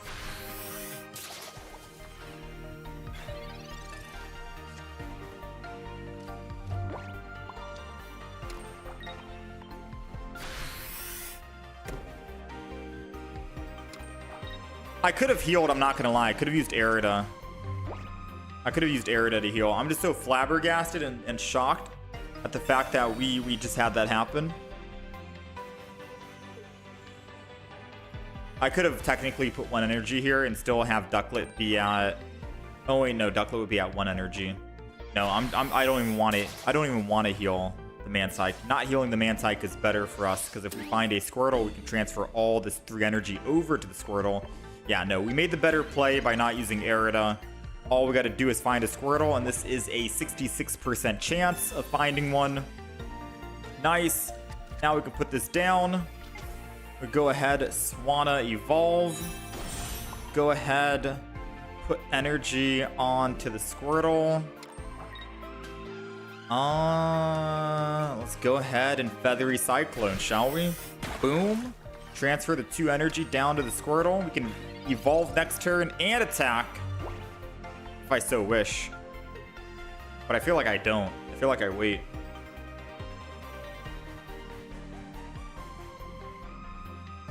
Truth be told, I kind of want to wait so we can transfer 1 more time.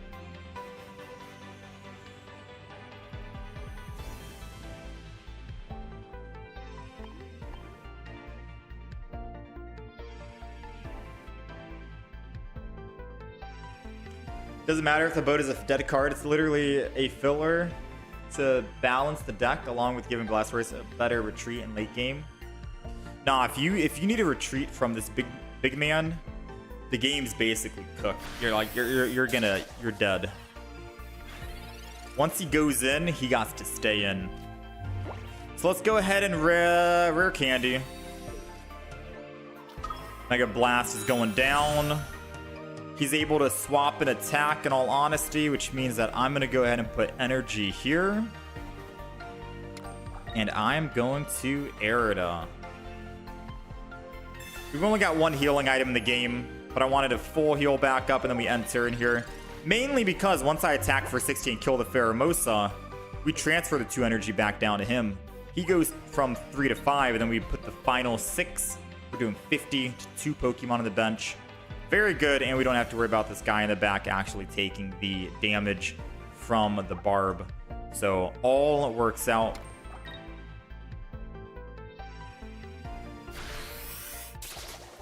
Big heal, big heal. got another Swanna, energy on the Swanna. Let's go ahead and copycat. We don't need the Cyrus, I don't think. And or we'll probably find it anyways because we're drawing 6 and we had 3 in hand. Not that we're going to put down another Pokemon anyways. We're just looking for cards that can help us, right? The reason why we're not putting more Pokemon down is because he's already killed our Mantike. Once he kills our Swanna, and he will be able to kill with the Zangoose this turn. Once he kills the Swanna, we want to make sure that we don't have an extra Pokemon for him to Sabrina late game. And he'll more likely have a Sabrina late game than early. He's got to make sure he takes out the one singular Pokemon that we have. The final Mega EX.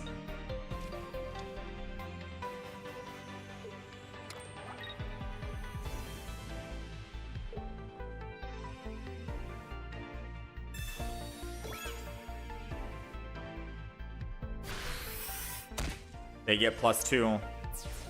We're okay with that because we go +2.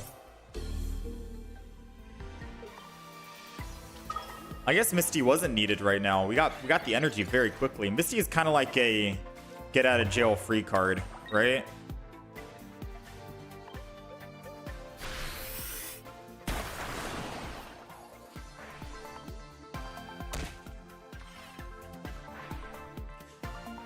TRG is a reverse Misty, but that's not the use in this deck.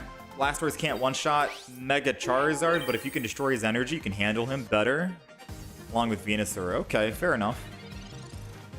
TRG for the Venusaur and the... Yeah, fair enough, fair enough. I see an argument for the Team Rocket. I'm gonna add a note to it.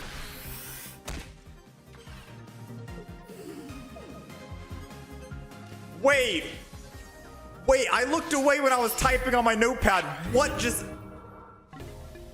Wait, did I get baited? Wait, no, did I actually just get baited in?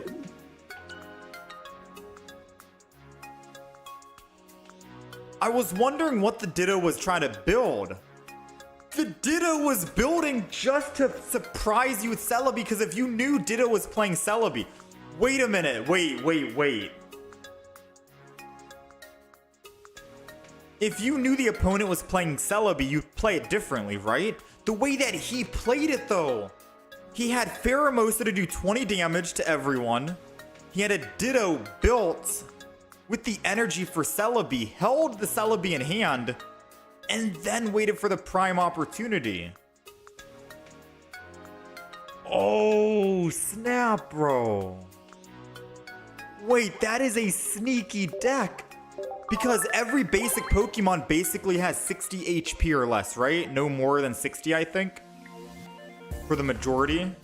So, Pheromosa puts you down 20. Ditto on a Celebi takes the final 40. Which means once you go down to your basic, you're dead. And I don't think I've seen many basic Pokemon that have more than 60 HP. We got like... When has there been a basic Pokemon that's been more than 60? Right? Someone like list a Pokemon if you know it, but like, dude. I'm going on the website right now, I'm checking. There's the new Squirtle that's actually able to do that. 70. Omegle, or Omagla, or Emolga, whatever his name is. 70. I guess Onyx is a basic, right? There are a couple out there.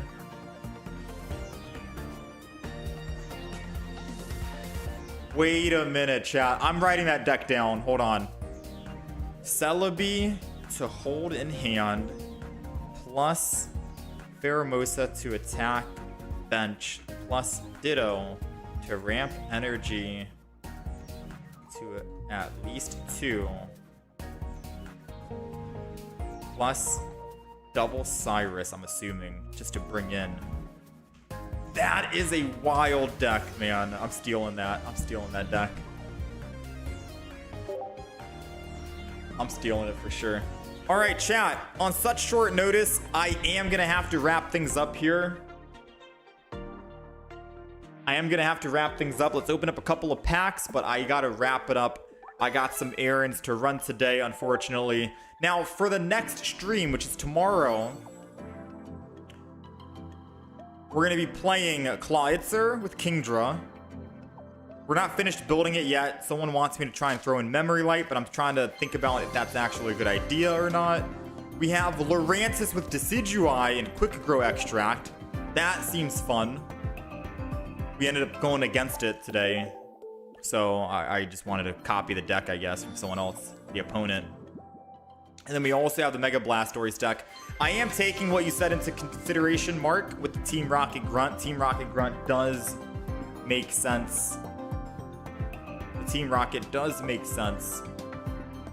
I am still thinking about the boat, however.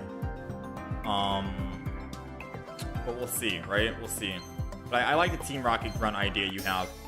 Hey, we got double Ariados. I just sent out a trade today to try and find that. You must have been happy to hit me with that one. Yeah, we're also going to try and copy the Celebi deck that we just went up against. That Celebi deck is wild. I did not expect to get surprised like that, man. That is a sneaky deck, and I want to play it, so hopefully we can have enough time to play all those decks tomorrow. So we have 4 decks we're going to try out tomorrow. The Clawitzer, Kingdra, it's already built pretty much. We got Lurantis, Decidueye. We got this Mega Blastoise deck that we have to alter a little bit. We'll throw in a Team Rocket Grunt. The argument for that makes sense for sure. And then we have to try to construct the Celebi deck. Right? But yeah, chat, I appreciate you guys hanging out and being here. Much love, all of that good stuff. You guys take care of yourselves. Enjoy the holidays, all that good stuff. If you guys are on winter break, I will be back on again tomorrow. Same time. We'll try and start a little bit earlier, 7 a.m. EST, and we'll try to get that done. We do have a video going live in about 40 minutes. It's going to be the solo Mega Venusaur deck. We played it offline because I was busy yesterday, so I didn't have time to actually stream, but I wanted to play it, record it. So the solo Mega Venusaur deck is going to go live later today in about half an hour from now. And then tomorrow's deck that will go live is going to be the deck that we played today, which was the Beedrill and Ariados. So if you guys ended up missing this deck, this deck will go live tomorrow as well. And then tomorrow, the decks we're playing again: Clawitzer, Kingdra, Lurantis, Decidueye, Mega Blastoise, these 3 mainly. And then hopefully a Celebi deck. A lot of grass decks we're playing recently, right? We're playing quite a bit of grass. Quite a bit. What deck do I think you should practice with? If you want a fun deck to play, Adam, this deck, the Mismagius for Uniclus, this was a fun deck if you can get it going.